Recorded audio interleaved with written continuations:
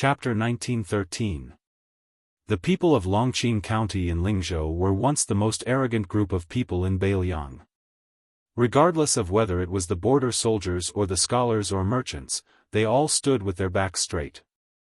This was because this was the hometown of the former Huaihua great general Zhong Hongwu. Zhong Hongwu had been the commander of the Beiliang cavalry for over a dozen years. He had accumulated a lot of prestige, and his disciples were all over Beiliang. Adding on the fact that Zhong Hongwu was known for being protective of his own people, promoting generals was a public show of kindness to his hometown, so the people of Longqing County all felt superior to others. Before the auspicious talisman, Longqing County was, without a doubt, a very popular place. The marriage partners of the large and small families in Lingzhou all chose Longqing County as their first choice. However, after Zhong Hongwu's death, it became a bleak scene. Especially after the former Longqing County chief, Zhong Hongwu's eldest son, Zhong Chengxin, after he was promoted to an official in the provincial capital, he openly rejected the officials of his hometown many times, causing Longqing County to completely lose its backbone.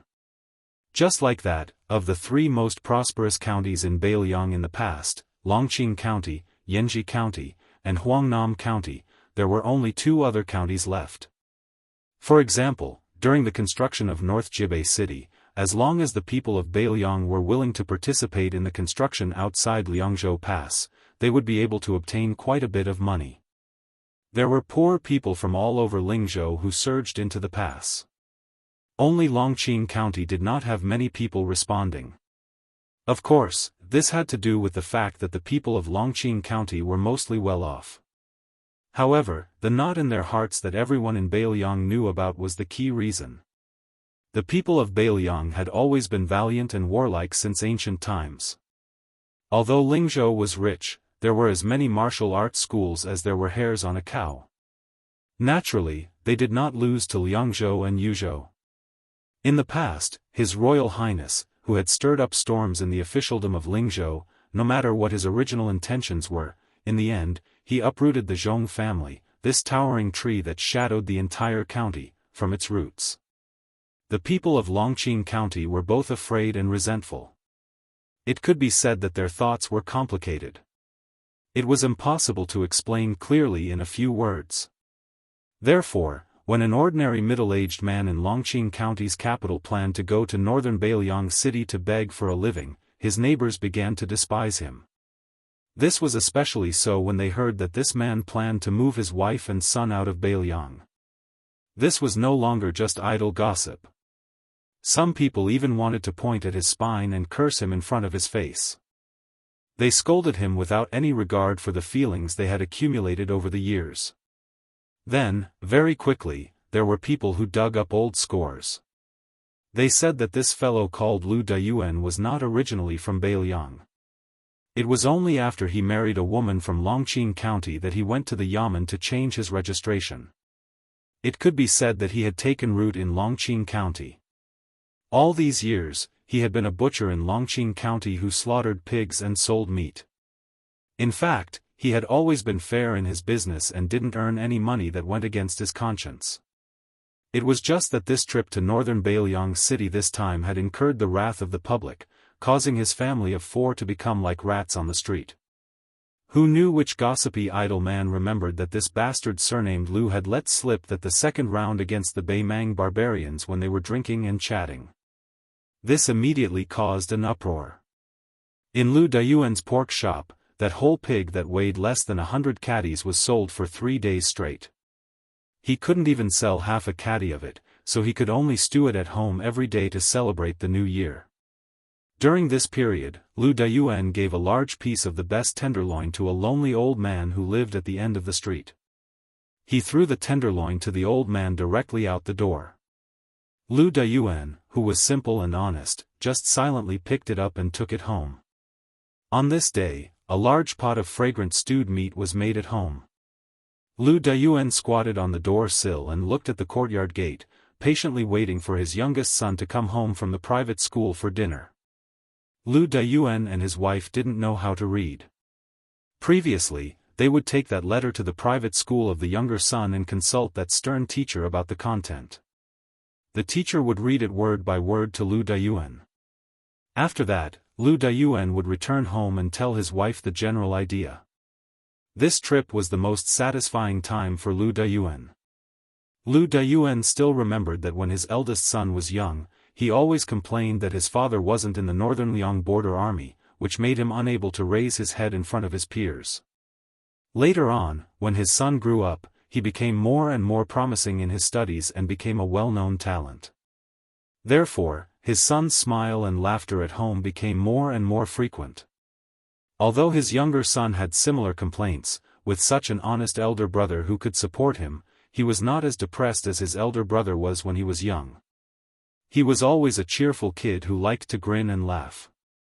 Occasionally, when he heard his schoolmates talking about their relatives who had made military exploits outside the northern Liang Pass and was promoted, he would squat in the courtyard and sigh or pick up the wooden short saber that his father made for him and run all over the courtyard crazily.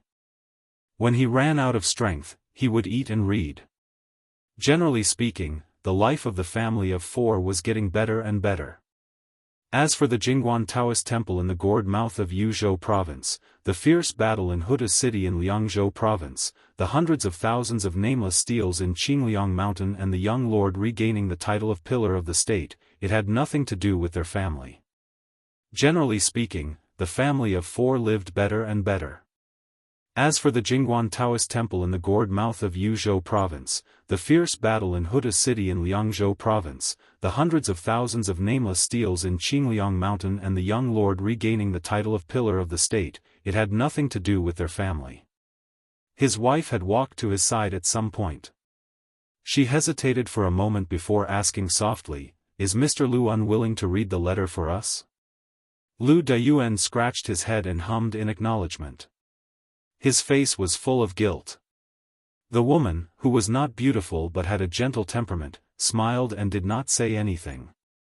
Suddenly, a child ran into the courtyard while crying. When he saw his parents, who were squatting and standing, he stopped in his tracks and raised his arm to wipe his tears. He sobbed sadly, "I don't have a father like you. You're a good-for-nothing, and you don't have a backbone. I don't want to leave Beiliang with my mother." Lu Dayuan was stunned. The woman said angrily, "Xiangzhu. Mother doesn't allow you to talk to father like that." The child had never seen his mother get angry before. He was so stunned that he even forgot to cry. Lu Dayuan secretly pulled his wife's sleeve and said softly, "Xiao, don't be angry at the child." The woman was still angry and glared at him. "You have no manners. Mr. Lu taught you how to read and write. Did he teach you how to scold people?" The child became more and more aggrieved. He simply hugged his head and squatted on the ground, sobbing pitifully and helplessly. The man stood up and gently carried the child back to the house. After sitting on the bench, he rubbed the child's head and smiled. "Xiangzhu, I'm not angry that you scolded father like that. Instead, I'm very happy." The child wiped his face carelessly and secretly glanced at his mother sitting across the table. Seeing that her face was still gloomy, the child continued to be silent. Anyway, the neighbors all laughed at his father for being a silent Lu Dayuan. He could only blame his father and not Lu Xiangzhu for being a silent Lu Dayuan. The man was about to say something to his wife when she said softly, "Dayuan, you're the man in charge of the house. Whatever you say goes. However, when you reach the border, remember to wear warm clothes. The weather is cold and the snow is heavy in winter. You have to work often. After all, this is not your home. You can always have a place to shelter from the wind and rain. Oh right, I'll prepare 3 more pairs of cotton shoes for you. Don't complain that the soles are too thick." Listening to the woman's endless chatter, the man was not impatient at all. He responded with a smile and occasionally lowered his head to pick up a piece of meat for the child who was sitting in his arms and eating. In the end, the child had a temperament that could not bear grudges. He was like this to his peers, let alone his own parents. Soon, the child raised his head and said angrily, "Father, I'm telling you.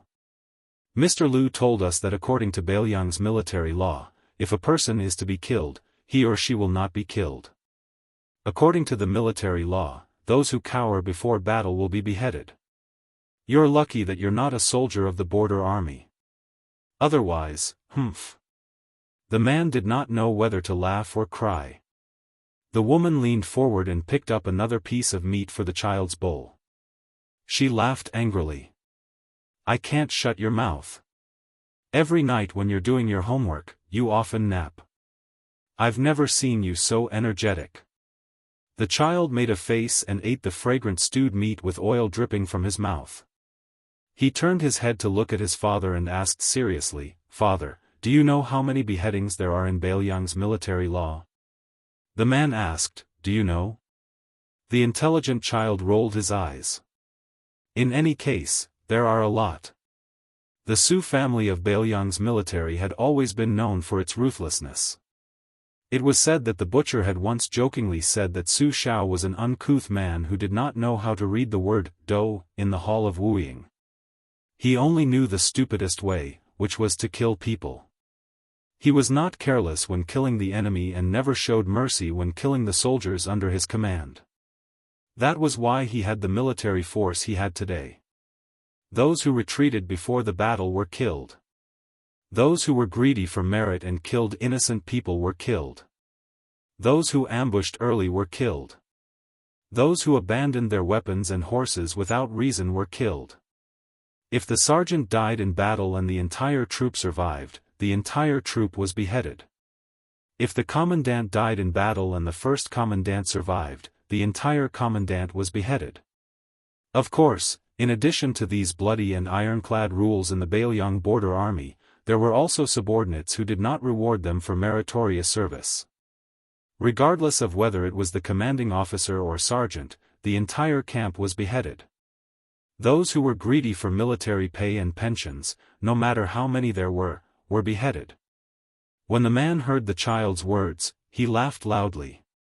The child suddenly said, "Father, after Mother and I go to that place called Songbai County in the Central Plains, will our family have the money to buy a bigger house?" The middle-aged man laughed.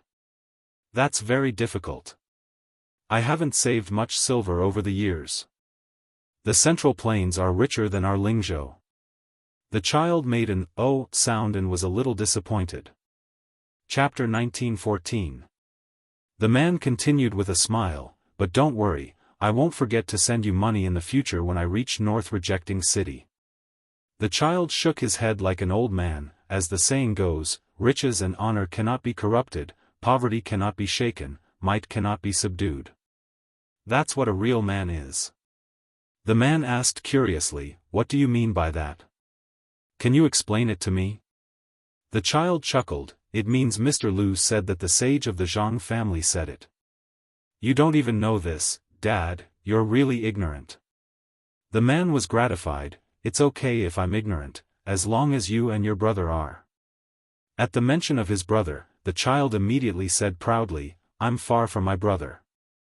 Even Mr. Lu said that my brother is amazing." The man laughed heartily, "Aren't you both my son?" The woman looked at the father and son with a gentle smile. She didn't know anything about war, nor did she know anything about knowledge. She only relied on her many years of daily necessities and saw a lot of people and things. She understood a simple truth. Some men would only say the harshest words to the people closest to them. However, some men would save their best temper for their family members. Her man was the latter. Therefore, whether it was the calmness of the past 10 years or the gossip of the neighbors, she didn't feel that marrying this man back then was a mistake. The child asked, "Dad, where was your hometown in the past? Is it that Songbai County?" The man nodded, "Yes, but when I was your age, life wasn't good. There was no one left in the family and I couldn't survive, so I left my hometown." The child laughed rudely, "No wonder the neighbors said that my mother fell for you. They're really blind." This time, the woman didn't get angry. She only covered her mouth and laughed secretly. The man was even less angry. He looked at his wife. That's right. The child asked worriedly, Dad, is my brother really going to study in that Gangnam-do? When will he be able to meet us in Songbei County? The man said softly, I don't know either. When I was young, I swore that my son would have to study in the future. I always felt that studying was the best. No matter what he did, no matter how much money he earned, it was nothing. I lost my parents a long time ago. I only know that more than 10 generations before me were farmers. Therefore, when I came to Bailiang, I met your mother, Jianghu. I was really lucky. Otherwise, if you and your brother were like me, you wouldn't be able to study. The child muttered, then why don't you treat mother better? The man said helplessly, that's all I can do. There's nothing I can do. The woman's eyes curved into crescents. The man said that he was very lucky, but she felt that she was very happy. On the day the mother and daughter left Longqing County City with their luggage, this man slowly returned to the city along the post road. When he returned to this small and shabby alley, he thought for a moment. Carrying the only 2 pig legs left in his house, he went to 2 places one after the other. One was secretly placed in front of the old man's house at the end of the street, and the other was delivered to Mr. Lu's house. During this process, the man didn't know how many people rolled their eyes at him and spat at him. In the end, the man returned home and took out the wooden box covered in dust from under his bed. He never opened this box, and his wife was also considerate and never asked about it. This man, who had lived in this small street for more than 10 years and had always been silent, carried the heavy wooden box to the courtyard. He squatted down and used his strength to wipe away the dust. The man muttered to himself, my 2 old friends, not long after you accompanied me to Bailiang, the great general led us to fight that battle in Baimang. It was really sullen. We won and retreated. Many people and I left the border army in anger. Later, we found out that it was the old emperor of Liang's scheme. It turned out that he was afraid that we would destroy Baimang in one breath, and then he wouldn't be able to sit on the dragon throne anymore. All these years, I really didn't have the face to see you guys. Hey, as for fighting, I, Lu Dayuan, joined the army at the age of 14. In the 2nd year, I became a corporal. At the age of 16, I became a commandant. At the age of 18, I followed the great general to the grave as the deputy general of a battalion. What was there to be afraid of? I also left the border army early. Otherwise, when little bastards like Wang Lingbao and Li Mofen see me, wouldn't they have to tuck their tails between their legs and behave themselves? The commoners on this street were somewhat puzzled. After the sound of horse hooves, they saw 7 to 8 elite cavalry wearing armor and carrying swords stop in front of Lu Dayuan's house. This made the commoners somewhat worried. They scolded Lu Dayuan, that foreign coward, but after all, they had been neighbors for more than 10 years. Lu Dayuan wasn't a bad person. Everyone had deep feelings for each other. Otherwise, why would they scold him to his face? This big enigmatic Lu De better not offend the government's garrison. The leader of the elite cavalry was a tall and sturdy man in his 40s. He was now the main general of the local army stationed in Longqing County. He had been a commandant of the cavalry for more than 10 years. The commoners of Longqing County might not know him personally, but they all knew that this person was highly regarded by Lingzhou's General Han Laozhan. It was said that he was brothers with Hong Shuwen, who was born in the Red Phoenix Battalion. In the future, how could a commandant with real power or a deputy general of a province run away? One of the commandant's trusted subordinates asked softly, Commandant, who are you sending off? Why do you need to personally come out? Normally, you wouldn't even be in the mood to look at those people who are close to the Zhong family. How could there be such an arrogant fellow in our Longqing County? The commandant sneered, those embroidered pillows aren't even fit to feed the horse of the person in the house. Then, the commandant proudly said, back then, I was the one who fed his horse. This kind of thing could be used to brag? The cavalry looked at each other. Did our commandant's head get clipped by a door recently? He wasn't like this in the past. His eyes were very high.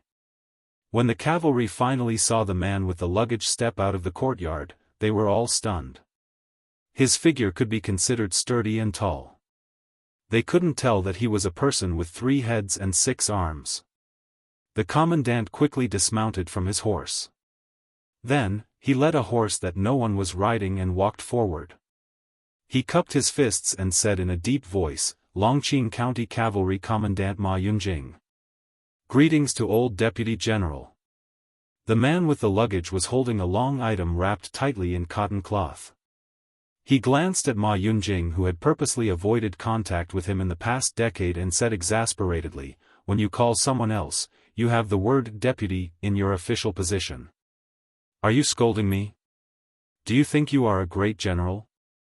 Great Peace City likes to greet those military generals with the word deputy, and the civil officials who are second in command?" Ma Yunjing shrunk his neck and didn't dare to answer. This man called Lu Dayuan looked around. He straightened and cupped his fists. "I, Lu Dayuan, thank everyone for taking care of me in these years." The people on the 2 sides of the street were puzzled and didn't know what to do. Lu Dayuan hung the armor bag on the side of the saddle and then skillfully mounted the horse. Regardless of whether they won or lost the battle outside Liangzhou Pass, he, Lu Dayuan, had no thoughts of returning to Lingzhou alive. He hadn't worn armor or touched a blade for more than a decade. How could he not kill to recoup his losses? Ma Yunjing reminded in a soft voice, "Old soldiers of Beiliang, according to the law, can carry a blade on the streets." Lu Dayuan raised an eyebrow. He finally took off the cotton cloth that was wrapped around the long item and revealed an old battle blade that hung from his waist. Lu Dayuan turned to look at Ma Yunjing, who could not possibly follow him out of the pass. "If we lose, there is nothing to discuss. If we win, if my 2 sons return to Lingzhou in the future, tell them that their father is a butcher, but also one of the cavalry of the Su family." Ma Yunjing nodded furiously. He had thousands of words, but only 2 words came out of his mouth: "Take care." Lu Dayuan glanced sideways and said, "Little brat, in the past, I knew that you were useless. As expected, you only became a shoddy commandant today." Ma Yunjing's face flushed red. Lu Dayuan suddenly took down the battle blade and threw it to Ma Yunjing. He laughed and said, "Fine, I'm going to use the new cold blade to kill the enemy. Since you fed the horse for so long in the past, I'll give you this one." Ma Yunjing felt as if he had received a treasure. Such a man actually had tears in his eyes. This battle blade was the first generation of the Su family's blade. It symbolized the rise of the Su family's cavalry in the land of spring and autumn. It symbolized the invincibility of the Su family's cavalry in the Central Plains. It was also because of the Su family's old cavalry camp that the current Beiliang cavalry was the best in the world. And this man was from one of the Su family's old cavalry camps, the Manjia camp. First-class cavalry, Lu Dayuan.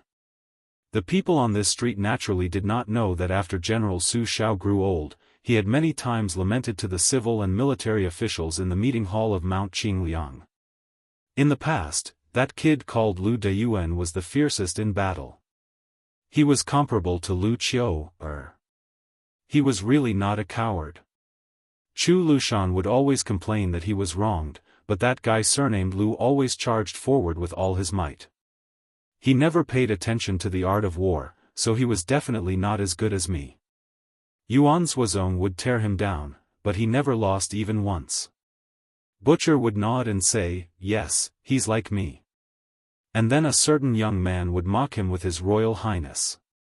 Around the beginning of autumn this year, many of the Su family's old soldiers like Lu Dayuan began to rush out of the pass. And they were the backbone of the Beiliang cavalry. At this time, Lu Dayuan and Ma Yunjing urged their horses out of the city together, mumbling something. The young elite cavalry could only hear the faint sound, but it was not very clear.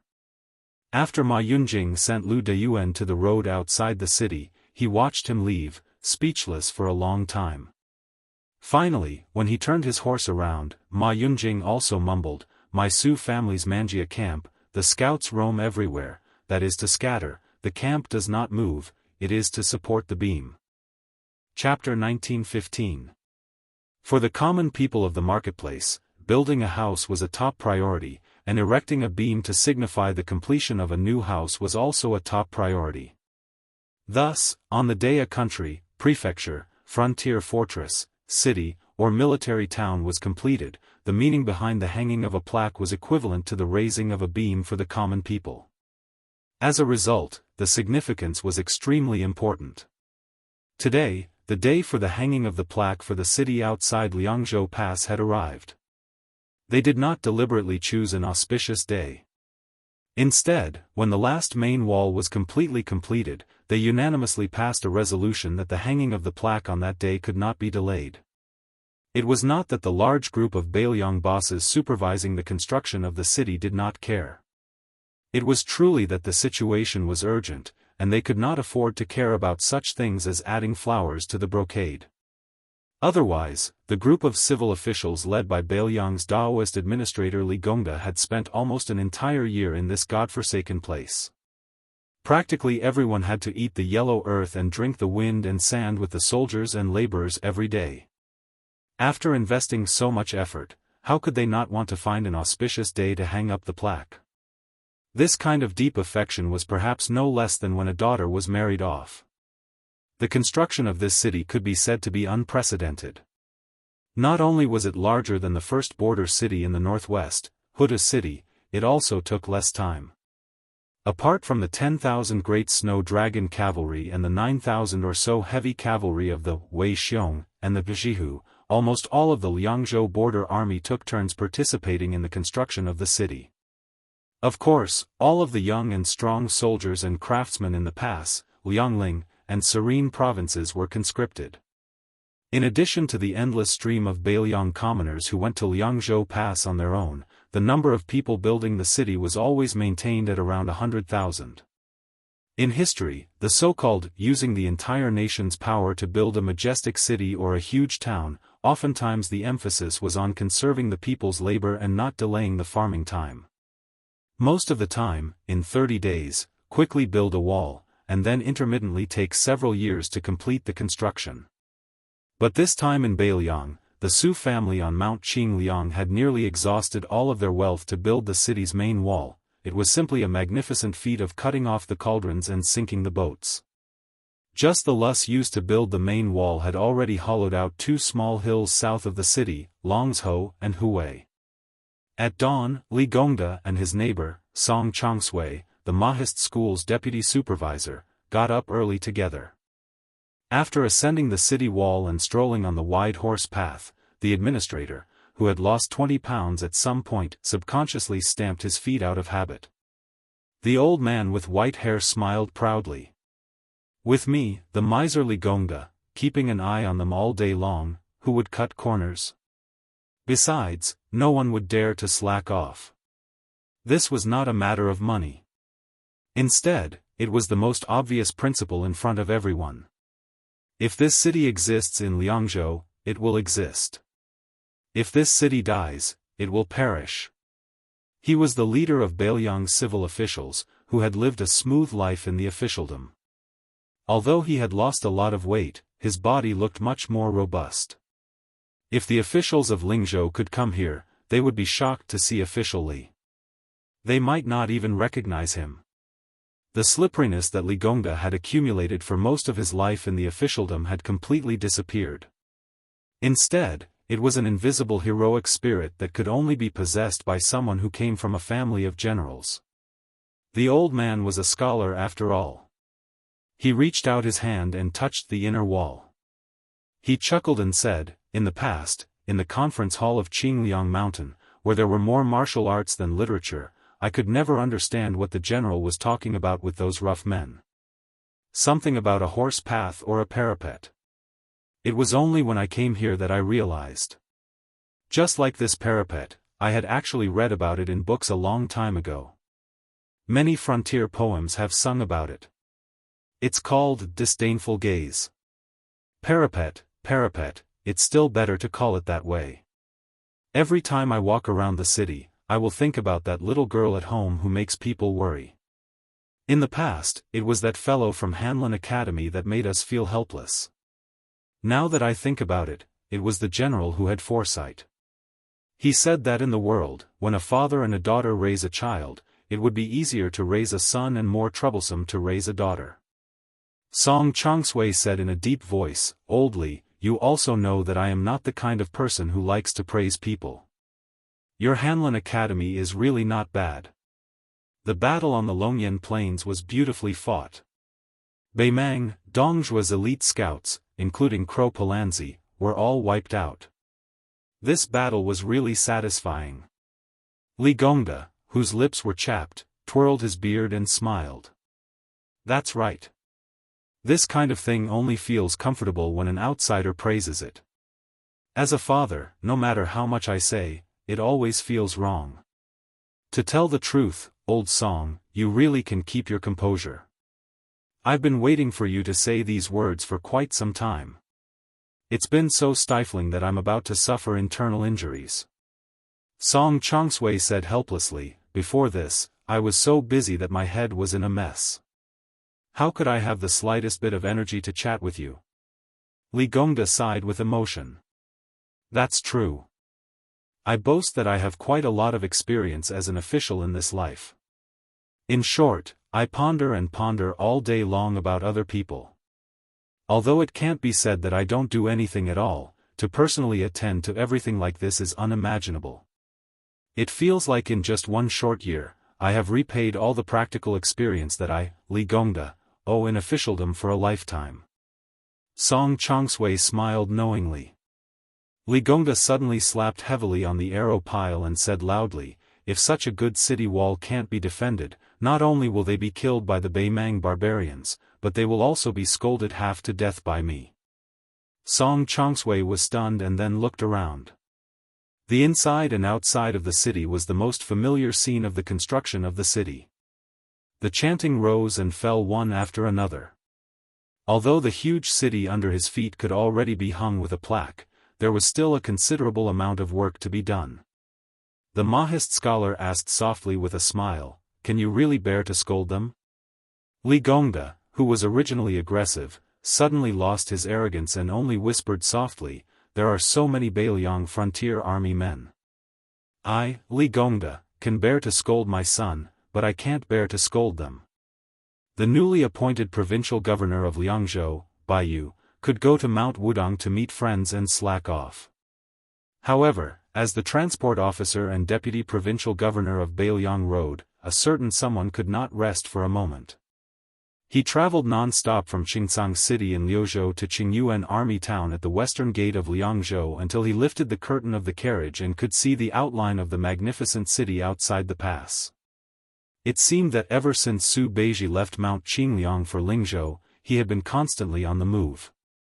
As the provincial governor of purchasing rice, he had built granaries all over his territory and served as the transport officer of a road.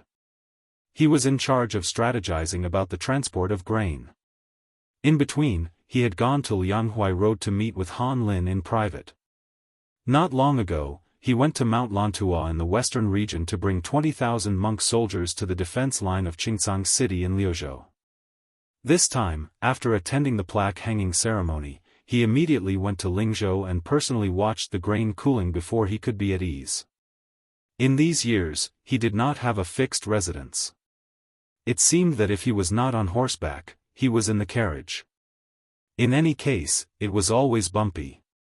Outside this carriage, there was not a single elite cavalry of the Beiliang frontier army escorting it. Logically speaking, with Su Beiji's high rank and his great importance to the upcoming Battle of Liangmang, even if they sent him 1,000 Beiliang cavalry as a retainer, it would not be an exaggeration. However, it was precisely because of this that the position of this young strategist in the Su family's Mount Qingliang and in the hearts of the young kings was even more unparalleled. This was because there were only 80 people escorting the carriage. 80 riders, all carrying swords. 80 people of the Wu family's sword tomb. The current generation sword crown Wu Luding, the swordsman Suehua who carried the ancient sword Su of Gojoseon on his back, the demon Zhu Huang who was notorious even in the sword tomb, Helian who had a deep understanding of the way of the sword maniac, Zhang Wantai, Gong Sun Xiuxue, Nalan Huayu. If this could not be considered as extravagant, then there was probably no retainer in the world that could be considered as elite. Although Su Beiji, whose face was full of exhaustion, was extremely sleepy, he still could not fall asleep. Several times, he closed his eyes but did not open them for a long time.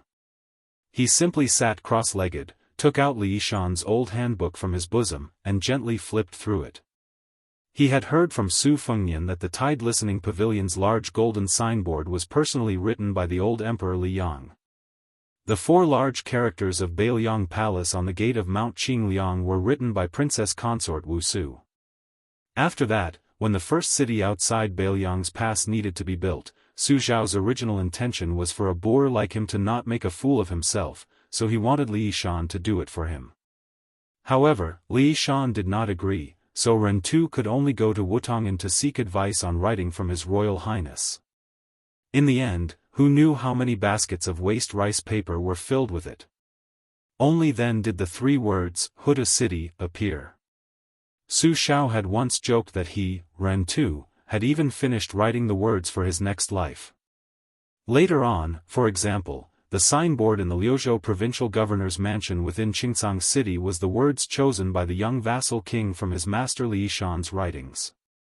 This was because Li Yishan's contributions to Beiliang went without saying, and Li Yishan's contributions to Liuzhou were even more profound. Before the Tide Listening Pavilion and Wutongan's treasured antiques were scattered all over the central plains. Su Beiji and Su Fengnian once had a very relaxed and leisurely conversation. You don't feel sorry for them? Who do you think I, Su Fengnian, am? I am Su Zhao's eldest son. What kind of good things have I not seen in this world? When have I ever been such a stingy person? Back in the day, when it came to those wandering heroes from other places, those poor scholars who could write beautiful poems, and those fortune-tellers who set up stalls, I would always throw away 1,000 gold without even blinking an eye. Oh. Then why was it that when I casually picked up the toddler climbing urn painting and threw the mountain journey inkstone into the box, your eyes were blinking so hard that they could fan up a great wind? I was just reminding you to be a bit more gentle. If you bump into something and damage its appearance, it won't be easy to sell it. Appearance? It's nothing more than the cheap price of a few dozen or a few hundred dan of grain. Isn't it a bit pretentious to talk about appearance? Chapter 1916.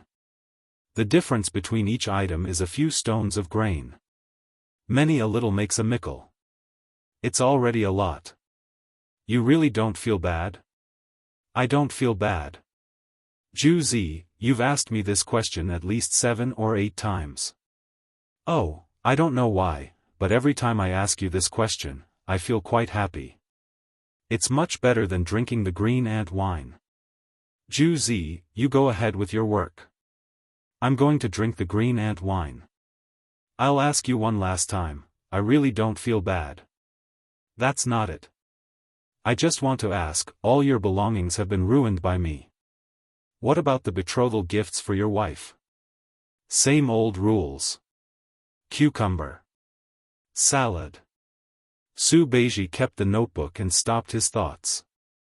He lifted the curtains and looked at the majestic northwestern new city. In a chaotic world, the most worthless things were external possessions. When even human lives were worthless, what else could be valuable? Hong Jia's journey to the north, which caused countless scholars to become homeless, had long proven this point. In the old days, the Duke and Marquis Hall flew into the homes of ordinary people. Countless priceless antiques, calligraphy, and paintings were first picked up from the mud, the toilets in the countryside, under the peddlers' tables, and under the tiles in the corners of small courtyards. It was only in the peaceful times when there was no smoke of war that they became valuable again. Su Beiji originally wouldn't have sold them at such a low price.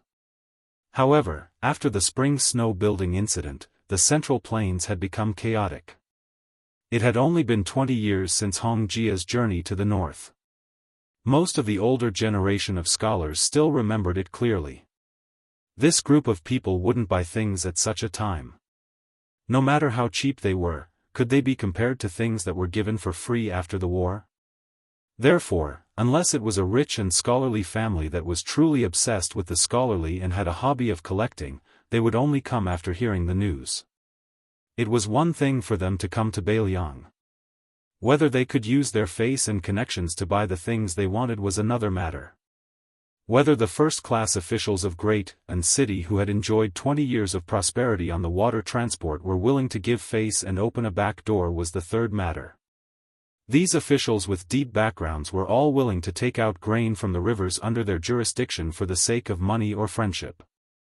However, after weighing the thighs of their families, whether it was enough to compete with Wen Tai, the deputy administrator of the Jing'an Road, and Ma Zhongxian, the deputy jidushi of the Jing'an Road.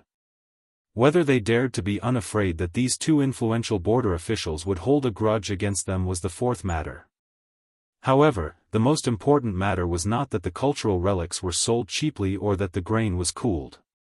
It was that Beiliang could use this to follow the Guangling Road and infiltrate the Fish Dragon Gang and the Whispering Room into Qingzhou's Xiangfan City. Once Hexabai City was lost, Liangzhou and Liuzhou were destined to disappear. Then, the remaining troops of Beiliang's border army would not be too helpless. Even if Chen Zhibao had already left a backup plan in Shishu to deal with the Su family, Beiliang's cavalry would still have a way to enter the hinterland of the Central Plains. Since this was the case, how could Su Beiji not be a prodigal? However, when Su Beiji proposed this idea directly, the young king agreed without a second thought. This made his well-prepared speech meaningless. In the depths of Su Beiji's heart, there was a hidden thought that he would not say out loud. That was, as long as Beiliang won the Second Battle of Liangmang. Then, how could Beiliang not participate in the Battle of the Central Plains? Su Beiji sighed and was about to put down the curtain. A rider who was close to the carriage rode closer and asked with a smile, "Deputy Provincial Governor, why are you so anxious to enter the city?" The person who asked was Nailan Huayu, a female swordsman of the Sword Tomb who was shrewish but meticulous. After all, she was a woman who had won the Rouge Award twice in a row. Although she was not young, she was still charming, especially when she was riding a horse with a sword on her back. It was indeed a beautiful scene. Su Beiji asked with a smile, "Nailan Huayu, if I sold your sword for 3 or 4 taels of silver, would you feel sad?" Nailan Huayu was confused, then she smiled sweetly and said, "Let's not talk about whether I feel sad or not, but I will definitely beat you up until your parents can't recognize you." Su Beiji smiled and said, "You haven't answered the question yet." Nailan Huayu laughed and said, "I don't feel sad. I don't know your relationship with the prince. If you dare to sell my things like this, I dare to go to Tide Listening Pavilion to get better things. My sword has a history of 100 years, and the material is ordinary. It's not worth 100 taels of silver. Why would I feel sad?" Su Beiji smiled and sighed inexplicably, "I feel sad." Nailan Huayu, who had always been unscrupulous, couldn't help but tease, "Sir Su, did your brain get damaged by the carriage?" Su Beiji suddenly smiled and said, "Nailan Huayu, do you want to know what someone said about you?" Nailan Huayu narrowed her eyes, like a cat whose tail had been stepped on. Of course, as one of the top swordsmen of the Wu family, she was more powerful than a tigress. Su Beiji lowered his voice and said, "It looks like you want to know." That person said that Nailan Huayu must be very tired. Nailan Huayu frowned and didn't say a word. Su Beiji glanced at her and quickly put down the curtain. Nailan Huayu followed his line of sight and lowered her head slightly. It seemed to be her own chest. Nailan Huayu suddenly realized and didn't get angry. She laughed and scolded the carriage loudly, "You don't have the heart, he doesn't have the guts. Neither of you are good people." Su Beiji, who was lying in the carriage, smiled and slowly closed his eyes. In fact, Su Fengnian didn't say that annoying comment. However, Su Beiji felt that guy was someone who would say such things, so he said it for him. However, Nalan Huayu didn't have the guts to say it. It was very chewy. Su Beiji thought about it and felt it was very interesting. Su Beiji, who was resting with his eyes closed, said to himself, so many people have died at my Jianghu in the western region. People have also started to die in Qingcang City in Liuzhou. Next will be outside Liangzhou Pass. So I hope that one day in the future, Nalan Huayu, you can tell him what's in your heart. So you have to live, you also have to live. Between the last two sentences, Su Beiji paused for a long time. The White Horse Bazaar outside the new city was called a bazaar, but it was no different from the slightly larger town in Lingzhou. And this bustling bazaar was definitely the most chaotic place in the world. There were the Bailiang Frontier Army in armor patrolling inside and outside, the Jianghu people who participated in the western region's encirclement and suppression of the demon, the various merchants of Lingzhou who came here to do business, the scholars of the Central Plains who came here to enjoy the scenery of the frontier fortress, the citizens of the three provinces in Bailiang who came here to participate in the construction of the city, the Daoist priests and monks who helped to read divination and write letters to their families, the seedlings and commoners who came here to join the army full of passion but were rejected, the wanderers who came here to fish in troubled waters. Occasionally, one could even see the civil officials of Bailiang who came here in twos and threes to rest, drink green ant wine, and serve a plate of peanuts and a bowl of spiced beef. They came and went quickly. There were scholars from various academies who came here to study under the lead of the old scholars. It was said that not long ago, Master Yu of the Shangyin school, who was famous in the Central Plains, also brought her disciples who were well-read in poetry to travel here. There were also rumors that Master Yu of the Shangyin school had an unclear relationship with our prince. Everyone was either busy or leisurely, but they all knew that the moment the young prince appeared in the new city, the second battle was the Battle of Liangmang. It was the real beginning. For thousands of years, whether it was the Central Plains or the grassland, the cavalry army with the largest number would go all the way to the south until they met the cavalry with the strongest combat power. Today was the day that the signboard of the north rejecting city was hung. The sun was high in the sky. The White Horse Bazaar was getting more and more crowded. People couldn't help but follow the two walls to the north. Then, the laborers and commoners who participated in the construction of the city were able to stop their work and leave the city from the east and west gates, joining the two large and dense groups. The north rejecting city, the north rejecting city. The main gate was naturally in the north. Where the Bailiang Frontier Army pointed their swords, where the Su family cavalry pointed their spears. They had already gone north for 20 years. How did the people of the Central Plains know? How did the Liang Imperial Court calculate? Our Bailiang cavalry is the best in the world, and we don't care about them. Bailiang Governor-General Chu Lushan and Bailiang Taoist advisor Li Gongda led many civil and military officials. They had already gathered at the main gate of the north rejecting city. They set up ladders and waited for the signboard with the Bailiang, Su, word flag to be raised up high and hung on the city wall. The 10,000 great snow dragon cavalry were like white snow surging on the ground. Under the lead of Yuan Zhuozong, they were the first to stop on the vast empty land north of the city.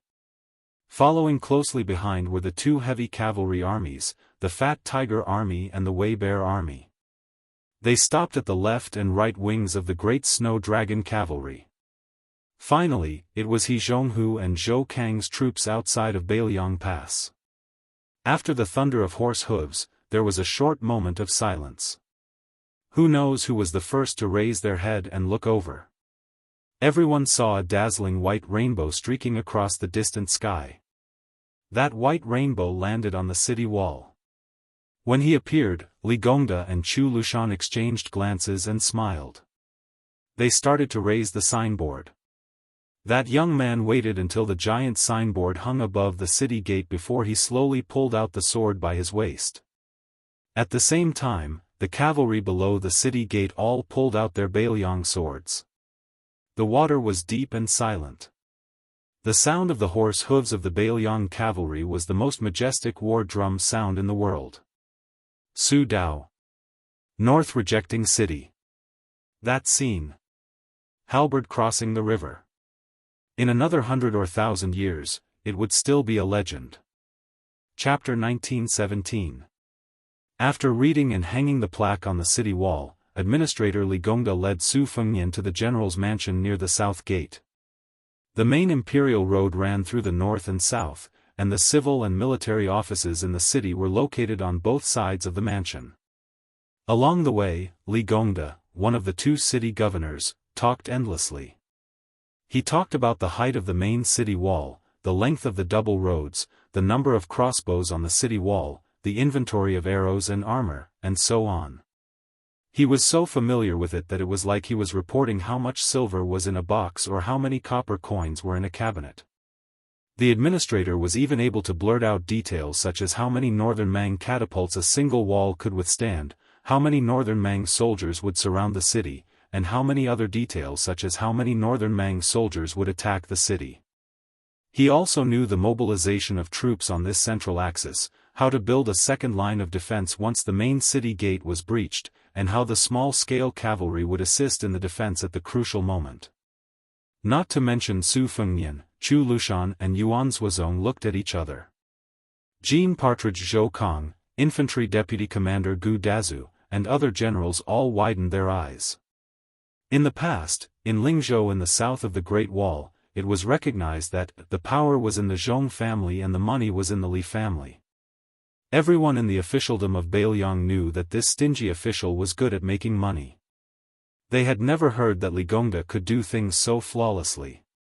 Approaching the general's mansion that had not yet been completed, Li Gongda suddenly smiled and said, "The Beijua city used up all the giant trees collected from the deep mountains and forests of Nanzhao in Shishu and then stored in Bailiang for many years. The giant stones needed to build the city almost turned the cave of Lanyu upside down. Let's not talk about these distant places.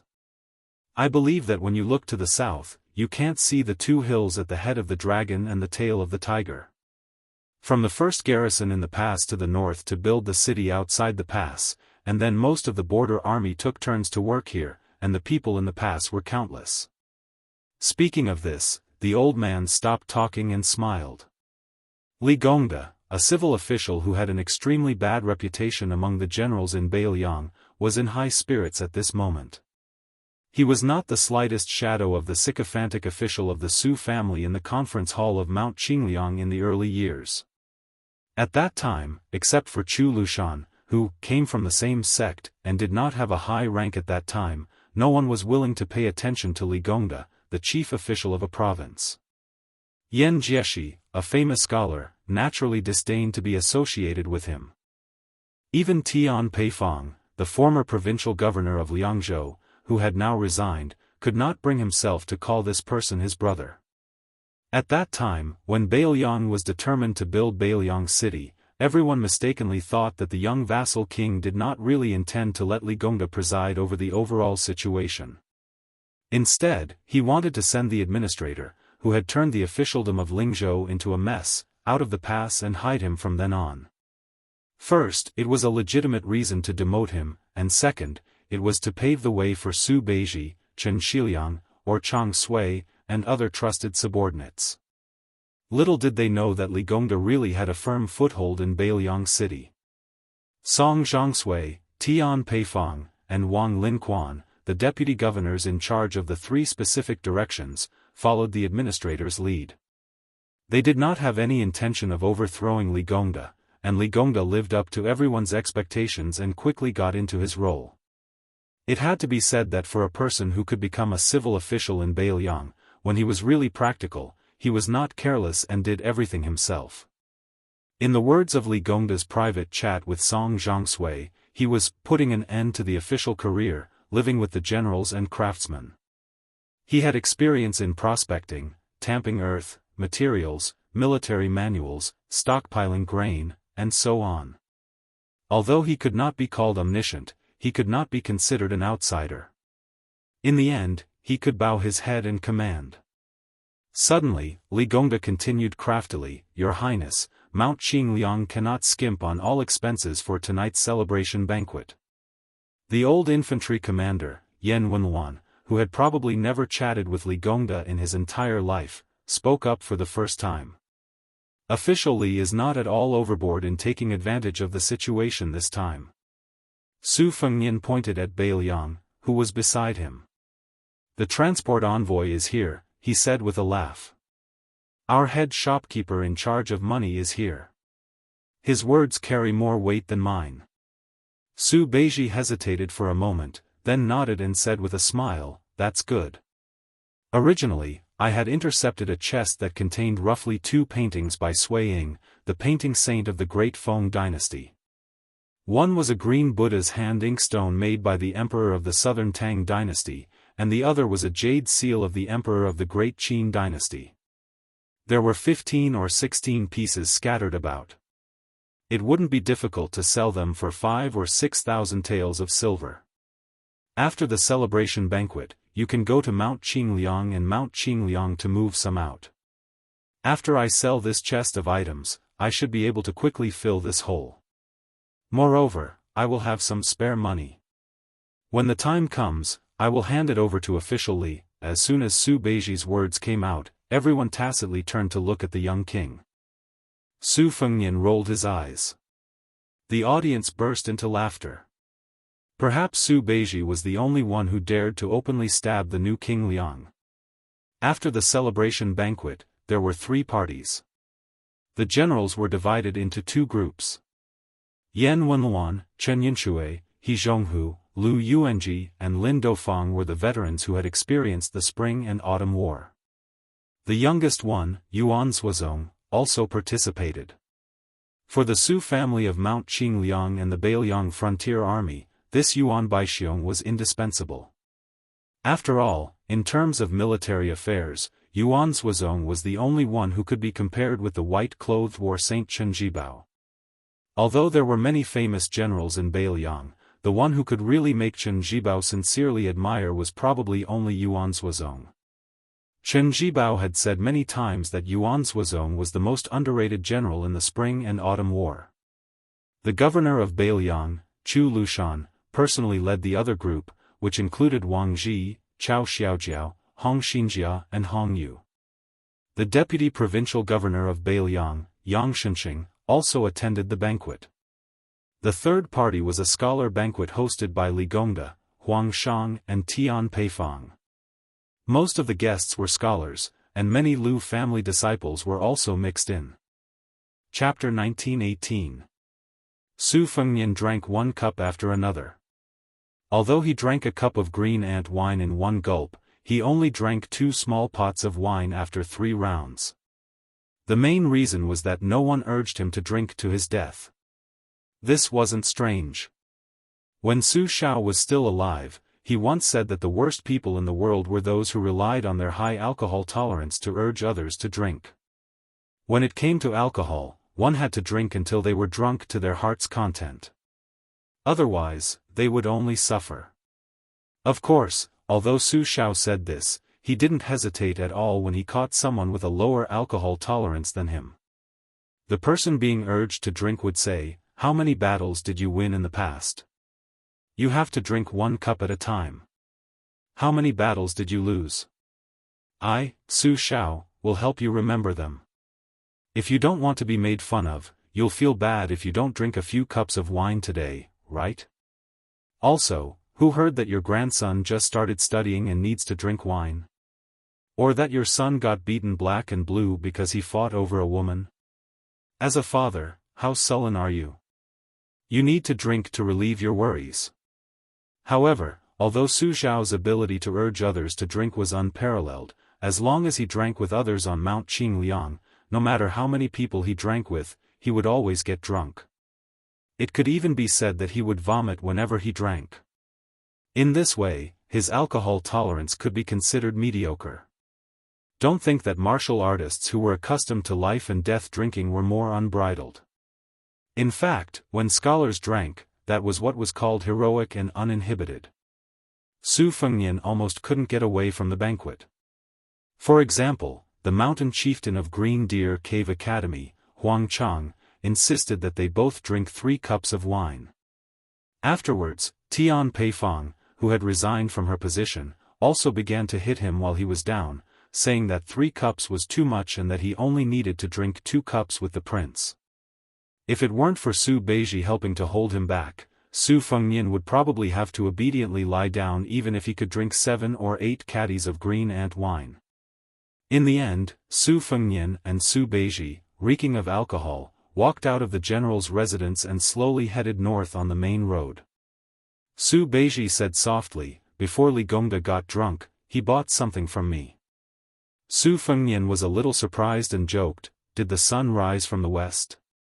Our administrator has always been interested in collecting gold and silver, and he has always scoffed at antiques."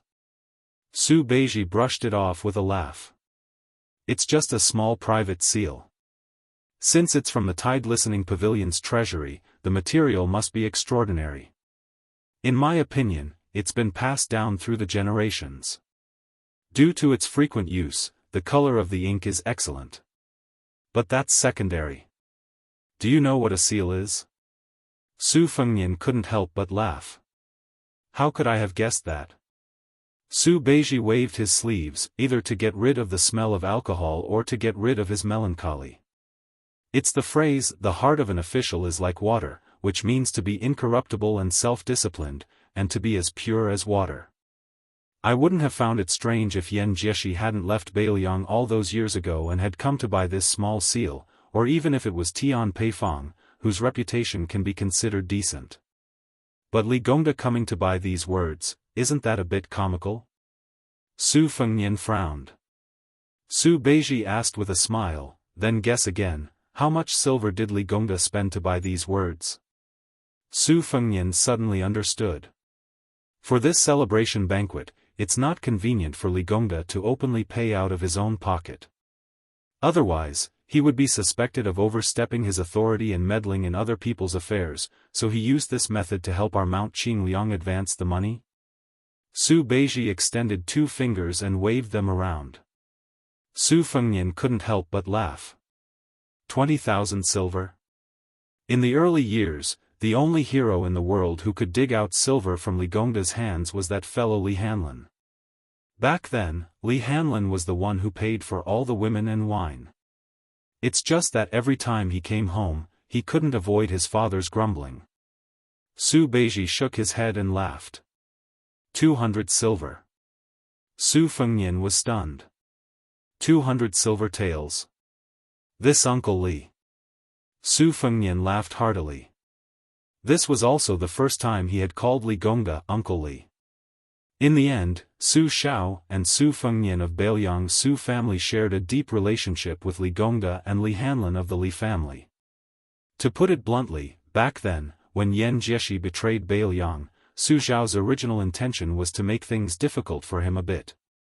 He wouldn't go too far, but he definitely wouldn't let Yan Jieshi leave so easily. On the other hand, there had been news from Liang imperial court a long time ago that the old Grand Secretary Zhang Julu had once intended for this person to be the assistant minister of the Ministry of Revenue, in charge of Guangling Dao and Gangnamdu's tax collection. It had to be known that at the time, Li Gongda was only the provincial governor of a province. Although his rank and salary were the same as that of an assistant minister, Liang's officials had always been one rank higher, let alone an assistant minister with real power who was right in front of the emperor. Therefore, the departure of the scholarly Yan Jieshi was only a pleasant surprise for Liang. On the contrary, it was Li Gongda who stayed that was inconceivable. As for the friendship between Su Fengnian and Li Hanlin, who had played together since childhood, there was even less to say. Su Beiji laughed, squeezing out a word from between his teeth. "Wan." Su Fengnian thought he had misheard. "What?" Su Beiji exhaled softly, sighing with emotion. "It's 2 million taels of silver." Su Beiji continued, "At the time, Li Gongda told me that he had diligently accumulated this large family business his entire life. Originally, he wanted to let his son, Li Hanlin, live a carefree life. It's just that he doesn't need it anymore." Su Beiji turned to look at Su Fengnian. He raised his arm, clenched his fist, and patted his chest. Previously, the old man patted his chest and told me just like that. He said that I, Li Gongda's son, Li Hanlin, the dignified officer of Bailiang's White Horse crossbowmen. What does he need his father's money for? Su Beiji stopped in his tracks and turned to look at the mansion. He repeated the old man's last words. I, Li Gongda, can be looked down upon by anyone in this lifetime, but I will never be looked down upon by my son. Su Fengnian rubbed his cheeks with both hands and asked softly, Zhu Zi, do you think I should withdraw Li Hanlin from Liuzhou? Su Beiji suddenly said angrily, bullshit. Su Fengnian laughed, raising his head to look in the direction of Liuzhou to the west. Li Hanlin will definitely say the same thing. To the north of Qingcang City in Liuzhou, Ko Jianghuai and Su Longxiang had already begun their second frontal assault against Huang Songpu's army. Of the 1,200 Liangzhou's White Horse crossbowmen who had rushed to Liuzhou, only half remained. Officer Li Hanlin only had 600 soldiers remaining. Chapter 1919. Autumn was high, the horses were fat, and the water plants were lush. However, the further south one went from Beimang to Gusai Prefecture, the scenery became desolate and boring. It was full of yellow sand. No wonder it was Bailiang. It was so cold and barren that even the wild horses, which were considered the closest to camels, were not used to it. However, it was rumored that the ranches in the Liangzhou Pass's Tulong region were a treasured land that produced the world's #1 horses. Because it just happened to have the word Long in it, all of the civil and military officials of the northern Mang and the southern dynasties coveted it, viewing it as an exclusive property that was already in their pockets. The few great figures who could speak loudly in the western capital's imperial court had already eagerly announced that they were willing to use the heads of Yang Guangdou, Chen Shiliang, Ko Jianghuai, and the others that were worth more than the nobles' heads in exchange for the ownership of several ranches over there, such as the world-shaking Xianli ranches and Tianjing ranches. However, this expedition to the south was not going well. Not long ago, Shijing heard a piece of good news. It was said that the eldest grandson of the Zhong family, who had been promoted to Xiajia because of his military exploits, had successfully convinced the bald donkeys in Mount Lantua to submit to Beimang. However, when the army had just stepped into the desolate Liuzhou border, bad news immediately came. First, a group of Bailiang light cavalry appeared out of nowhere and drove straight into Liuzhou from the border of Liuzhou. They bypassed a series of heavily guarded military towns such as the Gentleman's Pavilion and headed straight for Shijing, which shocked the imperial court. Then, 10,000 of Zhong Tan's elite cavalry were blocked at the entrance of Mount Miyun. No one knew whether Zhong Tan was alive or dead. General Zhong Shentong, who was in charge of the second front of the middle line, quickly submitted a letter of apology to the King of Baiting. His Majesty was not at all courteous to the Zhong family. He directly issued a transfer order to the middle line, ordering Zhong Shentong's younger brother, who was also Xiajia's uncle, Zhong Liang, to lead 8,000 elite cavalry and rush to Gusai province to intercept the Bailiang cavalry that had penetrated deep into the hinterland. Nominally, they were under the command of Commander-in-Chief Zhong Shentong. It was obvious that they were saying that the good situation in Liuzhou had been ruined by the Zhong family's descendants, so they should pay off the debt with the lives of 8,000 Zhong family members. If they could stop them, they would let bygones be bygones. If they could not stop them, then they would continue to use the Zhong family to fill in the debt. If Zhong Liang was still not capable enough, then it would be Zhong Shentong's turn to personally take action. There would be no need for him to get involved in the battle outside Liangzhou Pass, and he would obediently go to Gusai province to clean up the mess. After Hong Jingyan died inexplicably on the Longyan plains, the tens of thousands of Ruren cavalry were leaderless, and in the blink of an eye, they were carved up by the various major factions on the front lines. The major factions of the northern grasslands, who had suffered losses in the first battle of Liangmeng, had more or less begun to make their own calculations. After the fall of General Zhong Shentong, how many veteran soldiers of the Zhong family would they be able to get their hands on? On the grasslands, everyone felt awkward when they learned from those scholars of the Southern Dynasty, who were fond of romance, sitting down and discussing the Tao. However, everyone was familiar with sharing the spoils. The army of Beimang on the western front pushed southward step by step. Their speed was not fast. 10 days ago, this army was suddenly attacked by 10,000 Bailiang dragon elephant cavalry. In just 1 hour, the 6,000 vanguard cavalry under Huang Songpu's command were left on the battlefield. From the close combat to the conclusion of the battle, and then to the careless collection of the corpses, many of the nobles of Longguan who had their ambitions in Liangzhou still felt that they had not recovered from the shock. In fact, it could not be said that there were no signs.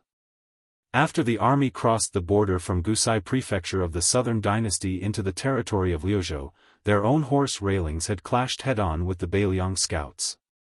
Soon, the generals of Beimang who had learned the truth were all stomping their feet and cursing their mothers.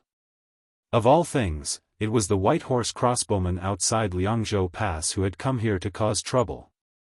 Although they had already broken camp and moved southward away from the court, whether it was General Huang Songpu or the generals of Longguan who controlled the elite cavalry of the Southern Dynasty, they had no choice but to pay attention to what was happening in their own backyard. They did not want Huda town to see the figure of a Bailiang crossbowman. This was the emperor's personal decree in the Western Imperial Court. What was the result? Fatty Dong's crow railings were all dead. General Lu Gui's black fox railings were also all dead.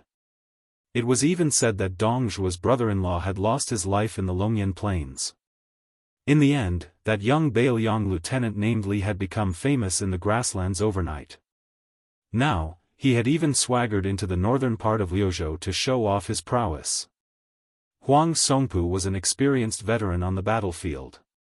Therefore, when the intelligence reports of the casualties of the horse railings kept coming into his tent, he had already begun to shrink the front line and slow down the speed of advancing southward. Obviously, he did not want to make any mistakes.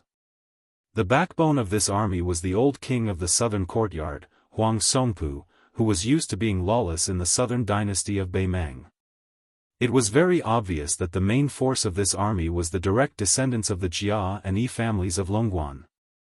Although Huang Songpu still carried the title of one of the 13 great generals of Beimang, the title of king of the southern courtyard had long been taken off.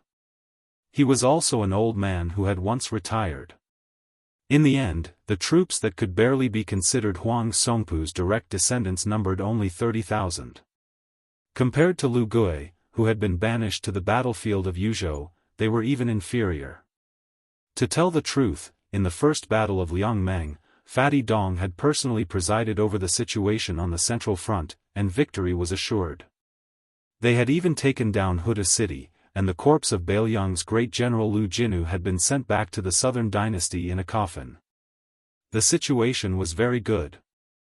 On the other hand, the battlefield of Liuzhou, where Lu Gui presided, was at least evenly matched.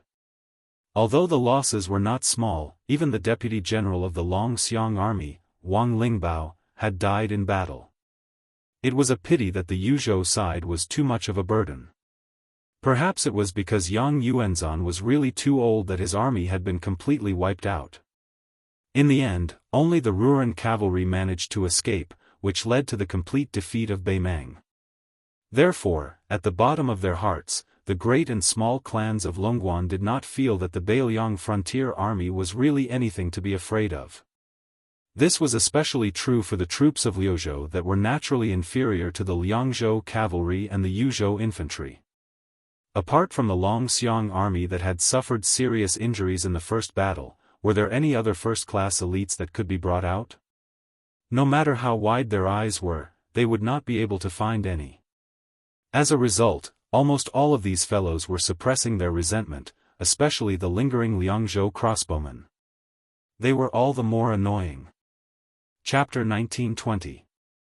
At dawn, an old man, who had stayed up all night, slowly walked out of the heavily guarded cowhide tent accompanied by several strong retinues.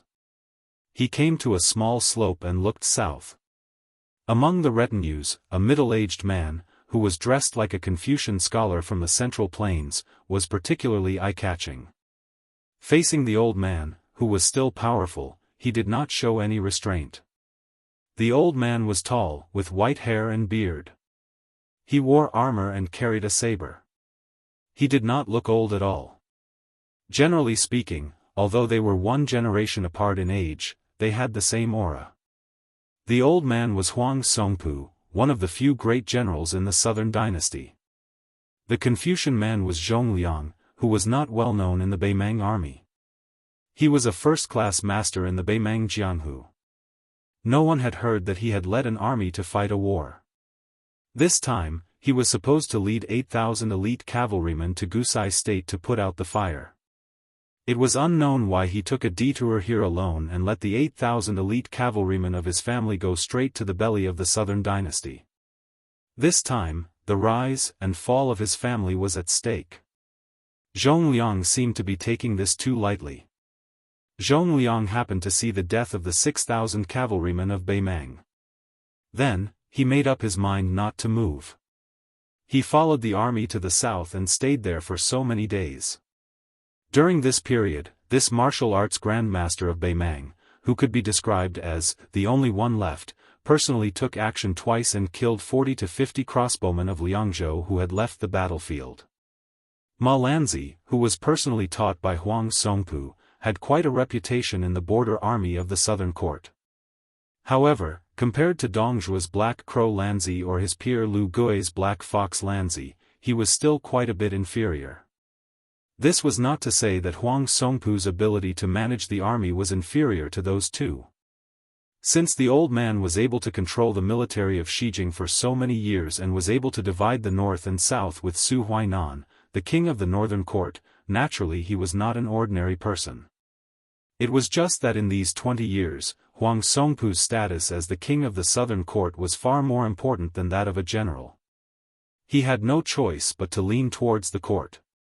Since he had become the head of the southern court, he naturally had to seek benefits for the entire Xijing and fight for positions for his colleagues and subordinates with the surname of Longguan. Over time, it was very difficult for him to personally go to the border army. As a result, when he led the army south this time, Huang Songpu could not help but have mixed feelings. He had not been in battle for a long time. Even if he did not fall behind in the art of war, there were many details that he could not operate as smoothly as before. If it was the him from more than 10 years ago, those 6,000 vanguard cavalry would definitely not have the guts to charge forward recklessly, colliding with the 10,000 Longxiang army without permission. However, this was not what truly made the elder feel tired, but rather some inside information that no one knew about. On the surface, it seemed like the disciples of Longguan were unruly and difficult to tame, greedy for merit and rashly advancing, leading to a disadvantageous start, but in reality, Huang Songpu's original intention was to use the vanguard cavalry, whose battle strength was barely satisfactory, as bait, luring the Liuzhou cavalry into the mud. The elder had long prepared 10,000 personal elite cavalry, accumulating power, waiting for the battle to enter a stalemate. At the crucial moment, they would be able to reinforce the battlefield, ultimately making the final decision, swallowing the 10,000 Longxiang army in one gulp. Even if it was 20,000 soldiers and horses for 10,000 dragon elephant cavalry, Huang Songpu would still be a great victory, regardless of whether it was an empty grandeur or a real situation. It was all like this. However, compared to those soul-stirring cavalry battles with the main forces in the field, in this small-scale battle that could only be called a fleeting moment, Huang Songpu discovered that his strength was somewhat lacking. The first was that he overestimated the strength of the Longguan vanguard cavalry, underestimating the strength of the Longxiang army's charge. It was to the extent that when the 10,000 personal troops entered the battlefield, the original mantis stalking the cicada turned into a pure rescue mission. What was even more fatal was that in the following battle situation, Huang Songpu believed that the commander of the Liuzhou cavalry who launched the surprise attack also had the intention of luring the enemy deep into the enemy's territory. Therefore, the prudent Huang Songpu, after a bit of hesitation, even though he had the 10,000 personal elite troops launch a decisive pursuit, he strictly ordered the cavalry generals to not be 50 li away from the main force. This also meant that the amount of military merit was not great, only 50 li away. In the end, that cavalry general brought the elder a truth that made him not know whether to laugh or cry. After chasing for 50 li and hearing the order to stop, the remaining 3,000 or so enemy cavalry swaggered off. Apart from the dozens of white horse crossbowmen roaming far away from the battlefield, this Long Xiang army that had eaten a bear's heart and a leopard's guts, did not have any reinforcements. How could there be a war like this? The Beiliang border generals who had dealt with Huang Songpu before, be it Huda City's Lu Jinu, the former Huaihua great general Zhong Hongwu, or He Zhonghu, none of them had lost their minds like this. Huang Songpu was deeply worried. He raised his eyes and gazed into the distance, frowning without saying anything. The Beimang great demon general Zhong Liang, dressed in a scholarly robe, glanced at the old general's expression and laughed. Old General Huang, as long as we put aside the vast western regions where the two military towns of Linyao and Fengxiang are located, Liuzhou is actually only so big. No matter how strange Beiliang's military strategy is, it's just a Daoist field in a snail's shell. Even if the Battle of Miyun Pass added another 20,000 Lantua mountain monk soldiers to Beiliang, it's still just a drop in the bucket.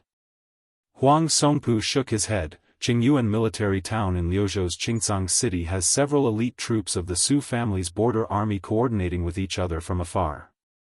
They also have Yulwandao's Yuzhou light cavalry helping to tear apart the battle lines.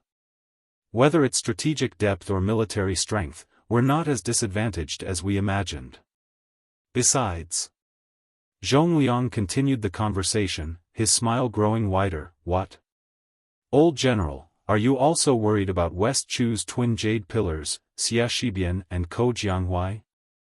Are the two of them really planning and strategizing for Beiliang on the Liuzhou battlefield?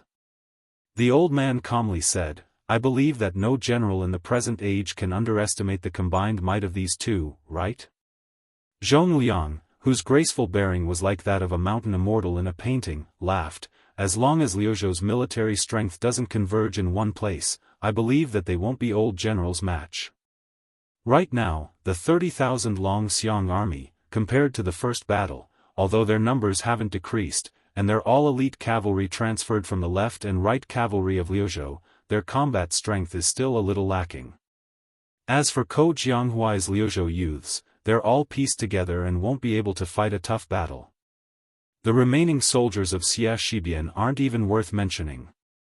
Otherwise, Mount Qingliang and the Governor-General Manor wouldn't have given him 20,000 Lantua mountain monk soldiers. Taking everything into account, Liuzhou only has 70,000 troops, while Old General has 150,000 under you. Moreover, you can receive reinforcements from the Southern Dynasty at any time, as long as you don't collapse in one battle. At this point, Zhong Liang gave a self-deprecating laugh and didn't continue. Firstly, these words were somewhat inauspicious, and secondly, this view was too absurd.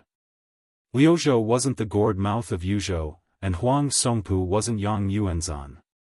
Furthermore, the Liuzhou border army couldn't even take care of itself, so they couldn't send so many troops into the Liuzhou battlefield.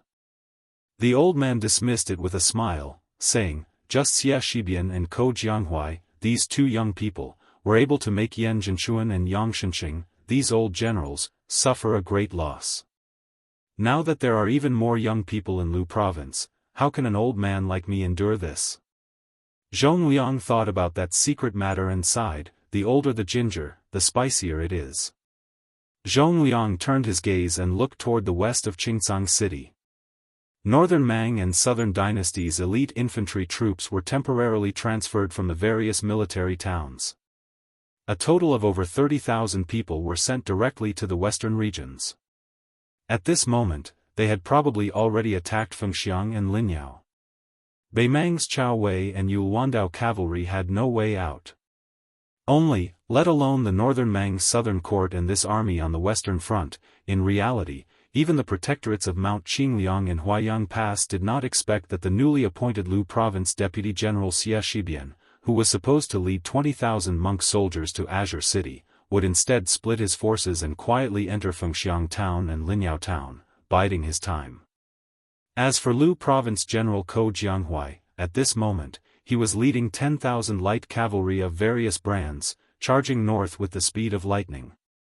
Then, he suddenly stopped at the maximum distance that the Huangsong Pu horse fence could possibly appear. The cavalry that continued to charge forward after a slight rest was the 30,000 elite cavalry under Su Longxiang. The main force of the Liuzhou border army was out in full force.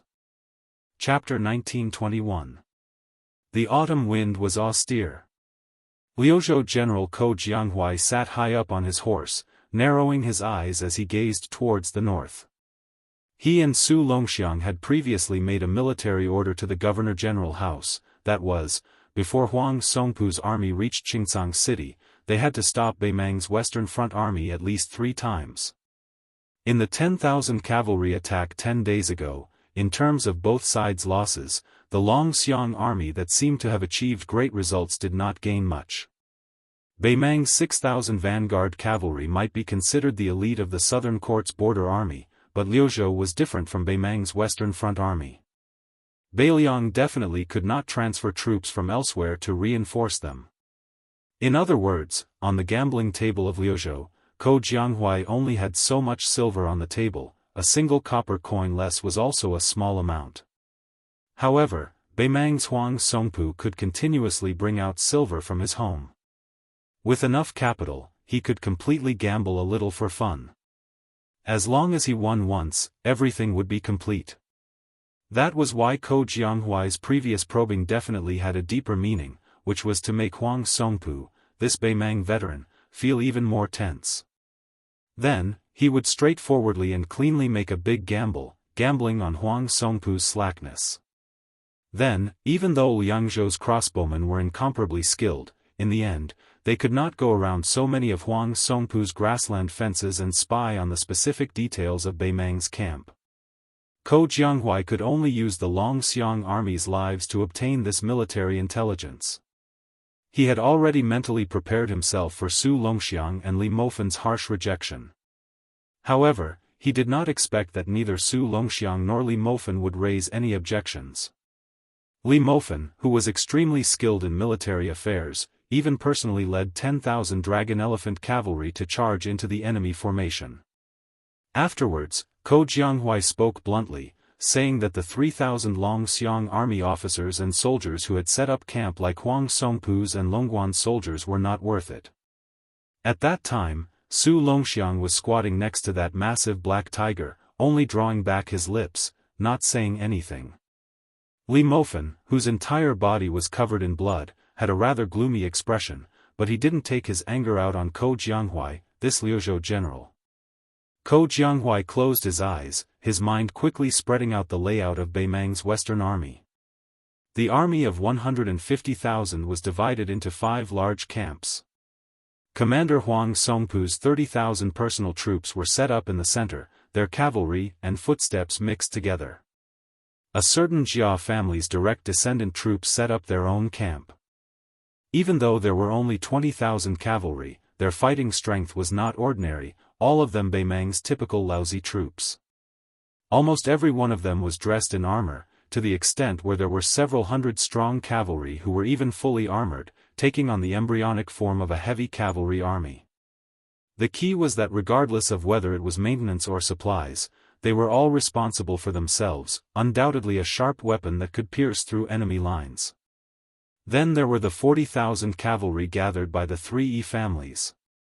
These 3 camps were located at the front lines, while the 2 camps at the back were the 40,000 soldiers transferred from the 6 or 7 military towns at the southern dynasty's border. There was also a supply camp that Beimang had only risen to prominence in the past 20 years. Based on what Li Mofen's troops had obtained when they broke through the Longxiang army's lines, roughly 120 carriages, a total of 800 dan of provisions, and around 1,400 dan of black beans for the warhorses. However, because the Beimang cavalry had always brought their own supplies when they went south to knock on the pass, in addition to the large number of mares accompanying them on every large-scale march, the supply camp's purpose was only to be used at the foot of Qingcang City, far away from the southern dynasty's border, in case the army couldn't take the city for a long time. Historically, the grassland cavalry had roamed the border areas of the Central Plains, especially in the autumn, so they rarely encountered any fatal supply problems. On the other hand, the Central Plains cavalry at the peak of national power had to rely on the power of the entire country to support that fragile supply line every time they took the initiative to go north. The real monarch of the Central Plains who changed this awkward situation was none other than the old emperor of Liang, Zhao Li, who had unified the Central Plains. Two of his decisions created the current prosperity of the Central Plains cavalry. One was to use the reason that the monarch should guard the country's gate to reject a large group of civil officials' suggestion to move the capital to Guangling Road, and continue to use Old Tai'an City as the country's capital. At the same time, he formulated a very bold national policy, sparing no effort in supporting the two Liliao border armies. He didn't hesitate to use the huge tax revenue from Guangling Road and Gangnam-do to invest in the northern border of Liang. The second decision was to allow Su Xiao, whose meritorious service shocked the emperor, to lead the troops out of the capital, to be granted the title of Prince of Liang's vassal in the northwest, which was rich in horses, and let him directly face Beimang. Located in the north of Liang's vast territory, the two border crossings on the east and west were heavily guarded by the country's most elite cavalry. In addition, in the middle of Liang's vast territory, Ji province was a natural stronghold. The old general Yang Xianxia had once cultivated the Ji province infantry, who was known as the Unparalleled in the world. How could it be as simple as just competing with Beiliang's Yan Wenwan? The reason was simple. The border of Ji province didn't need a large number of cavalry, so even if Yang Xianxia had a soft spot for cavalry, he could only go with the flow. Ko Jianghu, who was resting with his eyes closed, subconsciously pressed his palm against the cold saber hilt at his waist and slowly twisted it. According to the spy report, Beimang's barracks were extremely shoddy. They hastily dug 3 trenches around the barracks, and the thin fence behind them could be said to be blown down by the wind. Hemp ropes were tied to wooden poles, and the knots of the ropes couldn't be considered particular. The passages between the barracks should be clean and solemn, and soldiers shouldn't be allowed to wander around the barracks without permission. However, these 5 barracks were filled with people coming and going in a disorderly manner, without any rules to speak of. Previously, Li Mofan's several hundred elite cavalrymen had marched all the way to Beimang's central barracks, less than 150 steps away. He saw with his own eyes that the left and right barracks were in a mess, causing the passage between the barracks to become extremely congested and chaotic. Not to mention the Beiliang Frontier Army, which had the strictest military law in Liang, Ko Jianghu believed that West Chu's army had to do better than Beimang's. Of course, this didn't mean that Beimang's cavalry was weak. On the contrary, it was precisely because Beimang's grasslands were used to the cavalry's lightning-fast speed that it was difficult for them to engrave this kind of cumbersome Central Plains military habit into their bones like the generals of the Central Plains. If it were any other army from the Central Plains facing off against Beimang's hundreds of thousands of iron hooves, who would have the time to investigate the flaws in the Beimang setting up camp? They could only rely on the dangerous passes or defend the big city to the death. Even if they dared to go out of the city to fight, they could only rely on heavily armored infantry to form a formation to stop the horses and rely on concentrated crossbows to kill the enemy cavalry. Chapter 1922. Ko Jianghu had spent so much effort on a single premise. Even if the Beiliang cavalry faced the Beimang cavalry, they dared to fight, and could win. Ko Jianghu opened his eyes abruptly and sneered, "Ever since Dafeng began its decline, your grassland cavalry has been knocking on the northern pass and bullying the Central Plains for more than 400 years. You see the big city passes as nothing and come and go as the wind." The 10,000 cavalry behind Ko Jianghu started to push forwards, not too fast nor too slow. These 10,000 cavalry were really weird, and their aura was really majestic. Within Northern Mang's Central Army's commander tent, Huang Songpu stood in his armor with his hand on his blade, his expression calm and composed. He looked towards the dozen or so captains of great ages within the tent. There were trusted subordinates that he personally fostered, as well as those who spoke for southern dynasties' Longguan influential families, as well as young and robust generals who relied on their simple backgrounds to climb up to their current high positions. Huang Songpu said solemnly, "This time the 30,000 Longxiang army has appeared. They probably know that they can't defend Xingsang City, but they aren't willing to expose Qingyuan Army Town at the west gate of Liangzhou to us. Hence, they want to go all in, saving a lot of trouble. All of you have been through hundreds of battles, so there's no need for me to nag about such small matters. Just remember that we have an absolute advantage in numbers, so we have to make use of it. Apart from the supply camp at the back, the other 4 camps must not stretch too far. We have to support one another, and we must not take risks. For this trip to Liuzhou, the peace decree gave us 4 words: a small loss is a victory." Huang Songpu looked at the people and then cupped his fists towards the north. "Everyone. I, Huang Songpu, am close to 70 years old. Back then, even the king of the south courtyard left. If it weren't for the war going badly, I wouldn't be here today. I have nothing more to ask for in my life. However, out of all of you, the oldest one is not more than 50, and the highest official rank is only primary grade 3. After taking down Liuzhou, no matter how you reward me, I, Huang Songpu, will give you the title of Great General." Everyone in the tent was instantly pumped up. In the Central Plains, an emergency mobilization of more than 100,000 soldiers was definitely not something that could be deployed in a short period of time. However, the Beimang cavalry was different. When the generals hurriedly returned to their camps, loud bugles sounded from all 4 camps. However, because the appearance of the 30,000 Lu province elite cavalry was too unimaginable, and the speed of their advance was too fast, the 3 battalions at the front were still slightly behind, and to a certain extent, they had lost the initiative. When the cavalry charged, the enormous penetrative force brought about by the weight and speed of the warhorses, as well as the terrifying penetrative force brought about by the sabers and iron spears in the hands of the cavalry, all required a considerable distance to charge up. Furthermore, when both sides had enough time to launch a charge, if one side could coincidentally launch a collision at the peak of their momentum, and the other side only needed to use too much force to show signs of exhaustion, the latter would suffer a great loss. The difference in strength between the battalions could be seen at a glance. Huang Songpu's personal elite cavalry was the fastest to finish organizing, spreading out layer after layer of vanguard lines at the front of the middle road. Long Passa's Jia clan's direct line of soldiers followed closely behind, but the hundreds of elite cavalry equipped with heavy cavalry did not show themselves. The cavalry gathered by the Yi clan of the southern dynasty were all in a mess. Although they were not afraid of battle, with the great battle imminent, this kind of chaotic mental state could easily affect the pace of the warhorses.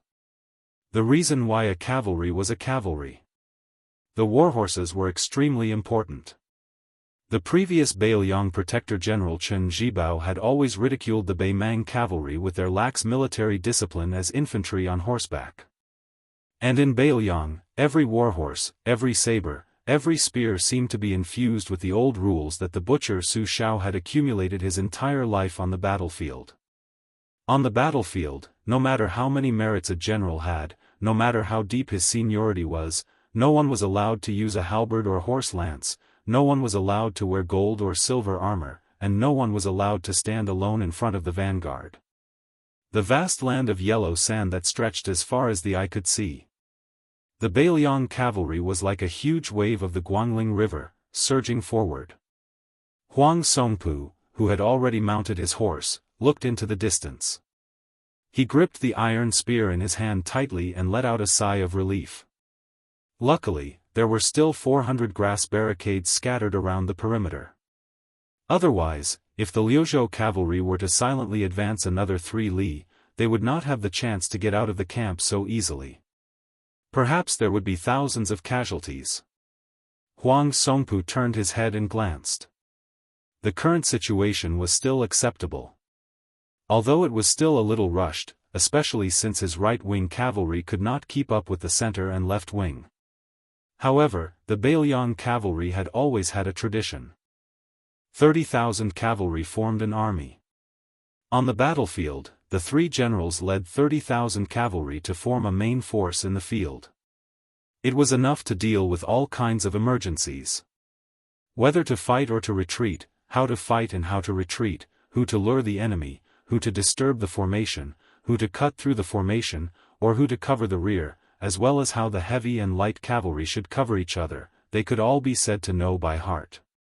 If the northern Liang cavaliers were like private tutors with strict rules, then the Central Plains cavaliers were naturally clever and unruly people in the marketplace.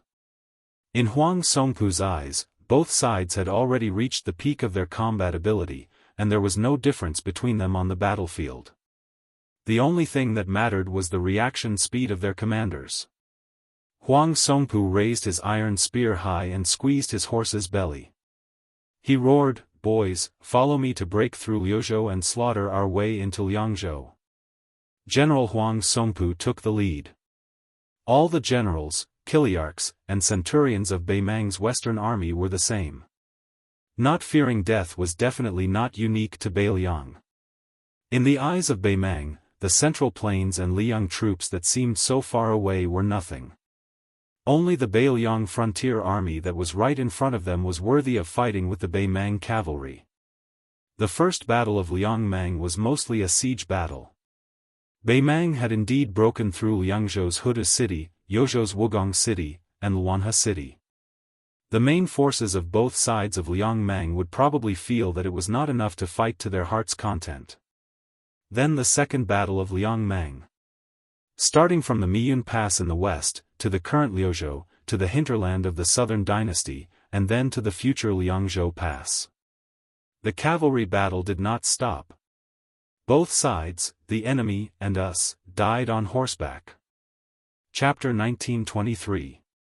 On the land north of Liuzhou, the Beimang vanguard was naturally longer, densely packed like locusts. Huang Songpu's close to 20,000 personal cavalry gradually pulled 200 steps away from the cavalry on the left and right. These 20,000 cavalry adeptly formed into 10 large horizontal rows. The distance between each row was quite wide. Roughly, there were 4 rows of heavy cavalry in front, 5 rows of light cavalry behind, and only 1 row of light cavalry following closely behind the first row of heavy cavalry. The so-called heavy cavalry under Huang Songpu was the elite cavalry of the Beimang grassland. They were not the royal heavy cavalry that the old lady of Beimang saw as a national treasure, nor were they the true heavy cavalry of Bailiang. They were different from the simple leather armor of the light cavalry.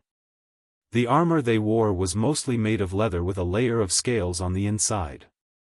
It was an imitation of the cavalry of the Great Feng dynasty, who boasted that their armor and horses were unparalleled. The plates of the armor were like fish scales, heavier than chainmail, and normal horse bows could not pierce through the armor. The war horses of these heavy cavalry would occasionally wear a small amount of leather armor. The cavalry held a spear, a war blade by their waist, and there would also be people who would place a mace on the saddle. The Battle of Liangmang's cavalry had already been going on for more than 20 years. Northern Mang wasn't suited to using cavalry to attack infantry, this type of uncertain strategy of gathering and dispersing. When facing a northern Liang border army that they knew the ins and outs of, feigning a retreat would only make things worse. Just as the front row of light cavalry under Huang Songpu was about to speed up and charge through the gaps between the heavy cavalry, a strange scene occurred.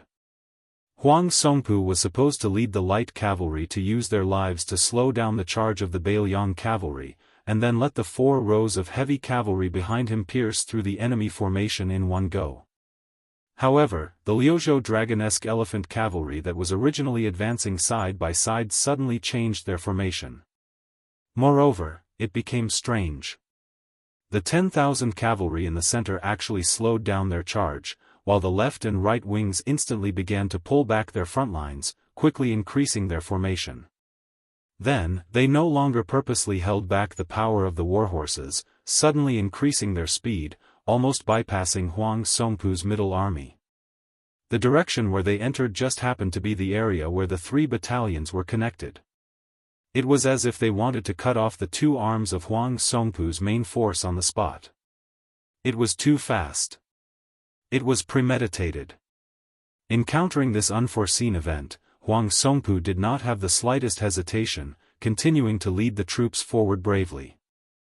Even if the two forces of the Longxiang army succeeded in breaking through the formation, their own side only had 10,000 elite infantrymen stationed in the main camp. There was absolutely no hidden danger of the camp being blown up.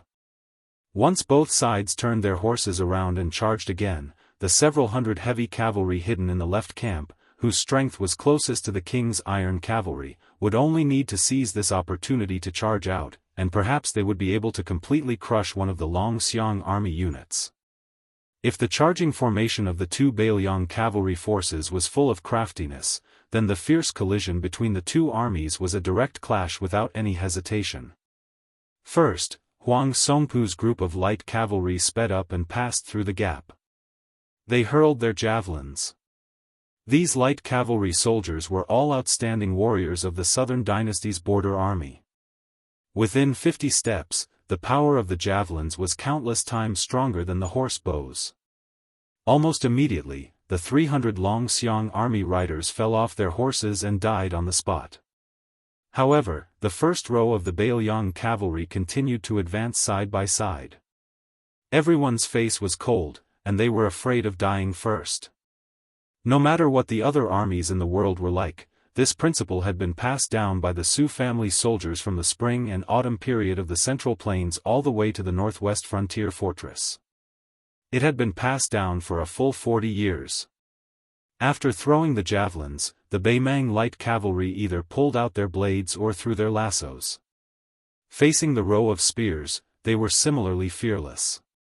Fighting for life and death with the Bailiang frontier army, how to survive, the Baimang Southern Dynasty border army had also experienced a full 20 years.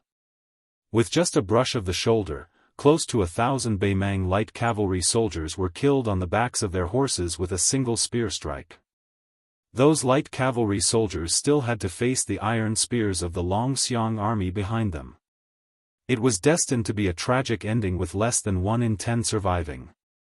This was the true meaning of cavalry clashing. There were no horse bows shooting at each other, and no fancy moves. Because of the resolute sacrifice of this row of light cavalry, the first clash of spears between the Liangmang side gave Huang Songpu's heavy cavalry an innate advantage. Huang Songpu and the close to 100 personal retainers by his side all knocked the enemy off their horses with a single spear strike without any suspense. When cavalry clashed, those who fell off their horses would undoubtedly die. This was the iron law of the border pass. When cavalry charged, the iron spear formation was extremely taboo to pierce through the enemy's body. Even if one could quickly pull it out, it would still delay the opportunity. On the line of life and death, there was no room for any carelessness. Moreover, the two armies chiseled at each other, not just one row of vanguards. Otherwise, where did the word chisel come from? At the same time, one needed to gather as much energy as possible to ensure one's survival in the end. The cavalry army under Great General Huang Songpu's direct command was, after all, one of the top elites in the Southern Dynasty border army. Apart from the first row of light cavalry suffering heavy casualties, the following 3 rows of heavy cavalry were only at a slight disadvantage in the exchange of casualties with the Liuzhou Longxiang army. Without a sound, the last row of heavy cavalry was at the very back. The 4 rows of light cavalry passed by the vanguard and quickly advanced. Because Huang Songpu knew that on the battlefield, the last breath could not be lost. Among the 10,000 dragon elephant army on the left wing, a middle-aged general with a scholarly appearance acted as the leader and brazenly opened the formation. The cavalry at the front of this kind of formation were all vanguard battalion daredevils, and would die the earliest and fastest. The Baimang West Front army was not unfamiliar with this person. After the battle 10 days ago, they hated him even more. Probably in the entire Bailiang frontier army, only this person could be so unique. He held an iron spear in his hand, a sword hanging from his waist, and halberd pouches hanging from both sides of the saddle. It was the valiant and good at fighting in the Beiliang Frontier Army, the Deputy General of the Longxiang Army, Li Mofen. Chapter 1924. The breakthrough point of these 10,000 riders was precisely Huang Songpu's Central Army and Longguan's Jia noble family's direct line of command cavalry. Probably because nobody expected that the Northern Liang border cavalry would avoid direct battle, the 10,000 riders cutting through the formation appeared to be like a hot knife cutting through bamboo, like a knife cutting through tofu, with ease and ease. The other group of dragon elephant light cavalry penetrated in even more easily. A few groups of cavalry gathered from the southern dynasty's families rushed out of the camp, so there was a gap between them and the Central Army formation. In an instant, the 10,000 cavalry sliced through a large portion of them from the flank, actually killing over 1,000 cavalry. If it was said that a frontal clash of 10,000 people from both sides killing over 1,000 enemies wasn't that surprising. Even on Liangmang's battlefield, which was used to fighting to the death, it couldn't be considered tragic. However, in this kind of pure charging formation, the side with the advantage in numbers losing over 1,000 people was a little preposterous. It was enough to see that the Beimang's Southern Dynasty Border Army's second-class elites met the Longxiang Army that was once hailed as the #1 light cavalry in Liangzhou's border army. Even if the Beimang cavalry had a strong desire to fight and didn't show any signs of fear, they were still powerless. If it was said that the Longxiang Army's left and right-wing cavalry avoiding the important and dwelling on the trivial was already inconceivable, then the Longxiang Army's following actions made the Beimang's western main force feel even more confused. After breaking through each other's formation, they should have turned their horses around and launched a second charge. This was the true meaning of the 20 years of Liang-Mang cavalry war. However, a scene that made the Beimang's left and right-wing cavalry flabbergasted happened. Under the leadership of Li Mofen and another Longxiang Army deputy general, 20,000 cavalry actually charged straight for Beimang's main camp. Beiliang's iron hooves easily broke through the Beimang camp's simple and crude horse barricade. After entering the main camp, they were extremely familiar with the path, as if they were strolling in their own backyard. The light cavalry charged straight in without any hesitation. The two currents gradually merged together and charged towards the weak supply camp at the back. In comparison, the Longxiang Army that clashed with Huang Songpu's Central Army suffered the most losses and their speed was also the slowest. Both sides left over 2,000 bodies on the battlefield. The Longxiang Army had slightly over 2,000, while the Beimang had close to 3,000. This exchange was already enough to be called heroic. Huang Songpu, whose armor was covered in blood, had already stopped his horse and stood at the end, shaking off the blood on his lance. The old general turned his horse around and stared with his eyes wide open. He instantly understood the Longxiang Army's true intentions and roared, "Wanyan Yinjiang! Don't bother about the enemy's left and right wings. Do your best to tie down this Central Army and don't let them escape into the camp." The two cavalry camps of Beimang were already sullen. Originally, after passing by the two groups of generals and elephants, they were going to continue forward and meet up with Huang Songpu's army. However, after hearing the old general's roar, from Wanyan Yinjiang who was born in Longguan to the generals under him, they all realized that today's battle was destined to be different from the past. As a result, they didn't care about their formation and quickly turned around. The cavalry at the back that hadn't missed the Longxiang Army by a hair's breadth started to move diagonally forward, attempting to cut the middle Longxiang Army inch by inch like chopping a snake. Once a cavalry army lost their formation, they would also lose their speed to a large extent.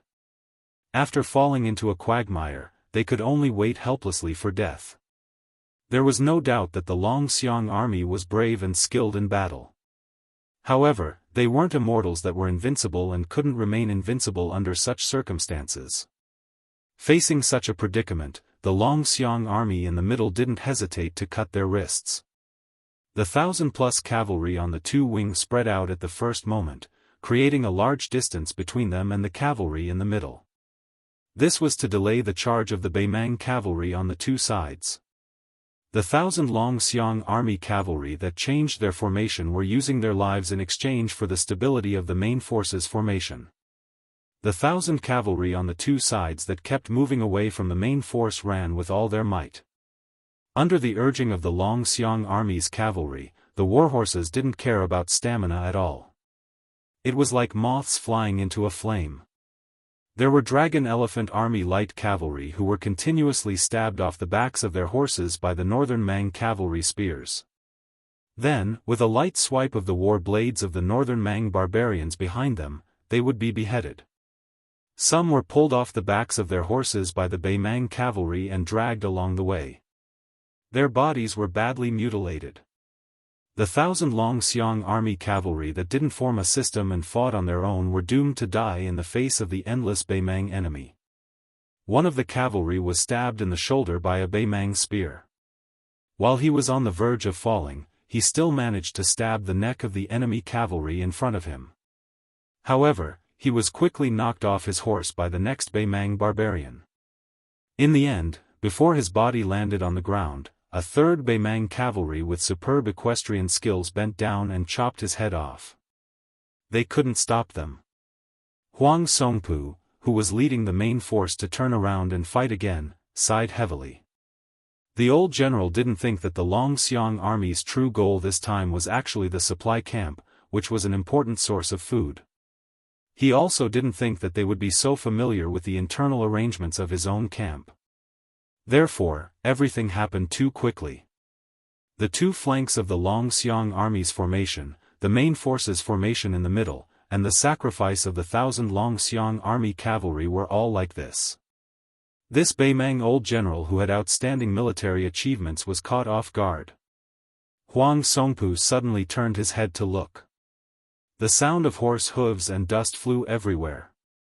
Huang Songpu said to a retainer beside him in a deep voice, "Pass down the order.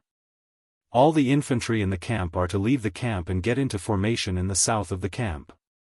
Order the left camp to chase after the Longxiang army with us in the middle. Go around the camp and delay the enemy as soon as possible. Don't be greedy. If the Longxiang army tries to split up and retreat to Qingcang City, kill one of the cavalry units nearby. Also, let Wanyan Yinjiang lead the troops to intercept the 10,000 cavalry behind us. They should be the cavalry of Liuzhou's general Ko Jianghu. They are mostly young and strong, with some of Liangzhou's border troops mixed in. Their combat strength isn't worth mentioning." Huang Songpu suddenly added, "Oh right, tell Wanyan Yinjiang to be careful. Su Longxiang might be hiding in Ko Jianghui's army. There's no need to worry about anything else."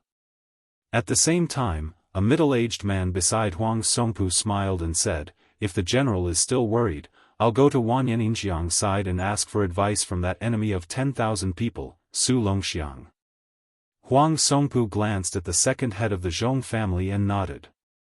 Chapter 1925.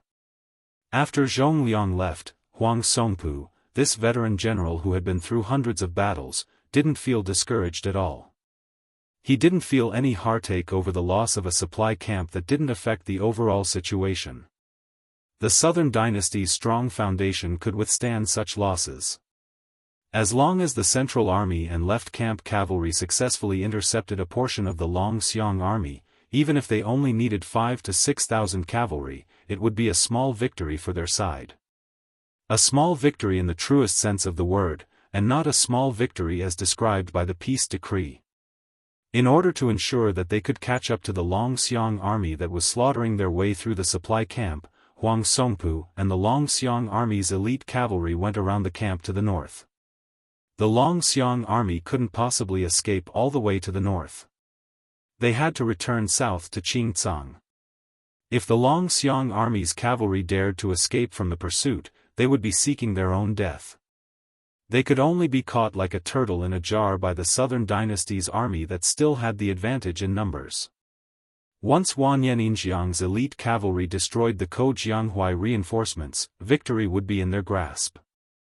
This camp would become the graveyard of 20,000 Longxiang army soldiers. Huang Songpu believed that the deputy general of the Longxiang army, Li Mofen, wouldn't be so muddle-headed. In reality, the movements of the Longxiang army that broke into the enemy camp were all within Huang Songpu's expectations. The Dragon Elephant light cavalry of the three cavalry forces naturally cut down the Beimang supply camp without any suspense. They killed anyone they saw and burned any rations they saw. Afterwards, they left the camp from the north. They didn't split up, but maintained their formation and went south along the left side of the Beimang camp. Coincidentally, they met the 38,000 Qilong Pass beat cavalry. There were still 16,000 elite cavalry under Huang Songpu's direct command. After making a slight detour, they began to gallop over from the rear. Further south, Beimang's Western Army's infantry also began to move out of the camp and into formation. They were already moving to the right to intercept the Beiliang cavalry that was able to smoothly drill their way south. Further south, 20,000-plus elite cavalrymen of the A-ranked noble clans were facing off against the 10,000 Beiliang cavalrymen under Ko Jianghu. According to the current situation, if the main force of the Longxiang army wanted to cross the three lines of defense and avoid the pursuit of Huang Songpu's elite cavalry, they would have to pay a heavy price. When Wanyan Yinjiang urged his horse forward, he was really proud of himself. He was already imagining himself holding the head of Beiliang Su Longxiang in one hand and the head of Ko Jianghu in the other. He was already imagining himself stepping into the Western Imperial Palace where the Emperor was sitting on the dragon throne. He was going to become the first general of the Western Imperial Army to be conferred the title of King and Marquis by virtue of his military achievements. This person in his prime couldn't help but laugh out loud. Beiliang's Huang Manor, Ko Jianghu. Where are your heads? Liuzhou's Linyao and Fengxiang towns were surnamed Beiliang Su or Beimang's Murong. They almost changed their city flags. Originally, Ma Liuke, who was the deputy general of Liuzhou and also held the military power of Fengxiang garrison, was originally a local tyrant of Fengxiang. He was forced to rely on Mount Qingliang because of the circumstances. Afterwards, he was capricious and had many connections with the spider web. Finally, last year, he was surrounded and annihilated by the Dragon Elephant Army's Deputy General Wang Lingbao. Ma Liuke's personal cavalry was almost wiped out. Kai Anshan, who was the mayor of Linyao military town, was much more obedient. Furthermore, Chao Wei's cavalry passed by Linyao military town twice, and Xia Shibian took over Ma Liuke's command of the two towns.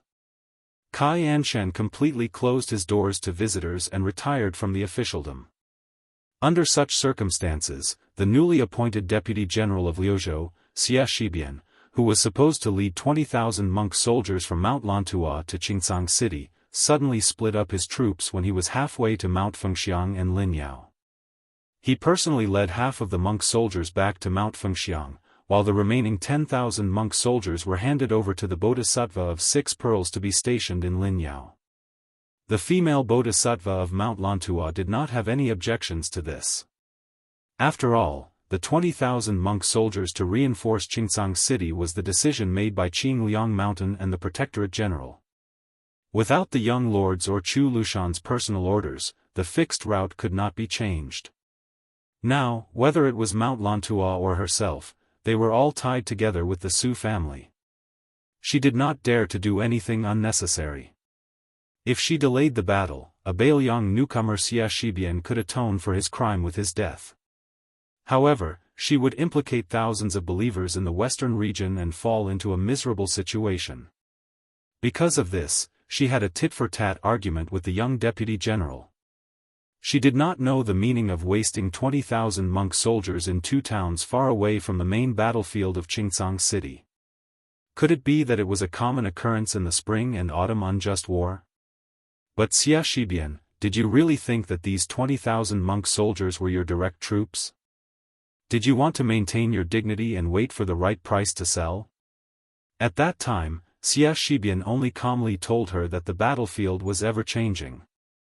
Linking the western region and Beiliang's Linyao and Fengxiang towns seemed to be the icing on the cake and dispensable. However, under some special circumstances, it was very likely to become the breakthrough point for Beiliang surprise troops. Not only could it be used as a dangerous pass to cut off the retreat route of Yulwan's Dao division's Youqi and Chao Wei's cavalry, but it could also allow the Southern Dynasty's border army, which had never been a problem in terms of military strength, to comfortably rely on the two towns to expand their attack line to Qingcang City. Originally, the two towns were not enough to become the turning point of the war in Liuzhou. However, the current situation in Liuzhou highlighted the potential strategic significance of the two towns. It really allowed the old strategy of Beiliang strategist, Li Shan, to play a role. Chapter 1926. The female bodhisattva had a profound understanding of Buddhism, but she knew that she was not good at military affairs, especially when Xia Shibian was a young military master who shone in the Guangling Taoist battlefield. She admitted that she could not convince him, but she did not dare to put the safety of Buddhism in the western region in the hands of that young man. Faced with Xia Shibian's insistence, she could only propose a compromise, which was for them to bring 20,000 monk soldiers to the military town of Linyao. At the same time, a middle-aged monk with a hidden identity who had the Vajra divine ability of Buddhism would rush to the provincial governor's mansion in Qingcang City as a scout to report this matter. What she meant was that even if Mount Qingliang and the Protectorate General's office could not respond in time, as long as the provincial governor's mansion agreed, she would agree to Xia Shibian's plan. However, Xia Shibian told her bluntly that in Qingcang City of Liuzhou, provincial governor Yang Guangdou, and even Chen Shiliang did not dare to make a decision on this matter. Moreover, they might not be able to make it in time. Thus, the two of them fell into a stalemate. In the end, it was a handsome gerfalcon that pierced through the clouds and stopped on Xia Shibian's arm. The Battle of Liuzhou had already begun, and the Battle of Liangzhou was about to begin. However, under these circumstances, this gerfalcon, which was personally cultivated by Chu Lushan and had followed the young king all these years, actually used the young Xia Shibian, who was far away from the two battlefields, as its only contact. At that moment, she had mixed feelings and was speechless. Xia Shibian told her in a low voice, "I will take responsibility for this matter." The young man added, "The king of Beiliang also believes that the deputy general of Liuzhou, Xia Shibian, can take responsibility for this matter." Only then did she tacitly agree to his deployment of troops. The 20,000 strong and fearless monk soldiers of Mount Lantua split up and entered the two towns of Fengxiang and Linyao. At this moment, the female bodhisattva, who was dressed in a white kasaya but had a head full of black hair, stood on the city wall of Linyao. She looked at the 10,000 elite soldiers of Beimang outside the city, escorted by thousands of cavalrymen, and felt relieved. She had made the right bet. Beimang did intend to ambush the two towns. Even someone like her who didn't know much about military affairs knew that the weak military strength that was continuously transferred out from the two towns was not enough to defend the two towns. She had some general understanding of some of the main elites of Liang Mang's border armies, for example, the Great Snow Dragon Cavalry and White Horse Crossbowmen outside Liangzhou Pass, Yan Wenluan's infantry within Yuzhou, and the Long Xiang army in Liuzhou. She had heard of the northern Mang southern dynasty's Dongzhua's infantry that was said to be able to wrestle with Yozhou's infantry, as well as that fatty Dong's Crow Cage, the Chang cavalry that had already been wiped out in Lu province, the Ruren cavalry that had now been disbanded, and so on. Apart from these, there were also some troops that she was not unfamiliar with. Among them, there were the infantry brigade of Beimang's southern dynasty border army. Everyone knew that the grassland cavalry had been harming the Central Plains for nearly 800 years, but they had never heard that there were troops and horses that were good at attacking cities. They had always either bypassed those impregnable passes and high cities, or the grassland cavalry had always taken the initiative to seek out the main force of the Central Plains border army and annihilate them in one fell swoop, causing those border cities to lose their original strategic significance. However, things were different in Beimang now. Other than Dongzhua's private army, which was mostly made up of infantry, the Southern Dynasty border army had a special kind of troops stationed in several military towns. They were the infantry brigade. They were definitely different from ordinary infantry, and their treatment was not inferior to the heavy armored infantry in the history of the Central Plains. They were the true soldiers of the Empress of Beimang. Li Shan once described this troop as follows: the infantry brigade of the southern dynasty of Beimang is the result of the painstaking efforts of the king of the southern courtyard, Huang Songpu. They go up and down the hillsides, enter and exit the streams, and are the best at climbing high and traveling light. In the deep and dangerous valleys, they use the infantry brigade more often. Their ability to attack cities is not inferior to the top elite soldiers of the Central Plains. She gently exhaled, and her eyes instantly turned cold. She casually threw an armored corpse high out of the city. It was Kai Anshan, the Linyao city's Mu, who was waiting for an opportunity to make a move. Beimang obviously came prepared. They had already convinced Kai Anshan to submit to the southern dynasty. With them working from the inside and outside, how could Linyao defend the town? Before entering the city, Xia Shibian told her to keep an eye on Kai Anshan. As long as there was any movement, it was better to kill the wrong person than not kill at all. She didn't even look at the corpse that fell heavily to the ground. She muttered, "I used to think that the so-called godly use of troops in military books were just boasting by historians who used to be scholars. Now it seems that I was a frog at the bottom of the well." Not only did that youngster foresee Northern Mang's intentions to encroach on the two towns, through that gerfalcon, he gave the order to Chao Wei's cavalry that they didn't need to provide support to Yulwan's Blade Division's Yuzhou cavalry in Southern Dynasty's hinterland, but rather quickly return the way they came, and then wipe out all of the Northern Mang border army that infiltrated Lu province's border. Such courage and decisiveness really made her, who was on the same side, feel terrified. Just in case, when things came to a head, one was won. However, that Lu province deputy general just happened to be able to return this chance to Northern Mang exactly as it was.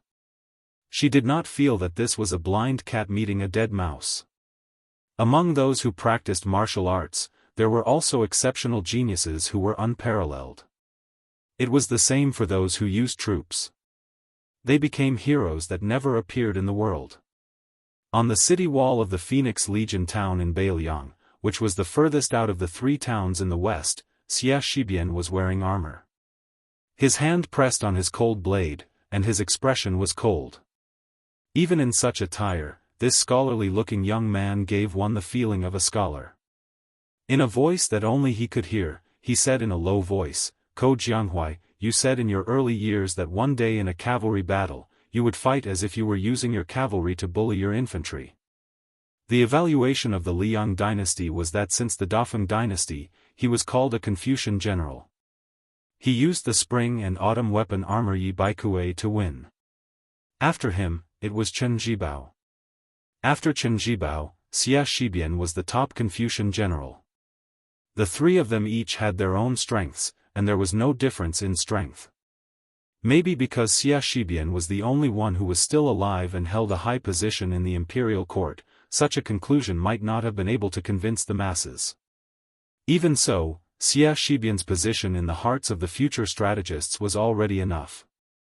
Regarding this matter, Xia Shibian, who was in his twilight years, could only laugh to his close friends. In terms of using troops, I am far from Ko Jianghu.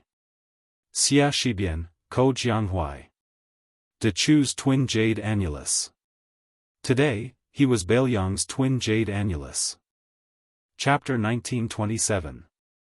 For a cavalry army that didn't have the advantage in numbers to try and break through the three lines of defense that were tightly connected, especially when two of the lines of defense had large-scale cavalry forces, under normal circumstances, it was no different from a fool's dream. If one added on the fact that there were close to 20,000 elite cavalry chasing after them, the situation could probably be described as a land of death. It was precisely under this type of extremely dangerous situation that the Longxiang army that was charging south began to change their formation. The vanguard cavalry that had most of their spears and lances destroyed slightly pulled back the front line. With Li Mofen at the head, everyone pulled out their blades and formed a conical formation. It was clear that they wanted to use the fastest speed to break through the Yi Longguan family's 38,000 cavalry. At the same time, roughly in the middle of the Longxiang army's formation, a clear dividing line was stretched out. The 10,000 or so young and strong cavalry that slowed down their warhorses were gathered at the back. Almost everyone had a spear and lances in their hands. In a normal cavalry formation, rows of spears and lances were laid out horizontally in a swift and fierce line. The former formation was more used to tear apart the enemy's formation, at the same time slowing down the speed of the Beimang cavalry to the greatest extent. The latter's vicious charge was more of a life-and-death struggle. Under the personal leadership of the Beimang great general, Huang Songpu's cavalry did not charge forward with all their might. Instead, when the Longxiang army changed their formation also quietly changed. The center of the cavalry formation was thinner and the two wings were thicker. First, they suffered the most losses. Adding on to the fact that they had circled around to the north of the main camp to cut off the path of the Longxiang army, the cavalry and warhorses were a little tired. After a spurt of energy, they needed to use this opportunity to recover their strength.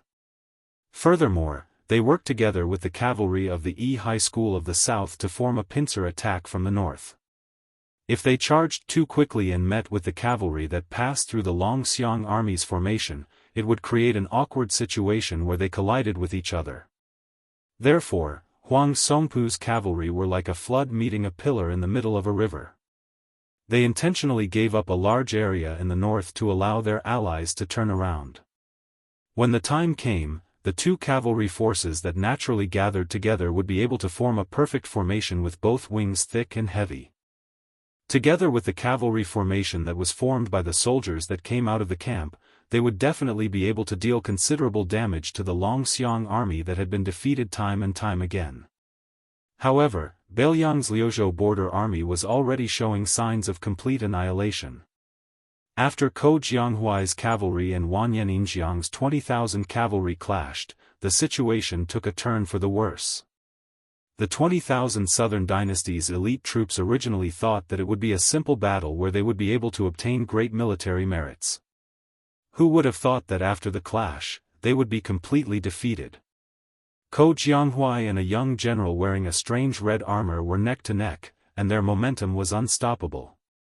The two cavalry were like this, and the 10,000 cavalry behind them were even more so. If not for Zhongliang, who was hiding beside Wanyan Yinjiang, saving him, Wanyan Yinjiang would have been pierced through the chest by the young man wearing the red armor. If not for the fact that the young man who won the title of Enemy of 10,000 in the Liangmang battlefield did not have any desire to fight, even if Zhongliang wanted to protect the second-in-command of the Longguan aristocrat clan, it would not be easy. However, Zhongliang, who was in the middle of the battlefield, was also scared witless. How could these 10,000 cavalry be Beiliang's last-ranked cavalry? They were worthy of being the main force of the Longxiang army. Wanyan Yinjiang's 20,000 elite cavalry were like a piece of silk that was torn apart by a sharp weapon. After the clash, more than 3,000 of them were lying on the ground. This kind of heavy injury was simply unimaginable. Pull one hair and the whole body will be affected. Wanyan Yinjiang's elite cavalry was mysteriously unable to withstand a single blow, and it directly caused the hearts of the Beiliang's western infantry to waver. This was because as long as the Longxiang army from the north smoothly went south, it would form a situation where two cavalry armies would attack one infantry army from the north and south. This was enough to be fatal to the large formation where only the last-ranked men on the grassland would be reduced to infantry. In an instant, the situation changed, and victory and defeat changed hands. Although the 40,000 cavalry gathered at the gate of the Longguan Pass still gritted their teeth and tried to stop the Longxiang army from going south, when faced with the 25,000 Beiliang cavalry, they naturally didn't have the strength to do so. The iron spear of Li Mofen, who had killed no less than 30 enemy cavalry, had long broken apart. The 40 or so halberd pouches on both sides of his saddle had even been used up. Of the 40 or so corpses in northern Mang's supply camp, all of them had a short halberd stuck in their heads. Li Mofen, who was the vanguard of the cavalry formation, was the first to successfully kill his way through the enemy's formation. This deputy general of the Longxiang army seemed to have 25,000 Longxiang army cavalry behind him, but in reality, it was less than 15,000 cavalry. This was because there were 10,000 Jianghui's troops that were far weaker than the dragon elephant cavalry. Those 10,000 outstanding vagrant youths, who had been conserving their strength from start to finish, were left with the corpses of the Beimang cavalry wherever their long spears passed. Jianghui's sneaky substitution was precisely the key to this battle that gave the Beimang cavalry a feeling of absurdity from start to finish. In reality, these 10,000 people had been following behind the left wing's two groups of dragon elephant light cavalry from start to finish. From breaking through the enemy's formation to entering the camp, and then to now heading south, their losses were negligible. In the early stages of the battle, the two wings of the Longxiang army broke through the enemy's formation too easily, so the Beimang didn't see through their identities. As a result, on the current battlefield, the Beimang army was in an incomparably awkward and comical situation. The southernmost Wanyanjiang's cavalry was beaten to the point where not a single bit of their energy was left. From the main general to the ordinary cavalry, everyone was panicking and at a loss. Then, there was the infantry formation that had yet to completely solidify. The top-notch infantry of the northern Mang and southern dynasty's border army, more than 20,000 infantry soldiers, had already been deployed to launch a surprise attack on Phoenix Town and Linyao Town. This infantry army that had hurriedly left the camp and formed the formation were mostly clad in light leather armor. After all, they were not the heavy armored infantry that specialized in facing the grassland cavalry in the history of the Central Plains. Moreover, the original intention of this infantry army was to attack Qingcang City in Lu Province. How could they possibly be used to resist the frontal assault of the northern Liang cavalry? For this type of infantry and cavalry battle, the Beimang infantry, be it in terms of equipment or training, were all abnormally immature. The men of the northern Mang grassland had always been the weakness of the men of the northern Mang grassland. They were naturally unfamiliar with the heavy crossbows that they were not used to. Suddenly, they had to stand still and face the charge of the northern Liang cavalry. It was easy to imagine the extreme discomfort they felt. Further north was the Yi High School cavalry that had brushed shoulders with the Longxiang army. The northernmost was the Huang Song Pu cavalry that had given up their corps. The perfect defensive line that should have been united was now in tatters. Beimang still had the advantage in numbers, but the morale of the Liang Mang side was like heaven and earth. Li Mofen raised his head and looked at the Jianghui cavalry that was a Beimang infantry formation. That was the true main force of the Longxiang army. The corner of this general's mouth twitched as he raised his cold blade and lightly spun it. The 10,000 dragon elephant light cavalry behind him didn't even bother about the infantry formation. They circled around the formation and easily went down south. When Li Mofen heard a voice, he suddenly turned his head in shock. After the frontal collision, there were still 8,000 strong refugees behind him. One of them actually charged straight at the Beimang infantry formation, his spear pointing forward as he furiously hollered, "Liuzhou cavalry! May the dead die! Follow me to death!" Li Mofen, whose face was cold, slowed down his horse, turning his head to look towards the north. Was that fellow crazy? The start and end of today's battle was due to Jianghui's careful planning. Originally, everything was within Jianghui's calculations. However, that Liuzhou general didn't allow the refugees to die on their own accord. One must know that such bold actions would result in military merits after the battle.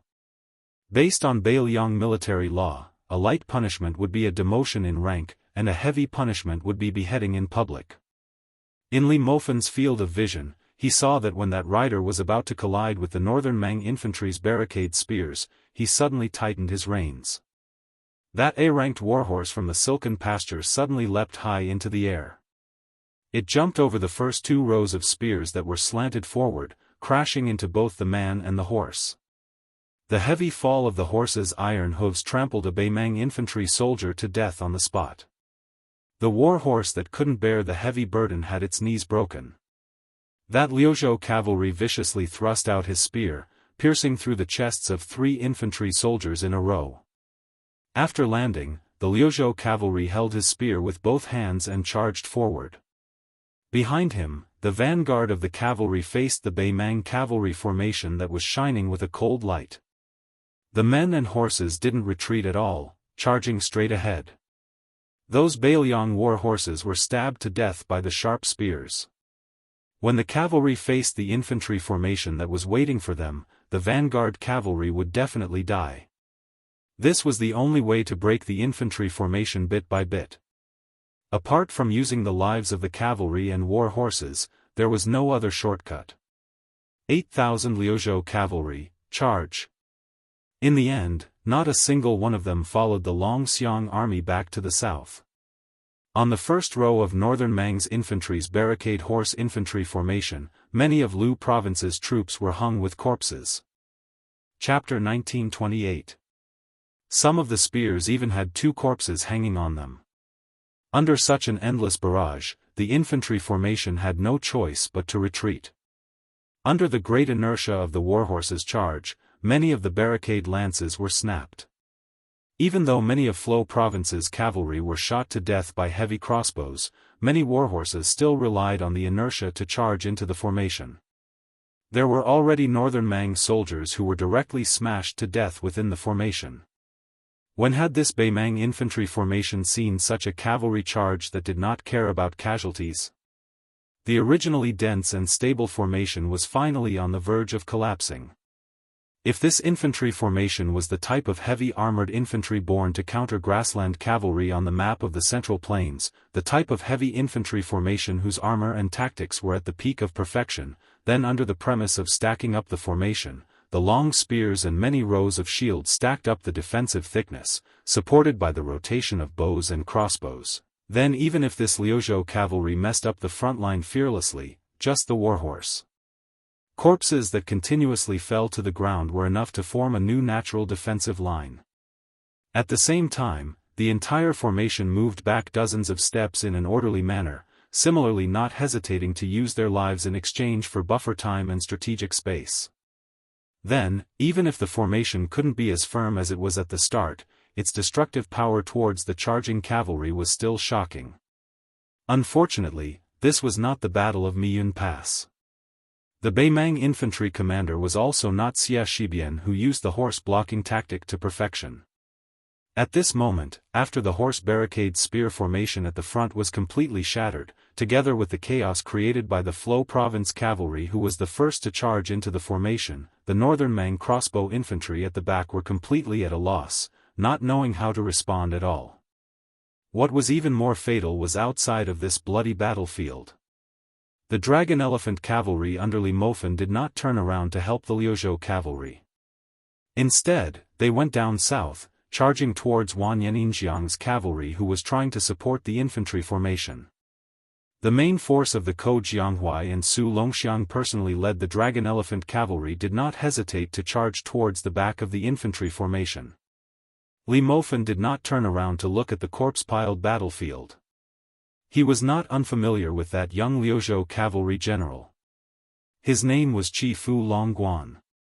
It seemed like he was a lucky person that the young king personally brought from Beimang to Beiliang. At the start, he was a sergeant in the Longxiang army. Later on, he was promoted to a captain in Fuling military town. During the first battle of Liangmang, it was precisely this captain who messed up the meticulous plan of both sides of Liangmang to lure the enemy in and then wipe them out in one fell swoop. This made Beiliang Governor-General Chu Lushan and the then southern Great King Dongzhuo not know whether to laugh or cry. That was why this young man's name immediately shook Liangzhou Pass. After the battle ended, because the Longxiang army suffered heavy casualties on the Liuzhou battlefield, at the same time, Ko Jianghuai, as the Liuzhou general in name, also needed his own troops. Chi Fu Longguan was transferred from Fuling military town to Liuzhou, becoming one of the 3 captains under Ko Jianghuai. Li Mofen could not help but think that this young man was indeed a troublemaker. He even planned that if this kid was lucky enough to survive, he would most likely not be able to become an official. Otherwise, when the time came, he would thicken his skin and plead with the young king to at least preserve this kid's life. Then, he would secretly throw him under his command to become a personal commander. Under the reinforcement of the Longxiang army's main force, the originally tottering Beimang infantry formation, from the initial 20,000 people, was now reduced to less than 10%. Once the infantry formation was broken by the cavalry, this was the case. However, out of the 8,000 Liuzhou cavalry, only 3,000 remained. That young cavalry general covered in blood at Chifu Longguan. He was picked up from the pile of corpses by Su Longxiang, who was like a death god. The two of them rode together back to the south. The 3,000 Liuzhou cavalry that suffered heavy casualties retreated under the cover of Ko Jianghuai's main force Dragon Elephant cavalry. Under the intense charge of Li Mofen's Longxiang army, the formation of the cavalry under Wanyan Yingjiang was broken. In the end, they were unable to form an encirclement with the main force of Huang Songpu in the north. They could only watch as the Liuzhou border army broke through the encirclement. On the way back to the south, after the White Horse crossbowmen reported that the Beimang main force had no intention of chasing, the Liuzhou army stopped to rest. Su Longxiang, Ko Jianghuai, and Li Mofen met up, standing together to feed their own horses. Li Mofen glanced at the young cavalry gathered together. After retracting his gaze, he looked at Ko Jianghuai, who had a serious expression. This battle can be considered a huge victory, right?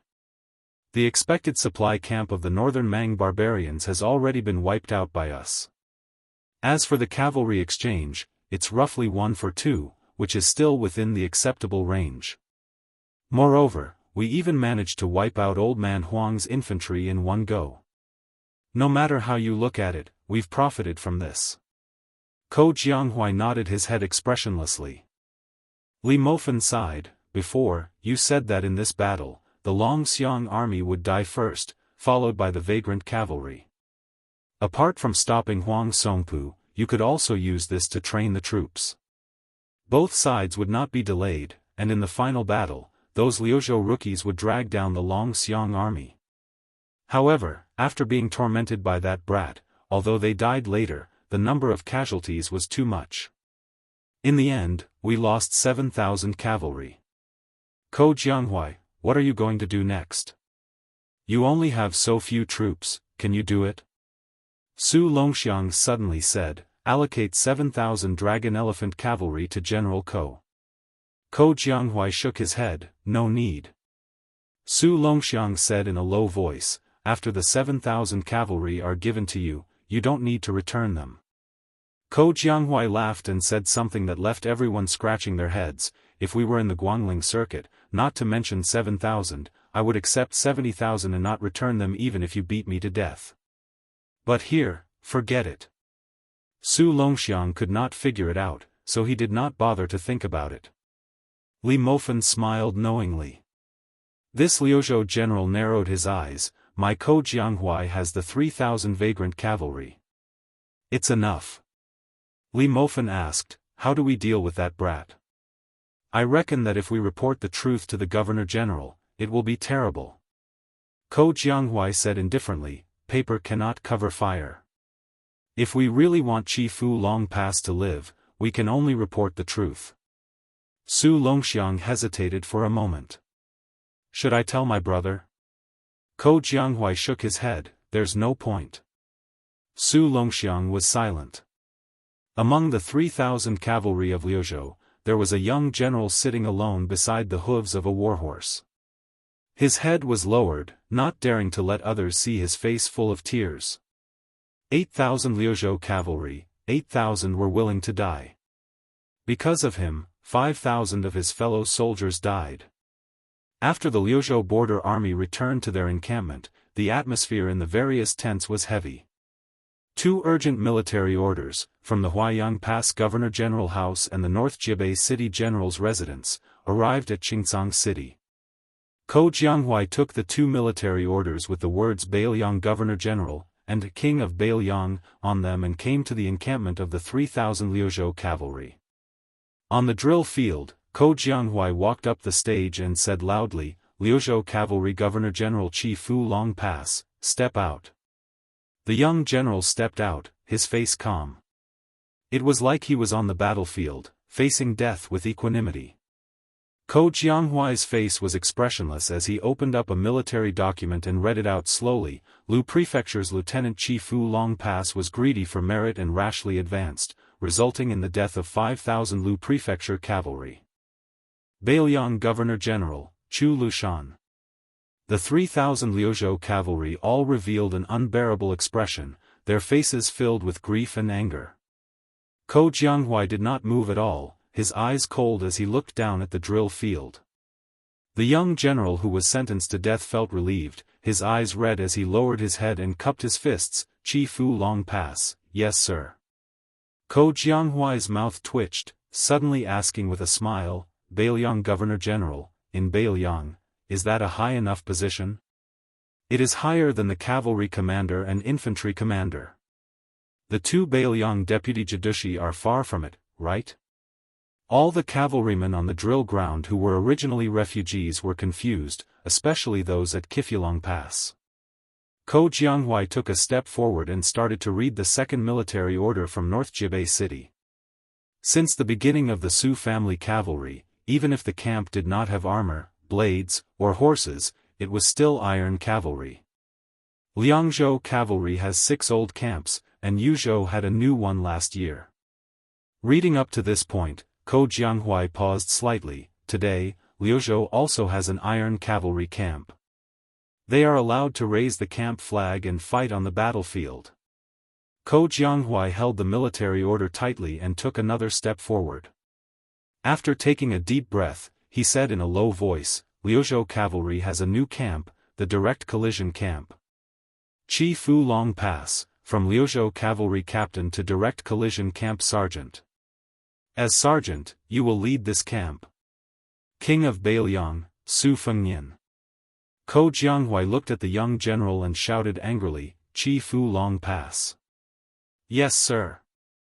Chi Fu Long Pass straightened his back, his voice trembling slightly as he shouted with all his might, Chi Fu Long Pass. You dare not to accept the order? Bailiang military law, Bailiang cavalry, as long as they wore armor, even if they met a general, they would never have to kneel. Ko Jianghuai put away the 2 military orders. For some reason, he thought of the young general's unintentional words during the battle. This Liuzhou general gritted his teeth and said word by word, Liuzhou iron cavalry. May the dead follow me in death. On the drill field, 3,000 times, may the dead follow. Chapter 1929. Before the 6 Pearl Bodhisattva parted ways with Xia Shibian, he had asked this deputy general of Liuzhou a question. Were you not afraid that Qingcang city would be lost because the 20,000 monk soldiers did not arrive in time to reinforce Liuzhou after the 2 of us defended Linyao and Fengxiang? At that time, Xia Shibian's answer was very interesting. With Ko Jianghuai there, it would be impossible. The Bailiang frontier army had always had the habit of being xenophobic. The deputy general of the infantry, great ancestor Gu, had already won a great reputation in the spring and autumn war. However, outside Liangzhou, he had never reached the level he should have. It was obvious that he had the support of the young feudal lord, but he could not change that awkward situation. Jean Partridge Zhou Kong once had a falling out with him in the military town of Grave Tomb. For example, as the deputy general of the infantry, if Chen Yinshui had something to discuss with the left and right cavalry of Liangzhou, or if he needed to borrow people, perhaps he did not even need to come personally. A letter would suffice. Even if he wanted to poach the cavalry, from Yuanzuozong to Hezhonghu and Zhoukong, everyone would probably endure it. At most, they would laugh and scold him when they met. However, when it came to great ancestor Gu, even if he was a veteran general of the Spring and Autumn War who had a stable place in the military history and was known as the founder of the world situation theory, he would definitely not receive such treatment in the Bailiang frontier army. Not only great ancestor Gu, in fact, the younger generation Yulwandao was also in a bad situation at the beginning. Therefore, he could only go from Liuzhou to Yuzhou, which was regarded as a cavalry general, and not directly climb up the ranks in Liangzhou. It should be known that before the Yuzhou cavalry won the series of battles outside Gourd Mouth, the Yuzhou cavalry had always been ridiculed by the arrogant Liangzhou frontier cavalry as the embroidered cavalry. In private, they laughed that they were the daughter of the old general Yan Wenhuan. After the first battle of Liangmeng, General Ko Jianghui of Liuzhou, who was the neighbor of the Longxiang army, the Longxiang army needed to replenish its troops. Whether it was He Zhonghu, Zhou Kong, or even the young cavalry general Chao Wei, who had never been to the border, all of the Liangzhou frontier cavalry had to do as the young lord wished. Although the entire Beiliang officialdom knew that this person was a genius in the art of war who had made great achievements in Guangling, in the end, most of the troops and horses under his command were young and strong. It was also said that after Ko Jianghui managed to gather a cavalry of 10,000 people, neither the Xinli pasture nor the Tianjing pasture in Lianglong were willing to give them good warhorses. It was only because of the young lord's strict military order from Mount Qingliang that they did not give him inferior warhorses. Ko Jianghui was like this. In fact, Xia Shibian, who was also one of the twin jade annals of Dechu, was not much better. Before he was temporarily promoted to the position of Deputy General of Liuzhou, he had rushed to Miyun Pass with Chao Wei's elite cavalry. At that time, the cavalry under his command was of mixed origins. Most of them were the cavalry of Feng Xiang and Lin Yao, who were originally horse bandits of the western regions. Adding on the 2,000 to 3,000 cavalry recruited by Chai Dongdi and Han Wenbao, this kind of mixed group of soldiers and horses was something that even the Yuzhou cavalry, who were looked down upon by the Liangzhou frontier cavalry, looked down upon. Whether or not this kind of deep-rooted habit could be changed was related to the prestige of the new Liang prince. However, the relationship was not so big that it could be changed overnight. Moreover, the young lord seemed to have a confidence that bordered on arrogance. In reality, whether it was Yu Wandao, who had been promoted by He Zhonghu to be the second deputy general of the left cavalry, or Ko Jianghui, who was not so worthy of the title of Liuzhou general, neither of them disappointed Beiliang. Xia Shibian, who had already helped Chao Wei take Miyun Pass, was even more so. Before Xia Shibian led his troops into the Feng Xiang town, there were 2,000 soldiers guarding the town, half of them were refugees and half were Yuzhou infantry. Compared to the low walls of Qingcang city, the Defeng dynasty clearly placed more importance on the Feng Xiang town, which could be the first to reinforce the protectorate of the western regions. The city walls were definitely on the same scale as the prefectural cities of the Central Plains.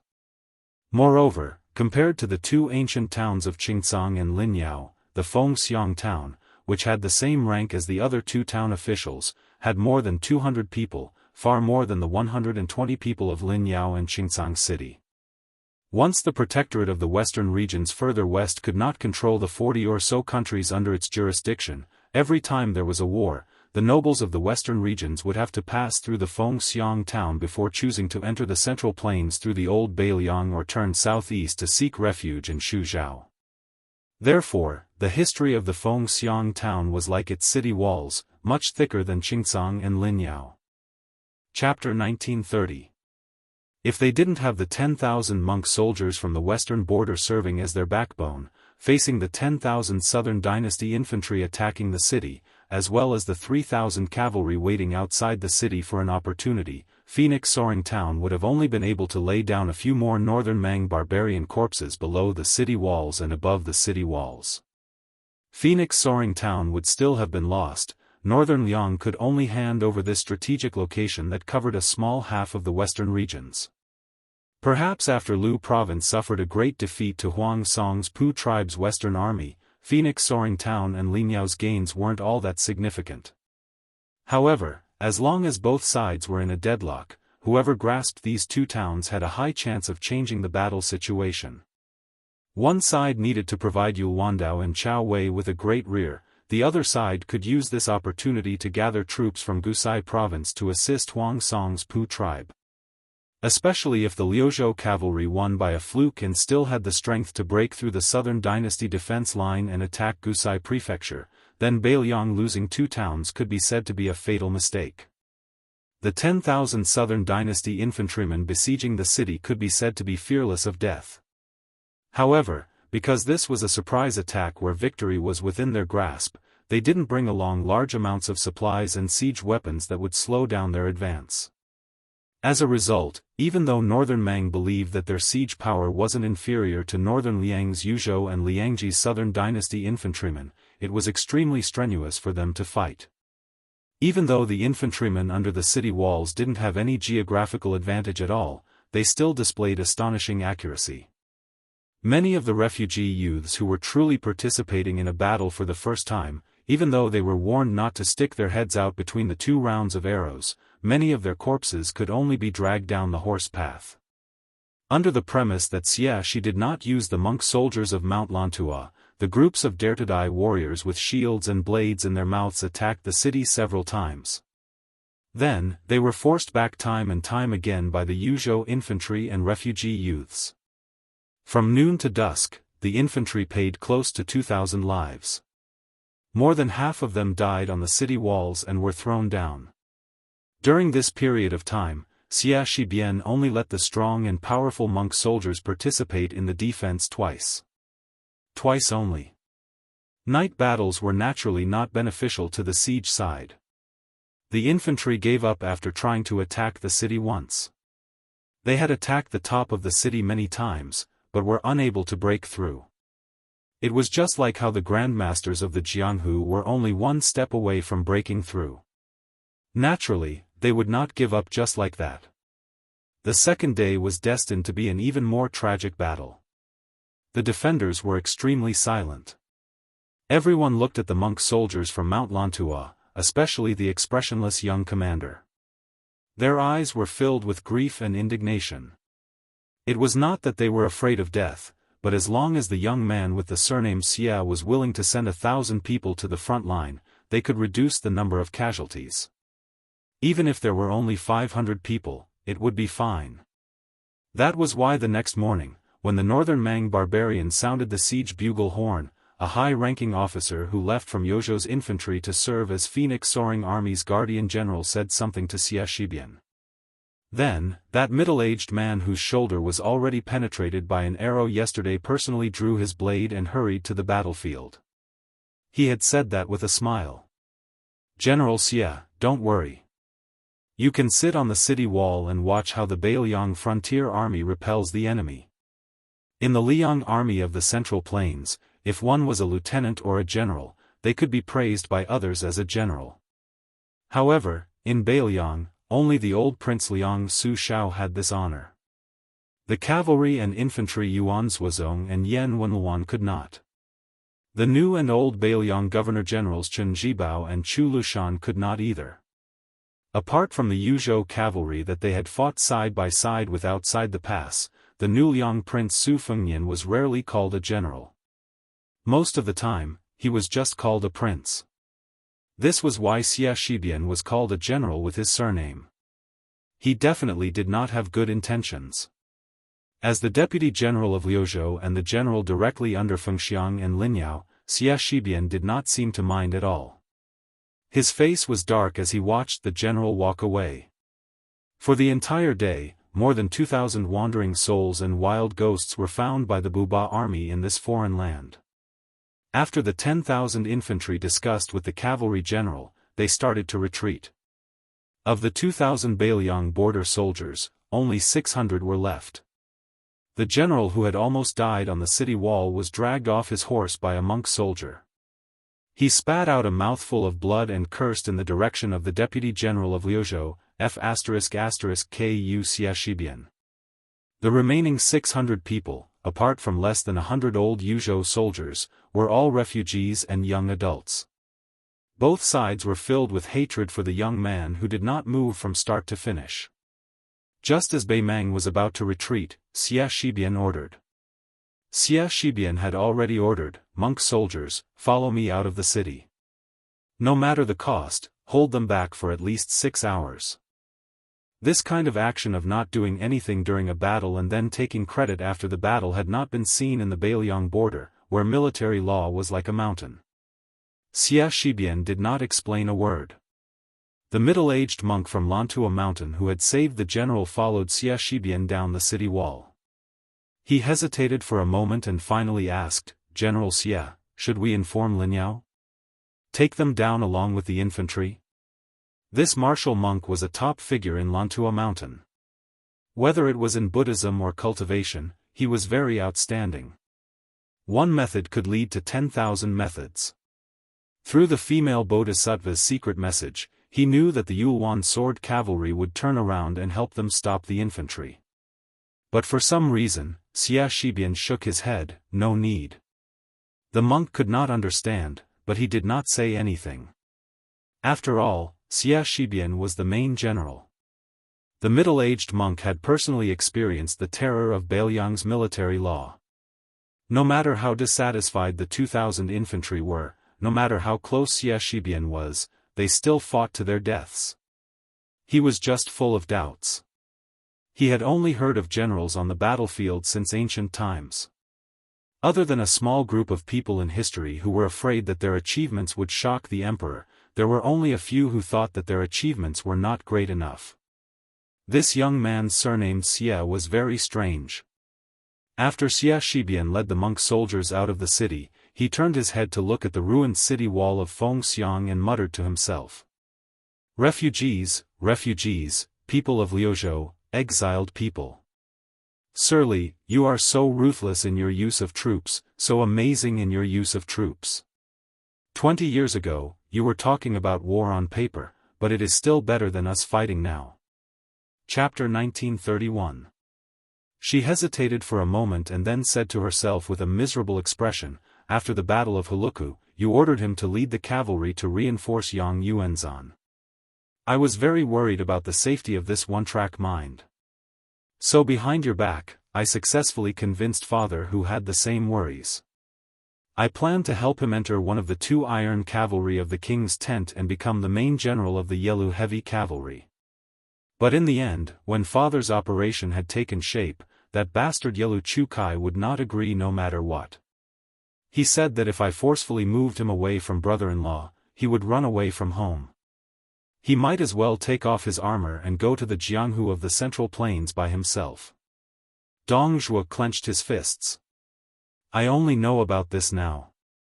Dong Zhuo looked into the distance. But if I had known earlier, and if Yelu Chukai had agreed, I definitely wouldn't have stopped him. But if he didn't want to leave, I wouldn't have persuaded him. Dong Zhuo continued, the men of my Dong army are the most sought-after soldiers in the entire grassland. No one is worried about their future. As long as they want to move, they will at least be promoted by 1 rank. However, after so many years of bitter battles, only a few outsiders have tried to join the Dong clan's army, taking pride in being a soldier of the Dong clan's army. No one has ever chosen to leave this army. Dong Zhuo suddenly smiled and corrected himself. I was wrong. In fact, there are a lot of people. Just like my brother-in-law, who died in battle. The men of the Dong family rode on swords and spears, dying on the back of the horse. Don't cry your heart out. Don't let your children be Dong family's men. She suddenly walked towards him and hammered his chest. In the end, Dong Zhuo, who had thick skin and iron armor, didn't feel anything. Her fist was instantly red and swollen. After that, she didn't cry or make a fuss. She took a deep breath and said softly, don't die in Huayang Pass. Don't die in Beiju City. If you really want to die, die in the South Sea of the Central Plains, which is the furthest from the grassland. That way, I won't be upset. Dong Zhuo grinned. Okay. She turned and left. I'm going back to Norland. You don't have to send me off. Perhaps it was the same as the little girl, Tao Manwu, who had once said at a young age, I only regret not being a man. Otherwise, I would definitely be a marquis of 10,000 households. This Northern Mang commandery princess, who had made the Northern Mang empress laugh to her heart's content with these words, did not dare to cry in front of her. After she walked away alone, Diwu Fox said worriedly, why do you insist on gnawing on Huayang Pass, such a tough bone without any meat? Isn't it better to leave it to Murong Baoding? His Majesty's left. If His Majesty. 2. His. 2. After all, the men of the grassland were not aquatic plants that grew every spring. They would grow again and again after being cut. Now that the grassland has lost its vitality, if Norland continues to push its luck, I'm afraid there will be internal strife. Even the gods can't fix such a big mess. When the time comes, I, Dongzhuo, will be the one to suffer.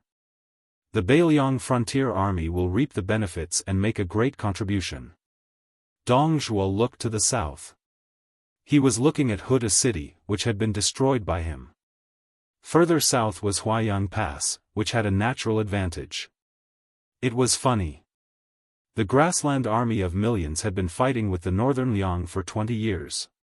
When Old Tu was still alive, the number of times the border army of the southern dynasty had seen Huda City could be counted on one hand. It was not until Su Zhao's death that Dongzhuo finally grasped power. Northern Mang's horse hooves had stepped on the ground to the south, but they had only advanced a little. But now, the 10,000 light cavalry of Beiliang's Yulwan Saber division had followed the great Snow Dragon cavalry in the early years and once again entered the hinterland of the southern dynasty. Dongzhuo pointed to the south and said to his wife, "In the Huayang Pass, there is a fatso who is fatter than me. It is said that the Liang imperial court has always claimed that the battle between me and Fatso Chu was over." This Tu's adopted son said some rebellious words, saying that the world's cavalry was only divided into the Su family's iron cavalry and all the other cavalry forces. In fact, the truth was not like that. It was just that the Beiliang frontier army was so conceited that they gladly accepted the Liang civil official's slander and took it as a compliment. Dongzhuo did not retract his arm and kept pointing to the south.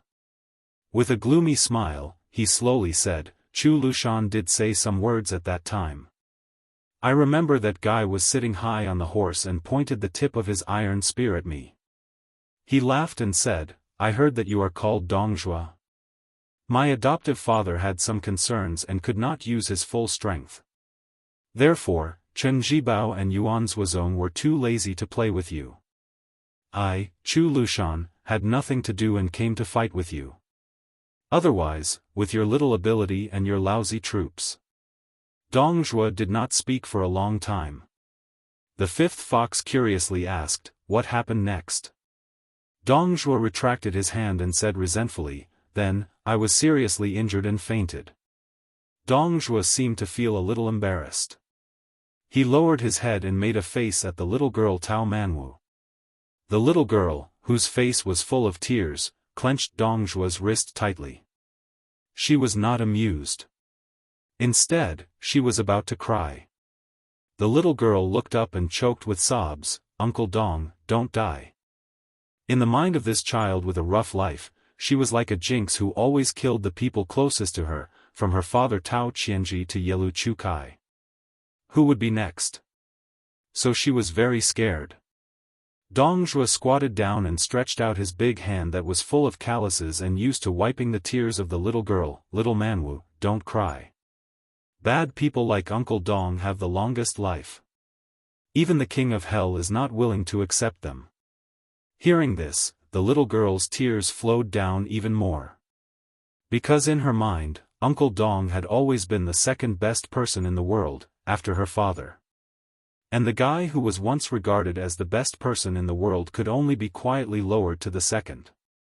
Dongzhuo did not know how to persuade her, so he let her sit on his shoulder. After standing up, they looked to the south together.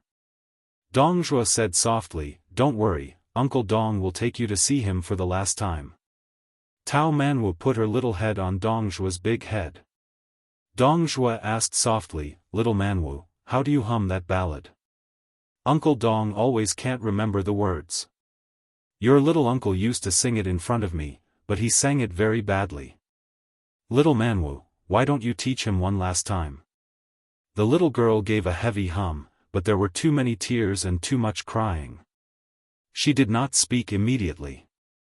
Dongzhuo was not in a hurry. For no reason, he remembered a passage of scripture.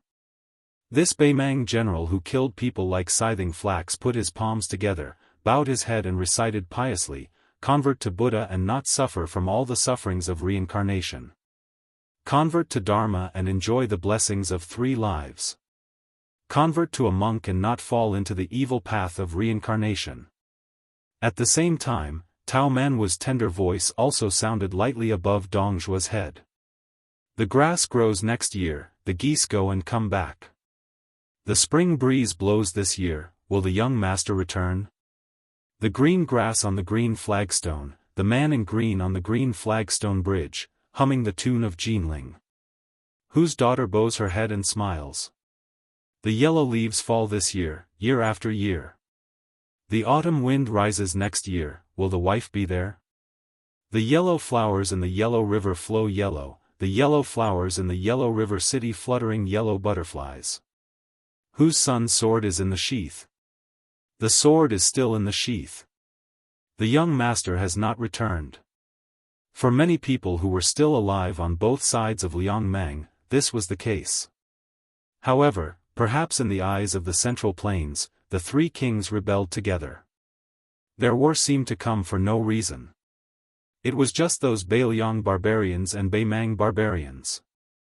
The deaths there were justified and justified. On the yellow sand of the Longyan plain, the fat man who was still carrying little Manwu on his back put down his palms and said in a low voice, Chu Lushan, since you want to die, then I will generously accept your 300 pounds of meat. The Huaiyang Pass, which controlled the main road to the south, was divided into inner and outer cities. The overall terrain increased toward the south, especially the inner city, which was built on the cliff and the city walls were made of stone. When Beiliang built Huda City, the most magnificent city outside the northwest pass, most of the stones were taken from the Zhanglang mountain in Lingzhou. Later, they found that there were still 30 to 40% of the huge stones left, so they moved them all to Huaiyang Pass, which was far from its current scale at that time. After more than 10 years of continuous reinforcement and accumulation, a large number of weapons and provisions were stockpiled. As long as the outer city was not lost, there was no need to worry about the water source. Huaiyang Pass was less strategic than Huda City and harder to break through. In fact, it was more difficult than Huda City, which was the first city at the border of Liang before North Resisting City was built.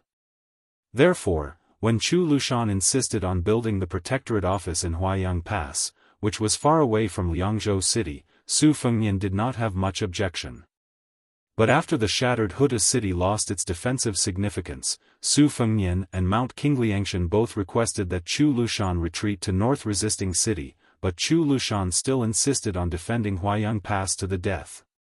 It was hard to imagine that this valiant general who had led more than 1,000 cavalry to conquer Shu, who had led more than 8,000 Yeluo cavalry, had maintained a low official rank after taking root in Beiliang without any complaints, wholeheartedly living a life of luxury and extravagance.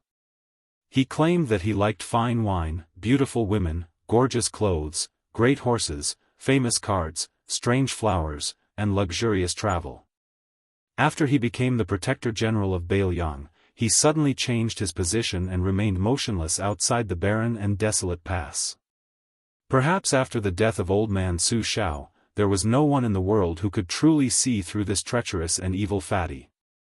On a tower in the inner city of Huaiyang Pass, a fat man as fat as a small mountain rested his hands on a quiver of arrows, saying nothing. He had enemies all over the world, but he had no friends. He rubbed his neck and said with a smile, "What a great head." Chapter 1932. The sky was high and the ground was wide. The clouds hung low as the sun set in the west. The sunset glow was especially dazzling. There were less than 100 riders galloping north. It was as if their heads were covered with the most beautiful and bright Sichuan brocade. When this group of horses approached the military town of Grave, there were still a few northern Mang horsemen who stopped their horses on the high slope. After weighing the disparity in numbers between the two sides, in the end, they didn't charge forward to kill.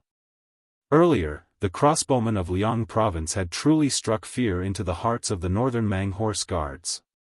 Not only were the 3 elite scouts almost completely wiped out, even the commander of the Ruren cavalry, Hong Jingyan, and that relative of the imperial family, Yelu Chukai, had fallen on the battlefield. Although the southern dynasty had already received news that all the crossbowmen had been transferred to the battlefield of Liuzhou, once bitten, twice shy, they did not dare to let down their guard. One of the main generals of Beimang's southern expedition, the head of the Orange province, Murong Baoding, had strictly ordered his riders to retreat when they encountered the enemy. He did not care about the crime of retreating without fighting.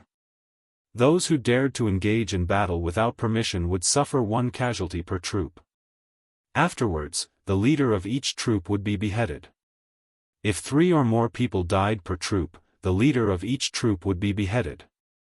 The 100 or so cavalry that did not wear the armor of the Northern Liang border army also did not pay any attention to the groups of scouts from Orange province who had retreated after smelling the scent of blood. They continued north without stopping, and did not have any intention of entering the military town of Grave Tomb. They continued north along the perimeter of the military town.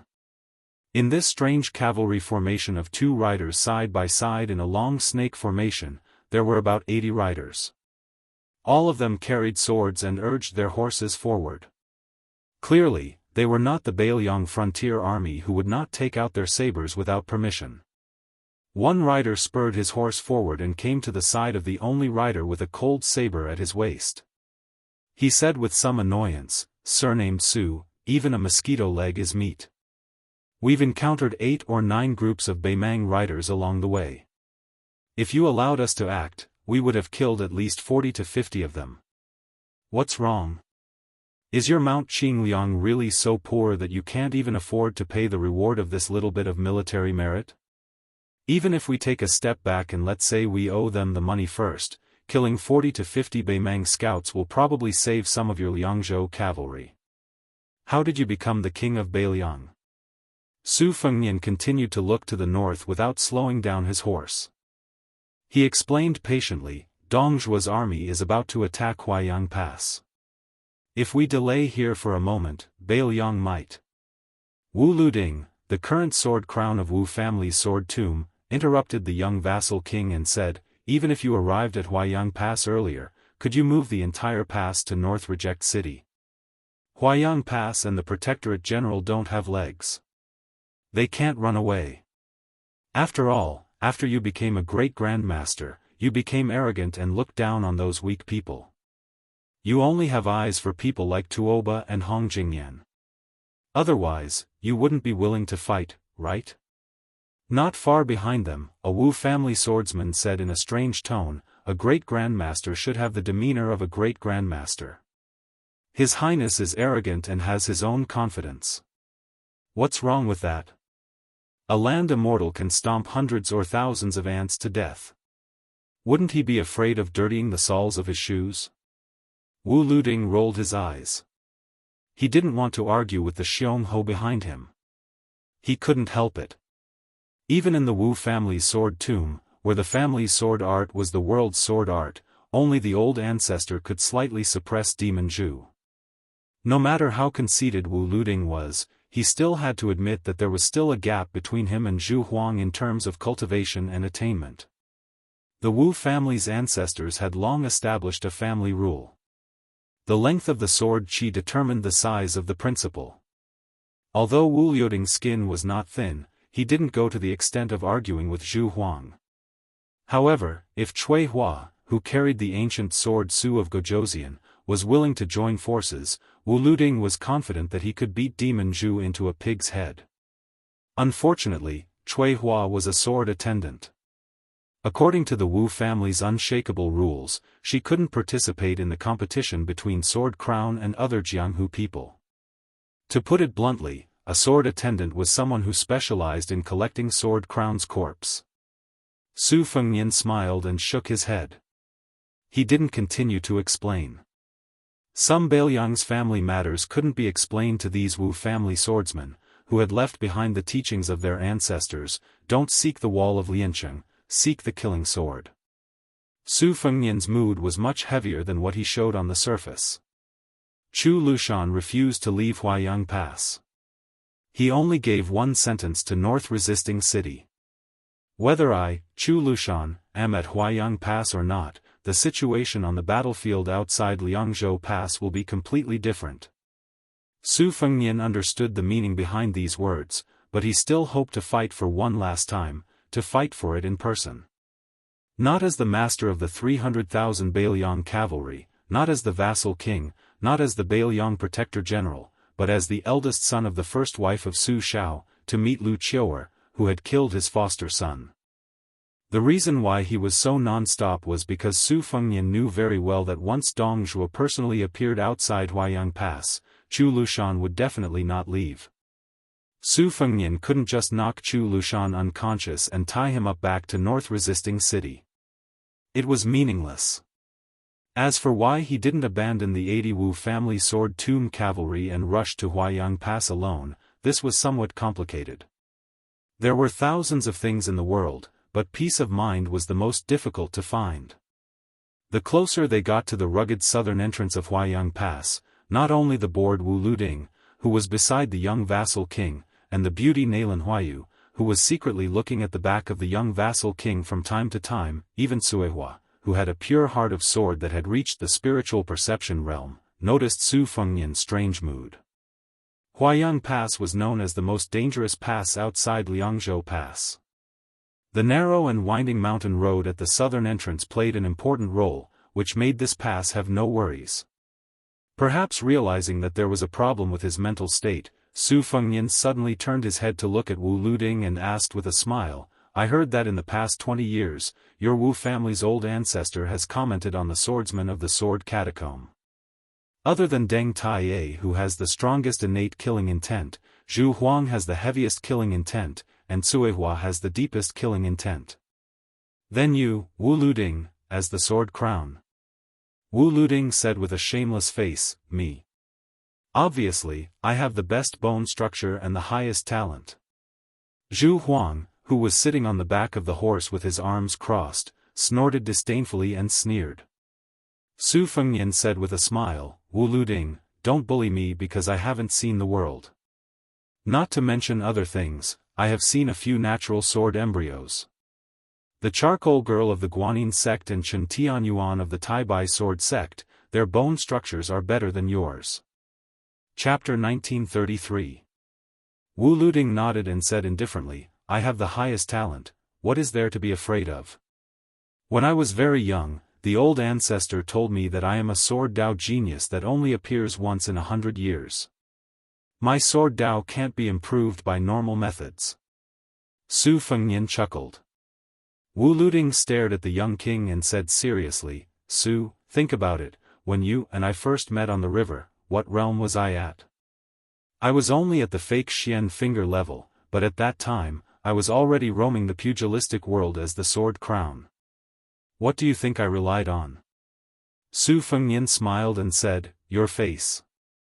Wu Luding paused for a moment, then he smiled brightly and rubbed his face, "That's right." Sword maid Suehua, who had her eyes closed, sighed slightly. The first time was when Lu Ding entered the Sword Mountain for the first time when he was young. At that time, almost everyone didn't think that this lazy kid could pull out a sword. Unexpectedly, he attracted all 12 swords to recognize him as their master. It could be said that it was one of the rare occurrences in the long history of the Wu family. After that, Lu Ding, who had been practicing the sword for 3 days, became even more perfunctory. Until the sword tomb decided on the new sword crown candidate, Lu Ding, who had been stagnant at the 3rd grade realm, suddenly comprehended a few finger Xian sword techniques. Wu Luding laughed and said, "This is a genius. If I really practiced the sword diligently, wouldn't that be amazing?" Su Fengnian agreed for the first time, but the next sentence made Wu Luding completely deflated. "If I didn't calculate wrongly, Sword Crown Wu still has one more chance. Now that he is at the finger Xian realm, then it is still possible for him to stagger into the celestial realm. Not bad, he should be able to fight with people of the same age." That Xianyuan Qingfeng of the Hui Mountain, who was said to have comprehended immortality after watching snow for a night.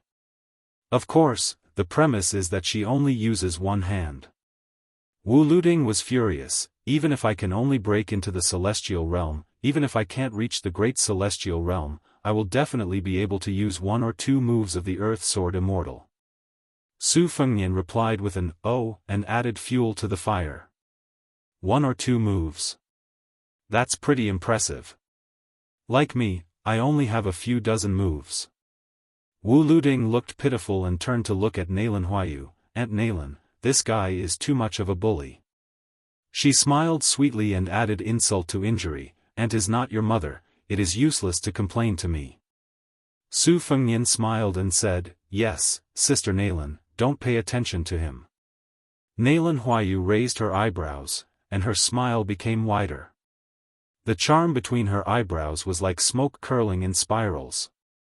Wu Luding instantly came back to life and was in high spirits. He turned his head and whispered to the sword attendant, Cuehua, listen to this fellow's tone. He is indeed an old hand who has been through thick and thin. Cuehua, right?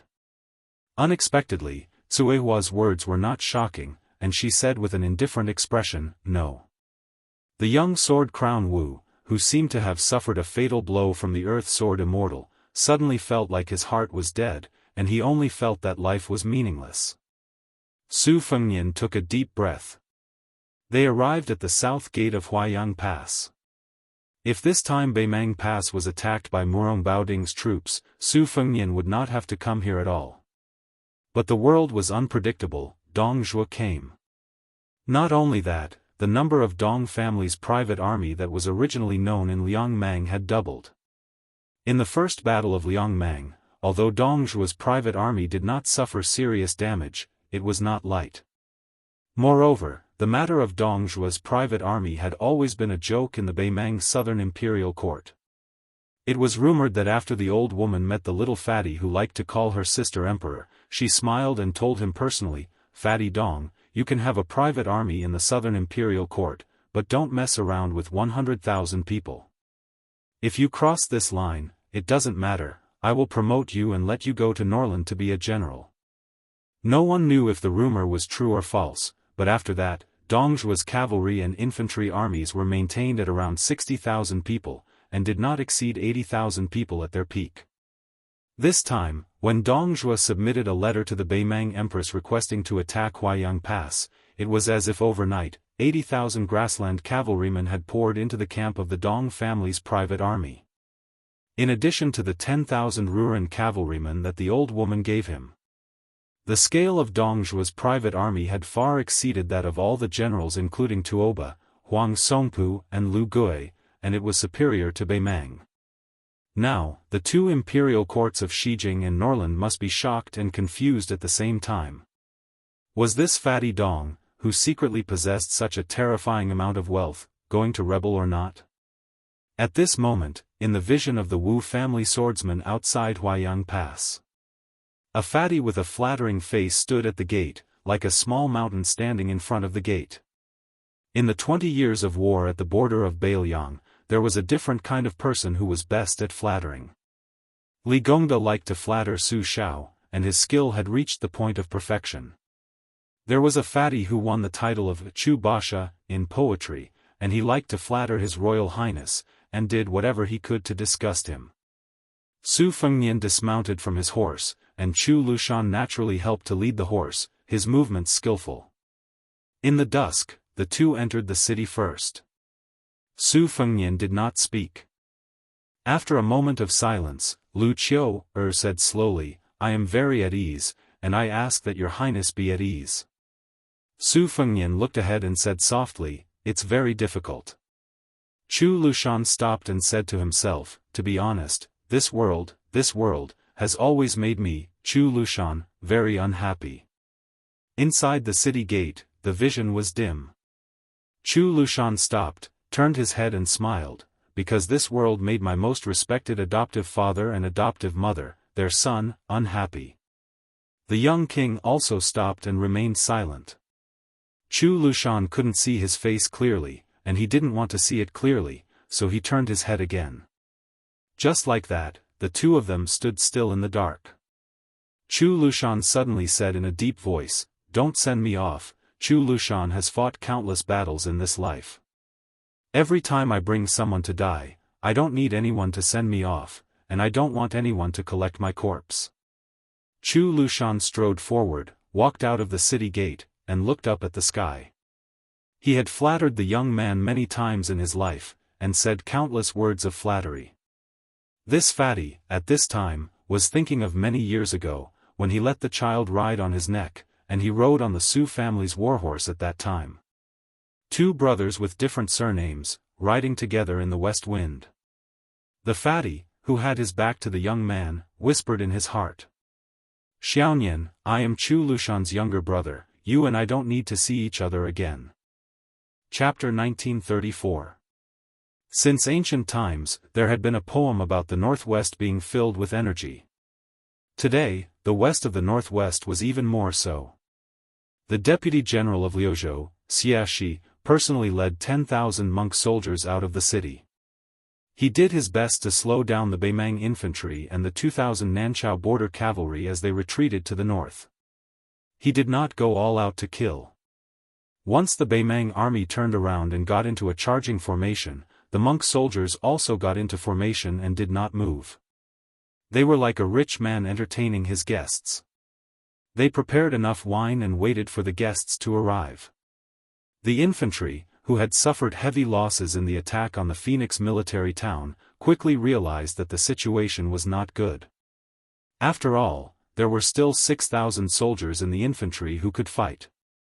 Along with the 2,000 cavalry who came and went like the wind from the side, they had more initiative to fight or retreat.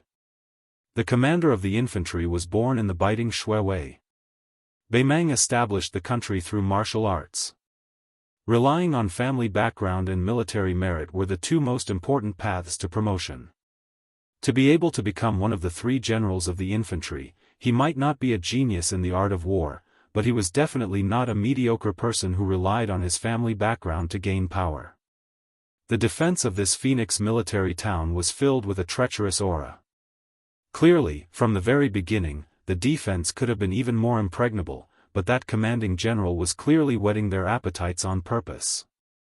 Like a brothel girl who wanted to say something but didn't say anything, he clearly wanted to sell his art and not his body, but he gave people a false impression that he wanted to refuse but was still willing to accept.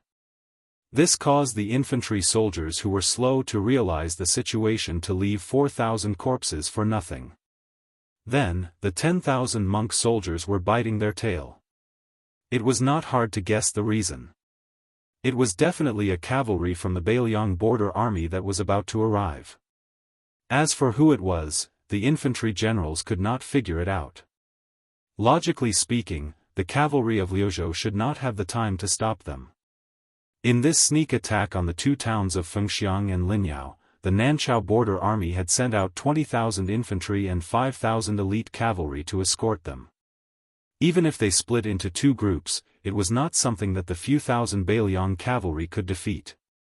Furthermore, the cavalry of Liuzhou was already at a disadvantage. How could they send out a large group of cavalry to leave the main battlefield north of Qingcang City? Could it be the 2 Beiliang light cavalry units that bypassed many military towns and forts and drove straight into the hinterland of Gusai Prefecture? But the problem was, how could they get back to the border in time? Could it be that these 2 weak military towns were bait from the beginning? But this was even more unreasonable. Even he, a foot soldier generals, didn't know where to go after receiving Huang Songpu's order to leave the encampment at top speed. He only went all the way south. It wasn't until he crossed the Liangmang border that he learned he was going to launch a surprise attack on Fengxiang Linyao. During this period of time, the confidential spying report in his hand said with certainty that the 20,000 monk soldiers of Mount Lantua should have passed through Fengxiang Linyao and headed straight for Qingcang.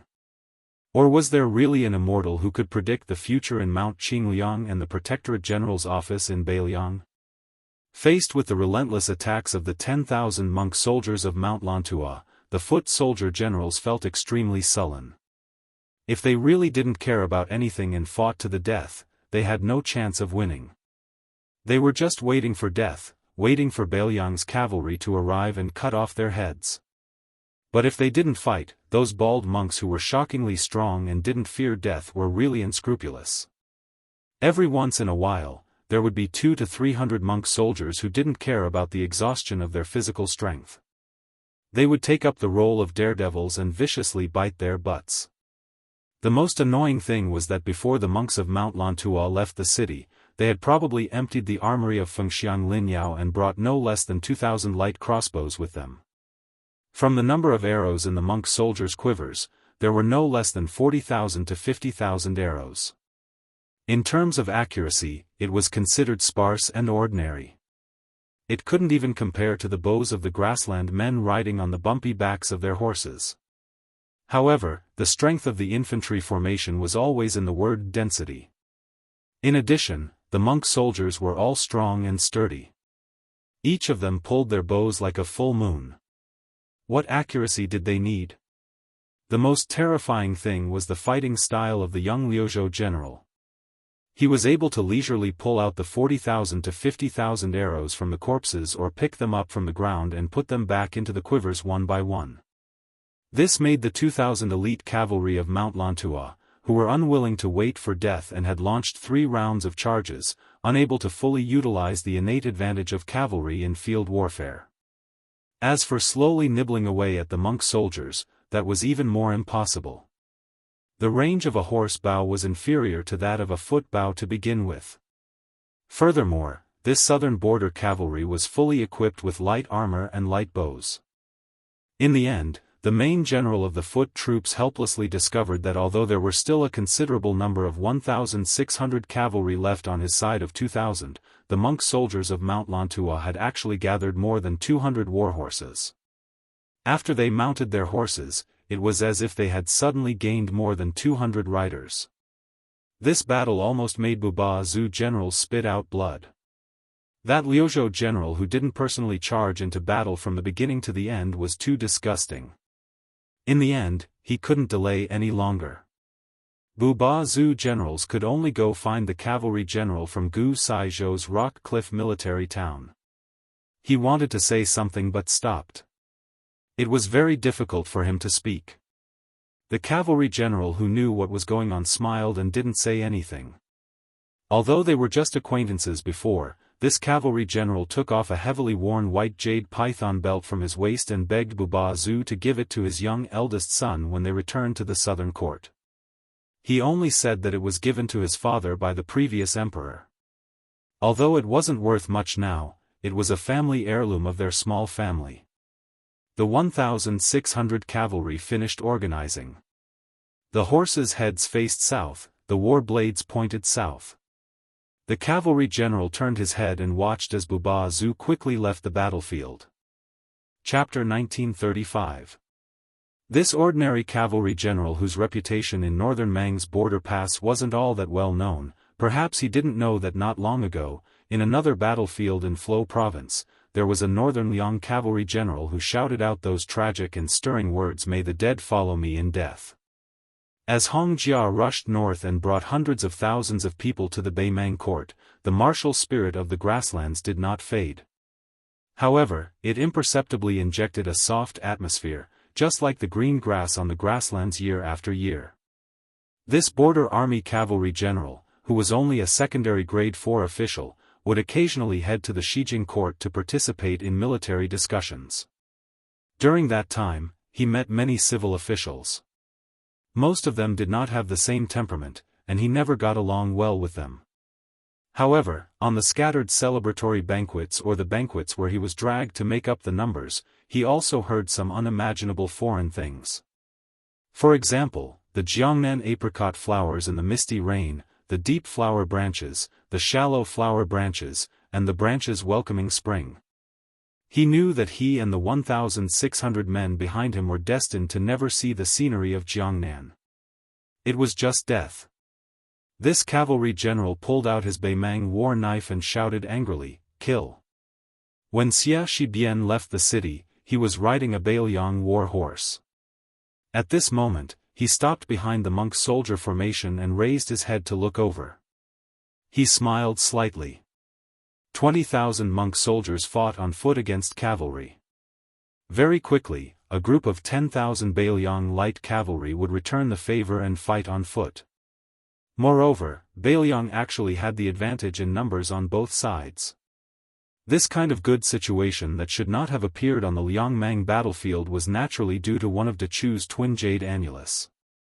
However, when Xia Shibian saw the Beimang cavalry valiantly heading to their deaths, this Liuzhou deputy general could not help but think of the tragic battle at Miyun Pass. The corpses piled up like a mountain. It was impossible to tell whether they were the Beiliang frontier army or the Beimang barbarians. It turned out that the Beiliang cavalry was not the only one who viewed life and death as a small matter. Beimang was also the same. After that, Xia had a long career in the military and officialdom in the western frontier.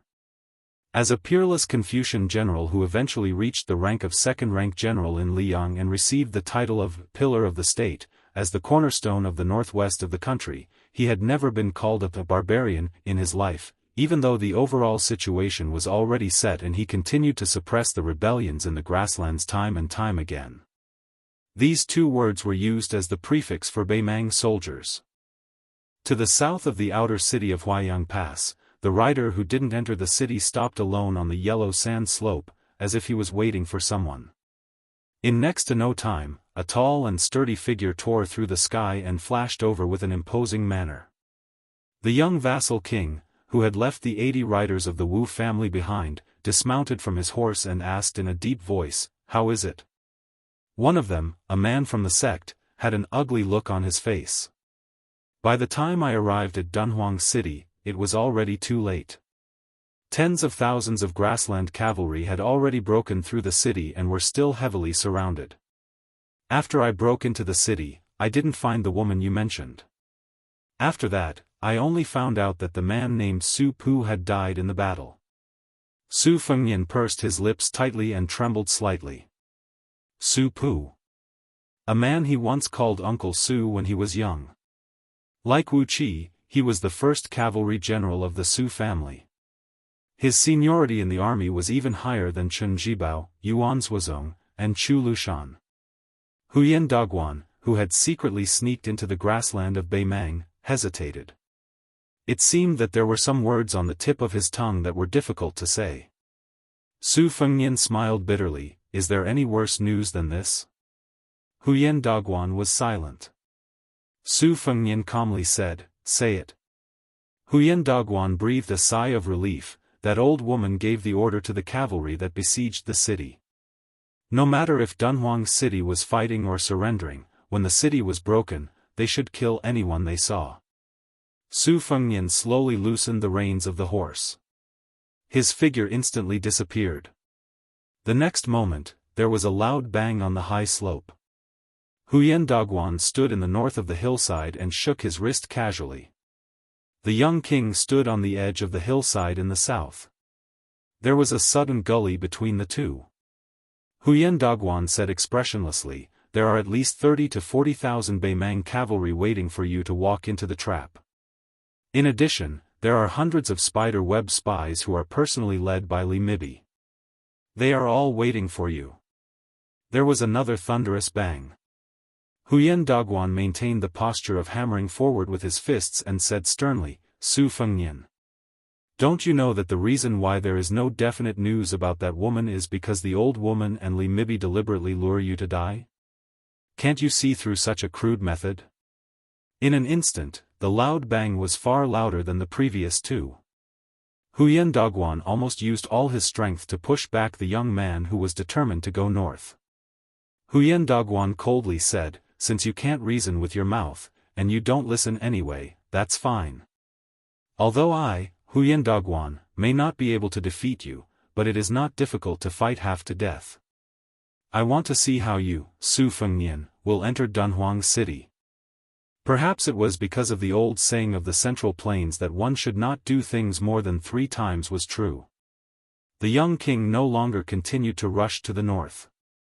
Instead, he slowly walked to the north of the high slope and stood side by side with Huyen Dogwan, one facing north and one facing south. The young man squatted down with his hands in his sleeves and quietly looked to the north. Huyen Dogwan comforted him, "If you don't show up, she will have a chance to live. Do you understand?"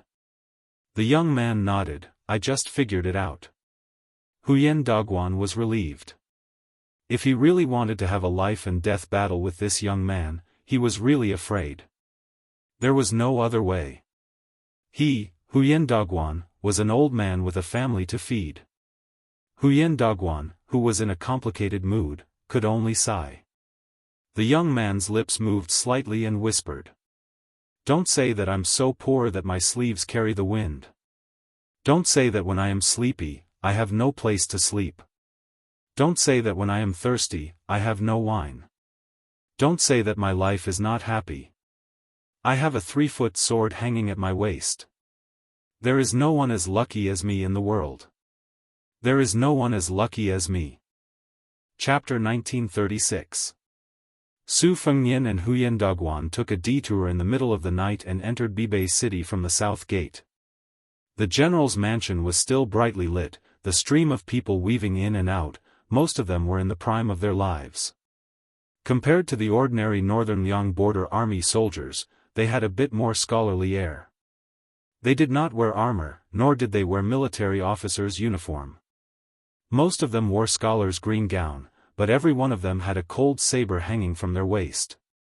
Moreover, hanging from their waists was a small and exquisite seal ribbon made of green jade. This group of people had a complicated background. Some of them came from Song Dongming's mansion in Mount Qingliang, which was known as the Dragon Gate in Beiliang. Some of them were young scholars who were recommended by famous scholars such as Huang Chang Wang Shihua. Some of them were young military officers who were transferred from the border army of Liangzhou and Yuzhou. The oldest one was in his early 40s, but there were fewer of them. Most of them were in their 30s, and young men were also not rare. These people had one thing in common. Whether they were born in Beiliang or not, they were all well educated since childhood. Most of them were interested in the art of war.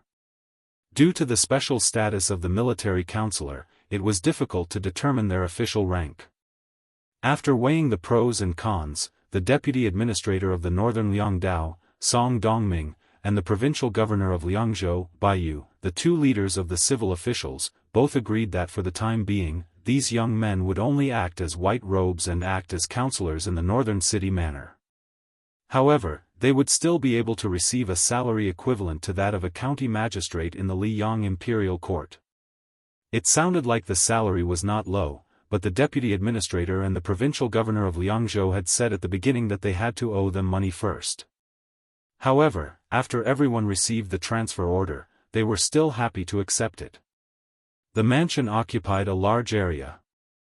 Su Fengnian walked all the way to the council hall because there was an unwritten rule that all people, regardless of their official rank, only slowed down when they saw the young king. They didn't stop, nor did they need to salute. At most, when they bumped into each other, they would slightly move to the sides of the corridor to make way for the young king.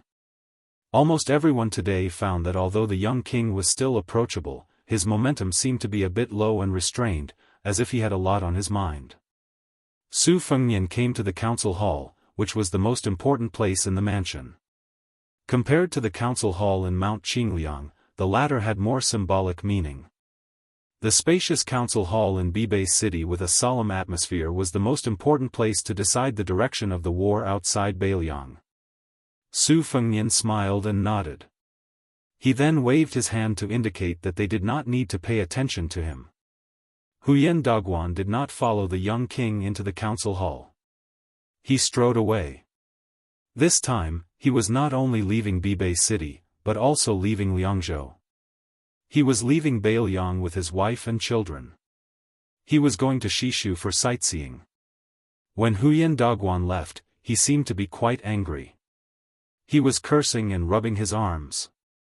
Bruises and scars could be vaguely seen. It turned out that on the way back to the south, the young king, who had clearly said that he had thought it through, flew to the north twice without warning. Huyen Dogwan managed to stop him once. The second time, he was full of anger. He directly grabbed the young king's ankle and smashed the young king into the ground, creating a dusty pit. This Beimang Jianghu man replaced Chao Changqing's position in the new Two Dynasties Martial Arts Review. He became one of the 4 grandmasters in one fell swoop. Although he was at the bottom of the 4, he was recognized by the world as someone who could stand shoulder to shoulder with Su Fengnian, Tuoba, and Dong Tai. He could not be regarded as an ordinary Earth Immortal. This year's martial arts review added that although the number of Earth Immortals in Jianghu was slightly less than the last era of Wulin led by Wuxia Xianxia, the strength of these Earth Immortals and their high realms was a grand scene that had not been seen in 1,000 years. It could be called the most glorious period of Jianghu in 1,000 years. After this trip alone to Dunhuang City to inquire about information for the young king, Huyen Daguan thought that he had settled the old scores with Su Fengnian. The matters of the previous life were settled in this life. In the future, they would be responsible for their own lives. Of course, Su Fengnian did not ask Huyen Daguan to stay. Yuan Zhuozong, the commander-in-chief of Bailiang cavalry, walked into the conference hall with his saber. Girl Hehe and Suing in the red robe were squatting on the left and right sides of the threshold. Ordinary people would not have the courage to cross the threshold between them. Seeing the young king standing alone in front of the long table and looking down at the border map of Liangmeng, Yuan Zhuozong was not surprised at all. He walked slowly to Su Fengnian and said softly, when Chu Lushan was stubborn, even the general could not persuade him. Only when his adoptive mother spoke, Chu Lushan was willing to listen to her. Yuan Zhuozong thought of an old story and could not help smiling. In fact, when we just settled down in Bailiang, the general intended to let Chu Lushan be the deputy commander of the cavalry. Half of it was to reward Chu Lushan for his military exploits in the Spring and Autumn War and the Northern Grassland, and the other half was to restrict Zhong Hongwu, the only one of the Su family who was conferred the title of Huaihua General by the imperial court. At that time, Zhong Hongwu was very envious of the title of general given by Zhao Dun of Liang, but he was also very hesitant. After all, it was deliberately used by Zhao Dun of Liang to disgust his adoptive father. In the end, his adoptive father laughed and said that it was a second-rank official for free.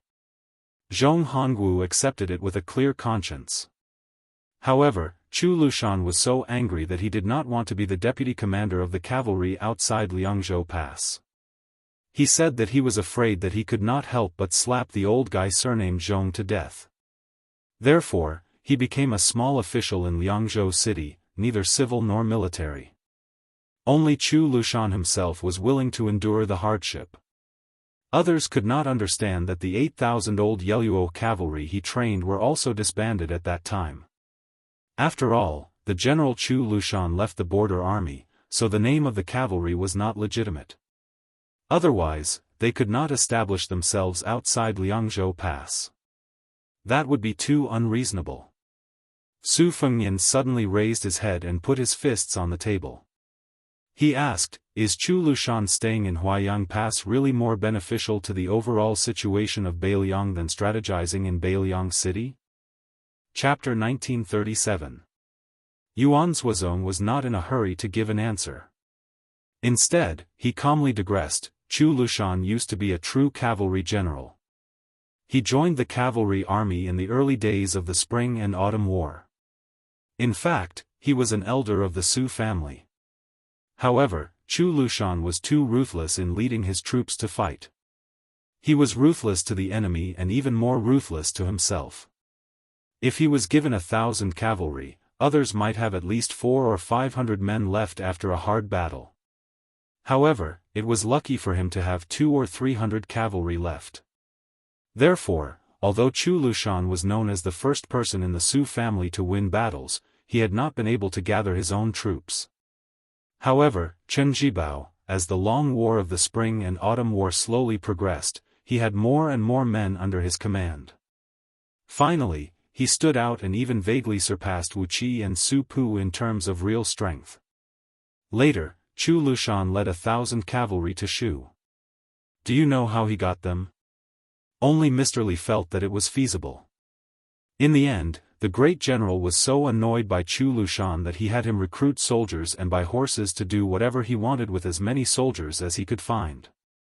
In the end, Chu Lushan only managed to gather around 200 old soldiers. The remaining 800 or so were borrowed from me shamelessly. At first, I was unwilling, so Chu Lushan went to Mr. Li and had him intercede on his behalf. Only then was Chu Lushan able to bring 1,000 cavalry to attack western Shu.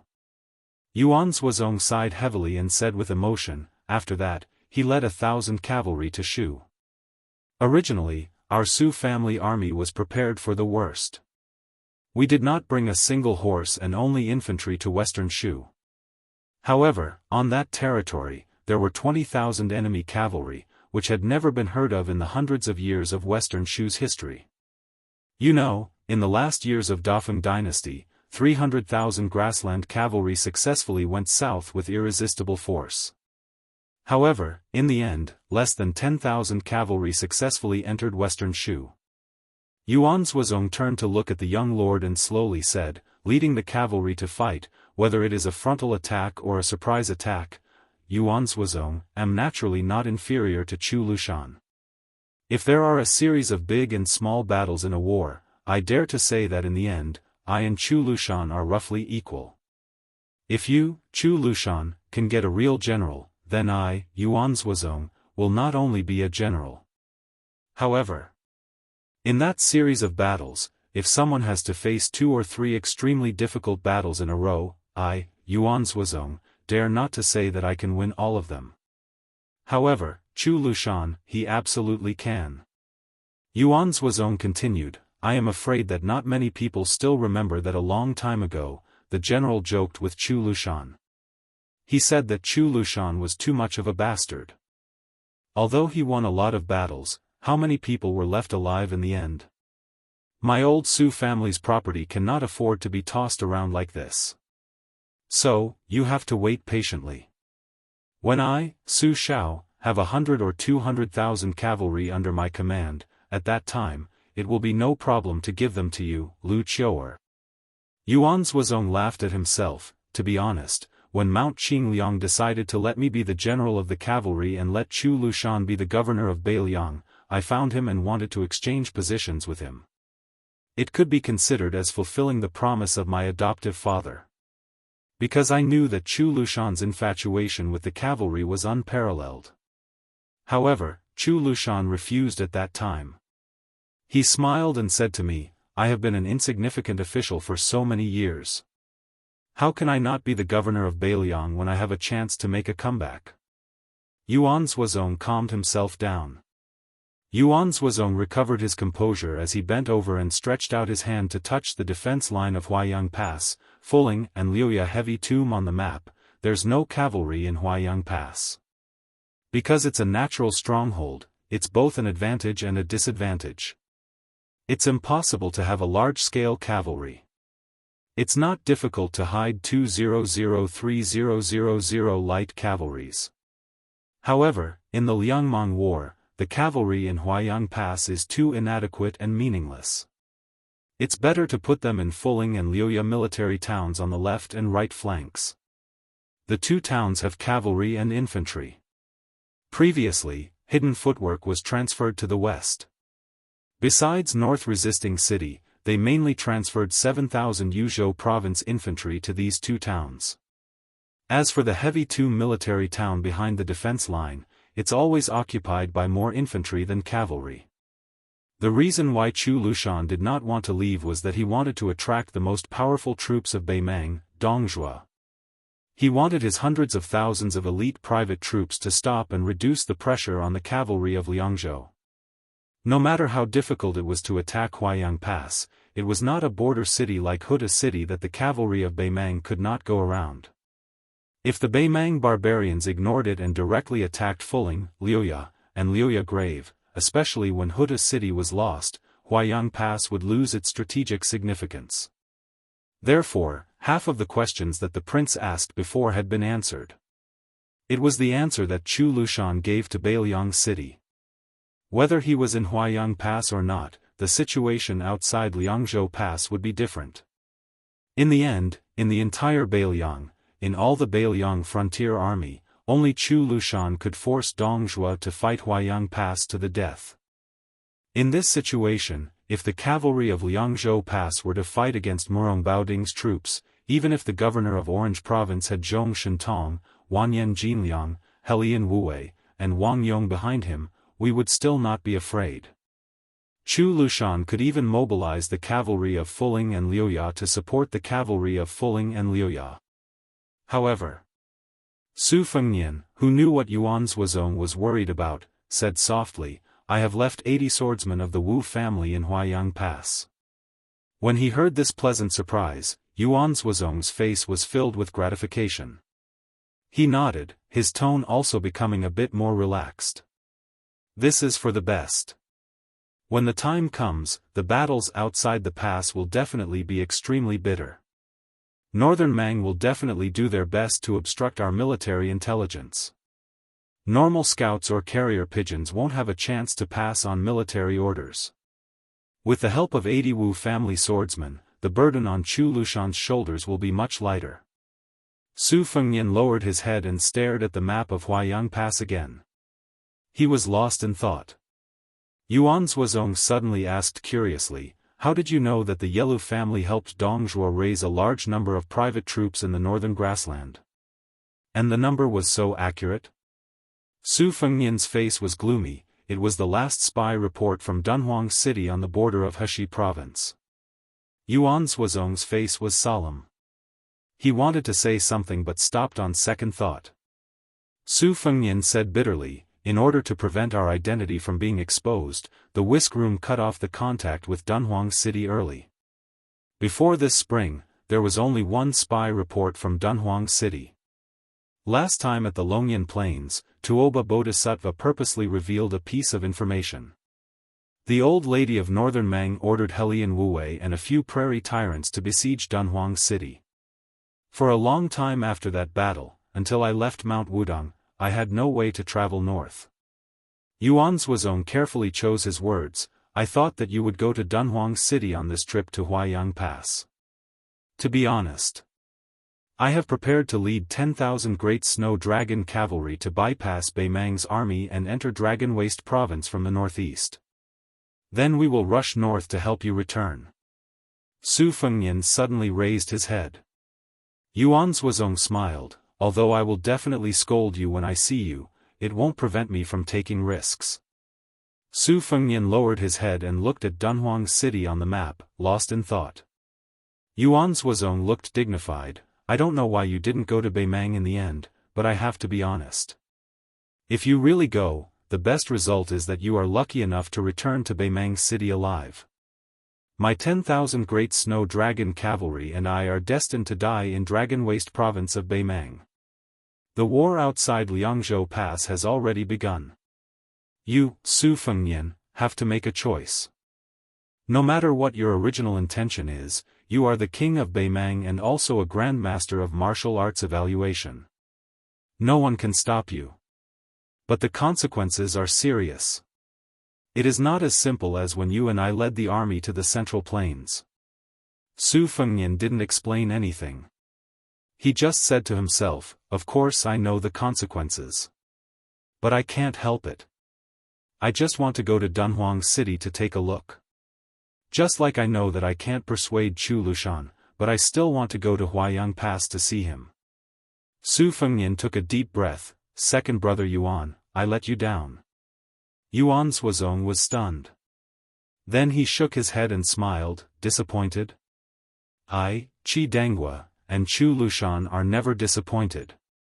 Su Fengnian looked at Yuan Zhuozong in silence. Yuan Zhuozong patted the young king's shoulder, the most difficult thing in life is to die without regrets. How lucky our Beimang cavalry is. Su Fengnian shook his head gently and said in a hoarse voice, there are only you and Chu Lushan left. I would rather you two live. Yuan Zhuozong smiled and turned away without waiting for him to finish. The commander-in-chief of Beimang cavalry, who had his back to the young king, said with a smile, let's talk about living in the next life. Chapter 1938. When Su Fengnian left the meeting hall, he felt a chill. He looked up and found that it was an unexpected autumn rain. The large red lanterns hanging in the corridor emitted a soft yellow glow. Hehe, Miss Hehe, and Suing in the red robe followed behind the young vassal king. On the way down the stairs to the second hall, Su Fengnian suddenly stopped. He waited until the two girls came to his side, one on the left and one on the right. He raised his hands high and put them on top of their heads to shelter them from the rain. Along the way, there was still a lot of people in the middle of the night. A counselor holding an oiled paper fan walked quickly from the back hall to the military office. After seeing this rare warm scene, he hesitated for a while and gave up the idea of giving the umbrella to the young king. On both sides of the corridor in front of the meeting hall, there were 6 departments: soldiers, officials, households, rights, punishment, and works. Now Yang Shenxing, the deputy provincial governor of Beiliang Road, was in charge of the military office. Li Gongda, the administrator, was on duty in the official office. Bai Yu, the governor of Liangzhou, was temporarily in charge of the household office. Although Mr. Bai Lian had a governor's mansion in Liangzhou city that he took over from Tian Peifong and also kept a government office in Mount Qingliang, Bai Yu obviously wanted to focus on Beiju city in the future. Whether it was for the Battle of Liangmang or to get rid of the shadow of the deputy administrator, Song Dongming, Bai Yu's ruling skills were beyond doubt. Not to mention a small household office, he could even skillfully control a government office in Liang City. Chancellor Wang, who temporarily left the academy, was in charge of the rights room. Song Chongsui, the head of the School of Moism, continued to perfect Beiju City as the deputy supervisor of the construction of Beiju City. No one sat on the first transaction in the torture room. The 2 departments, Yangying and Fushui, each had a spy leader with a strong resume. After the main hall on the central axis, there was a second hall with a plaque, Summer Seeking Hall, hanging. It was very strange. The residences and palaces of the world's monarchs were all summer resorts. The main building of the second hall was the signing room in the middle. The young king's study was also next door. However, compared to the unparalleled elegance of the Wutonghan of Mount Qingliang, it could be said to be extremely simple and crude. The books stored there were also the files of the Beiliang Frontier Army. Apart from this, the Liangzhou Left and Right Cavalry Army, the Liuzhou Longxiang Army, the Iron Stupa, the White Feather Light Cavalry, and many other elite border armies outside the Liangzhou Pass also had their own barracks here. There was also the Yuzhou Infantry Division, the 4 Prefectures General Division, and the 14th Lieutenant Division. They all had their own yamen to facilitate the smooth transmission of military orders. The plaque hanging above the 3 halls, Hall of Contemplation, was taken from Li Yishan's words, "1,000 years of merit requires the most contemplation." The couplet also came from this tide-listening pavilion strategist's famous words, "I came here because I was fated with the common people. I want to have a clear conscience, even if I die, I have no regrets." More than 20 military counselors were stationed here, while the remaining 30 or so Bai Yi aides, who wore the imperial seal ribbon, were on duty in the main hall's 6th room. They could come and go as they pleased. These blue-robed men's path of advancement was similar to that of Liang's imperial examinations and jinshi, but their duties were more like provincial officials in the Privy Council. The military counselors' roots came from the Liuzhou provincial governor's mansion. Yu Luandao, before entering Yuzhou as a cavalry general, had a similar role. His position was low and his authority was high. This was the creation of one of the prime ministers of Liang, Song Dongming. In the first battle of Liangmang, people related to this role also appeared in the Beimang border army. Not only did they pacify a large number of grassland bigwigs, they also greatly increased the military strength of the southern dynasty's border army. This was the work of the imperial tutor of Beimang, the Taiping Decree. Su Fengnian walked all the way to the 4th hall at the very back of the mansion. This was where he and his family lived. The Hall of Thought was separated from the 4th hall by a wall of flowers. There were more than 10 rooms on the left and right. The corridors, lintel, and beams looked ordinary, and the material was definitely not the wood of the imperial family like sandalwood. However, upon closer inspection, one could see that they were ingenious and the carvings were exquisite. It was said that the administrator Li Gongda had used the style of the Gangnam-do courtyard as a reference. Jiang and I, He, and Suing lived here. If Su Beiji stayed in Beicheng, he would definitely have a place. As for the others, perhaps only Yuan Zhuozong and Chu Lushan, the 2 adopted sons of the old Liang prince, had the qualifications to live here. This kind of thing had nothing to do with one's official rank or military merit. As a transport envoy, Su Beiji quickly went south to Lingzhou after hanging the horizontal board in Beicheng. In his words, when he was done with this, he would be busy for a while. At that time, the young king felt guilty and wanted to comfort him. However, just as he finished saying that he did not know whether to say it or not, Su Beiji, who was also the transport envoy and deputy Jidushi, bluntly said, "Then don't say it." This made the new King Liang, who had good intentions, feel sullen. However, he got used to it. When they arrived at the fourth hall courtyard, he went into the house and took a brand new oil paper fan. She pulled Su Ying, who was dressed in a red robe, and jumped onto the roof. The two of them huddled under a small umbrella and whispered. The night was quiet and the autumn rain was long. Su Fengnian saw that Jiang Ni's house was pitch black. He thought that she had already fallen asleep. Since he was not sleepy, he moved a chair to sit under the eaves. He leaned forward and reached out to catch the raindrops falling from the roof. Chapter 1939. This first autumn rain that covered the entire northern Liang did not stop.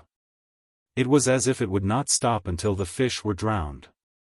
Jia and Su Ying probably felt that they couldn't wait for the moon to come out, so they floated back to the courtyard from the roof. Su Fengnian, who slowly turned around, smiled softly at the girl. "There are two old spies from the Whispering Chamber in Western Shu. They will return to Beiliang in the near future. I will give you a gift at that time." Jia snorted expressionlessly, which was a reply that he got it. Only those who were most familiar with this heaven-class killer would find that her footsteps seemed to be lighter. Splash, splash, splash, splash, countless fine water droplets on the bluestone floor of the courtyard. Gazing at the young girl's footsteps from afar, the young king smiled and slightly narrowed his long and narrow eyes. His eyebrows were gentle. When the young girl and Su Ying closed the door, Su Fengnian still sat quietly on the chair. The chair was an old-fashioned wooden armchair that had been passed down from West Chu to the whole spring and autumn period. In fact, it was not comfortable to sit on, because the person who wanted to sit on the chair had to sit upright. Suddenly, a happy face peeked out from the door. Su Fengnian looked away and winked at her. At that moment, she smiled even more and closed the door completely. 1 night watch, 2 nights watch, 3 nights watch, 1 night watch, 1 night watch passed. Su Fengnian folded his hands in his sleeves and leaned back on the chair. From the beginning to the end, he looked up at the rain and was lost in thought. Suddenly, there was a slight squeaking sound. Su Fengnian looked in the direction of the sound and the corner of his mouth curled up. Jiang Ni, who was neatly dressed, stepped over the threshold and passed through the rain. She stood beside Su Fengnian and didn't say anything. Su Fengnian stood up, pressed her to sit on the chair, and then squatted beside her. Su Fengnian looked at the puddles of water at the bottom of the stairs and asked softly, "When you were young, besides wanting to kill me for revenge, what else did you want to do?" Jiang Ni pondered for a moment and said seriously, "I really want to have money to buy pen and paper so that I don't have to write in the snow with a tree branch in the middle of winter. I also want to have a bigger bed with soft bedding. I want to have a lot of thick clothes. I want to eat delicious almond biscuits until I'm full. I want to sleep in." Su Fengnian couldn't help but laugh. "You think too much." Jiang Ni turned her head and glared at him. She had answered his boring question so attentively, yet he still had the nerve to make fun of her. Su Fengnian smiled and asked, "Then guess what my childhood dream was?" The little mud man tilted its head and ignored him. His Royal Highness was a young man back then. Other than bullying and womanizing, what else did he think of? Oh, he even wanted to bully her. When she thought of this, she became a bit angry. Su Fengnian took his hand out of his sleeve and rubbed his cheek. He said helplessly, "Maybe I've mentioned to you before. When I was young, I wanted to be a hero and have a famous nickname. I wanted to be chivalrous in the Jianghu.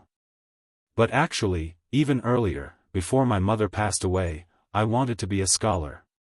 I wanted to wear a scholar's robe and be full of strategies. I wanted to speak eloquently. Listening to Su Fengnian's chatter, the little mud man didn't feel annoyed. In fact, she didn't even feel sleepy when she went out. Su Fengnian pointed at the curtain of rain in the courtyard. Doesn't it look like a waterfall without any momentum? The little mud man only felt that it was strange. She curled her lips and shook her head. I can't see it. Su Fengnian asked, have you ever heard of a famous writer's waterfall watching song? The little mud man was even more confused. No, whose article is it? Su Fengnian smiled. Anyway, I admire this scholar the most. It's a pity that you haven't heard of this poem. Knowing that this little mud man didn't have a good impression of all the scholars in the world, her curiosity was immediately aroused. Who is it? Su Fengnian didn't say who it was. He only said, the waterfall of lotus flowers is green with smoke, the waterfall of bull is thunderous. Only the waterfall of 9 flowers is not strange in the waterfall's spine, like a celestial being lying on his side. Its power can stretch out 94,000 feet, like a Dunhuang fairy's skirt. Releasing the 9 Milky Ways of the green sky, like the hair on the temples of an old general past his prime. When I came, it was raining ink, the 2 cliffs were tight and the wind was angry. The clouds rose and the flood washed away the traveler's path. I once watched the tide and the waterfall. Under the waterfall stood a white deer. Suddenly, the man and the deer looked at each other. South Tang, East Yu, or West Shu. After that, there was an old monk leading the deer away, and then there was the deer laughing. When the words were finished, the moon set in the west, the mountains and water were boundless. I only felt the smoke under the stone bridge, and the thunder was roaring. With the wind and rain of spring and autumn, it was mighty like a river. The little mud man nodded. It's quite good. Su Fengnian smiled. Right? Then the little mud man said, anyway, it's quite easy to read. Su Fengnian was a little hurt and sighed. The little mud man suddenly turned his head and asked suspiciously, could it be that you wrote it? Su Fengnian rolled his eyes. The little mud man suddenly said, I knew it. It's definitely not written by you. You only know how to buy poems and articles. The most abominable thing is that you never know how to bargain. The young king was a little depressed at the moment. The little mud man looked down at the side of his face and felt a little guilty. Then he said, was it really written by you? Su Fengnian nodded gently. She comforted him with a serious face, it's not bad. At least you've written a decent article in your life, Su Fengnian grimaced. You might as well not have comforted me. After a long silence, Su Fengnian said to himself for no reason, what is a dream? It's like a child hiding in a distance and making faces at you, and that naive and naughty child will never grow up. Jiang and I thought for a moment. If it were me, I would catch the child and beat him up. Su Fengnian said calmly, but I can't catch him.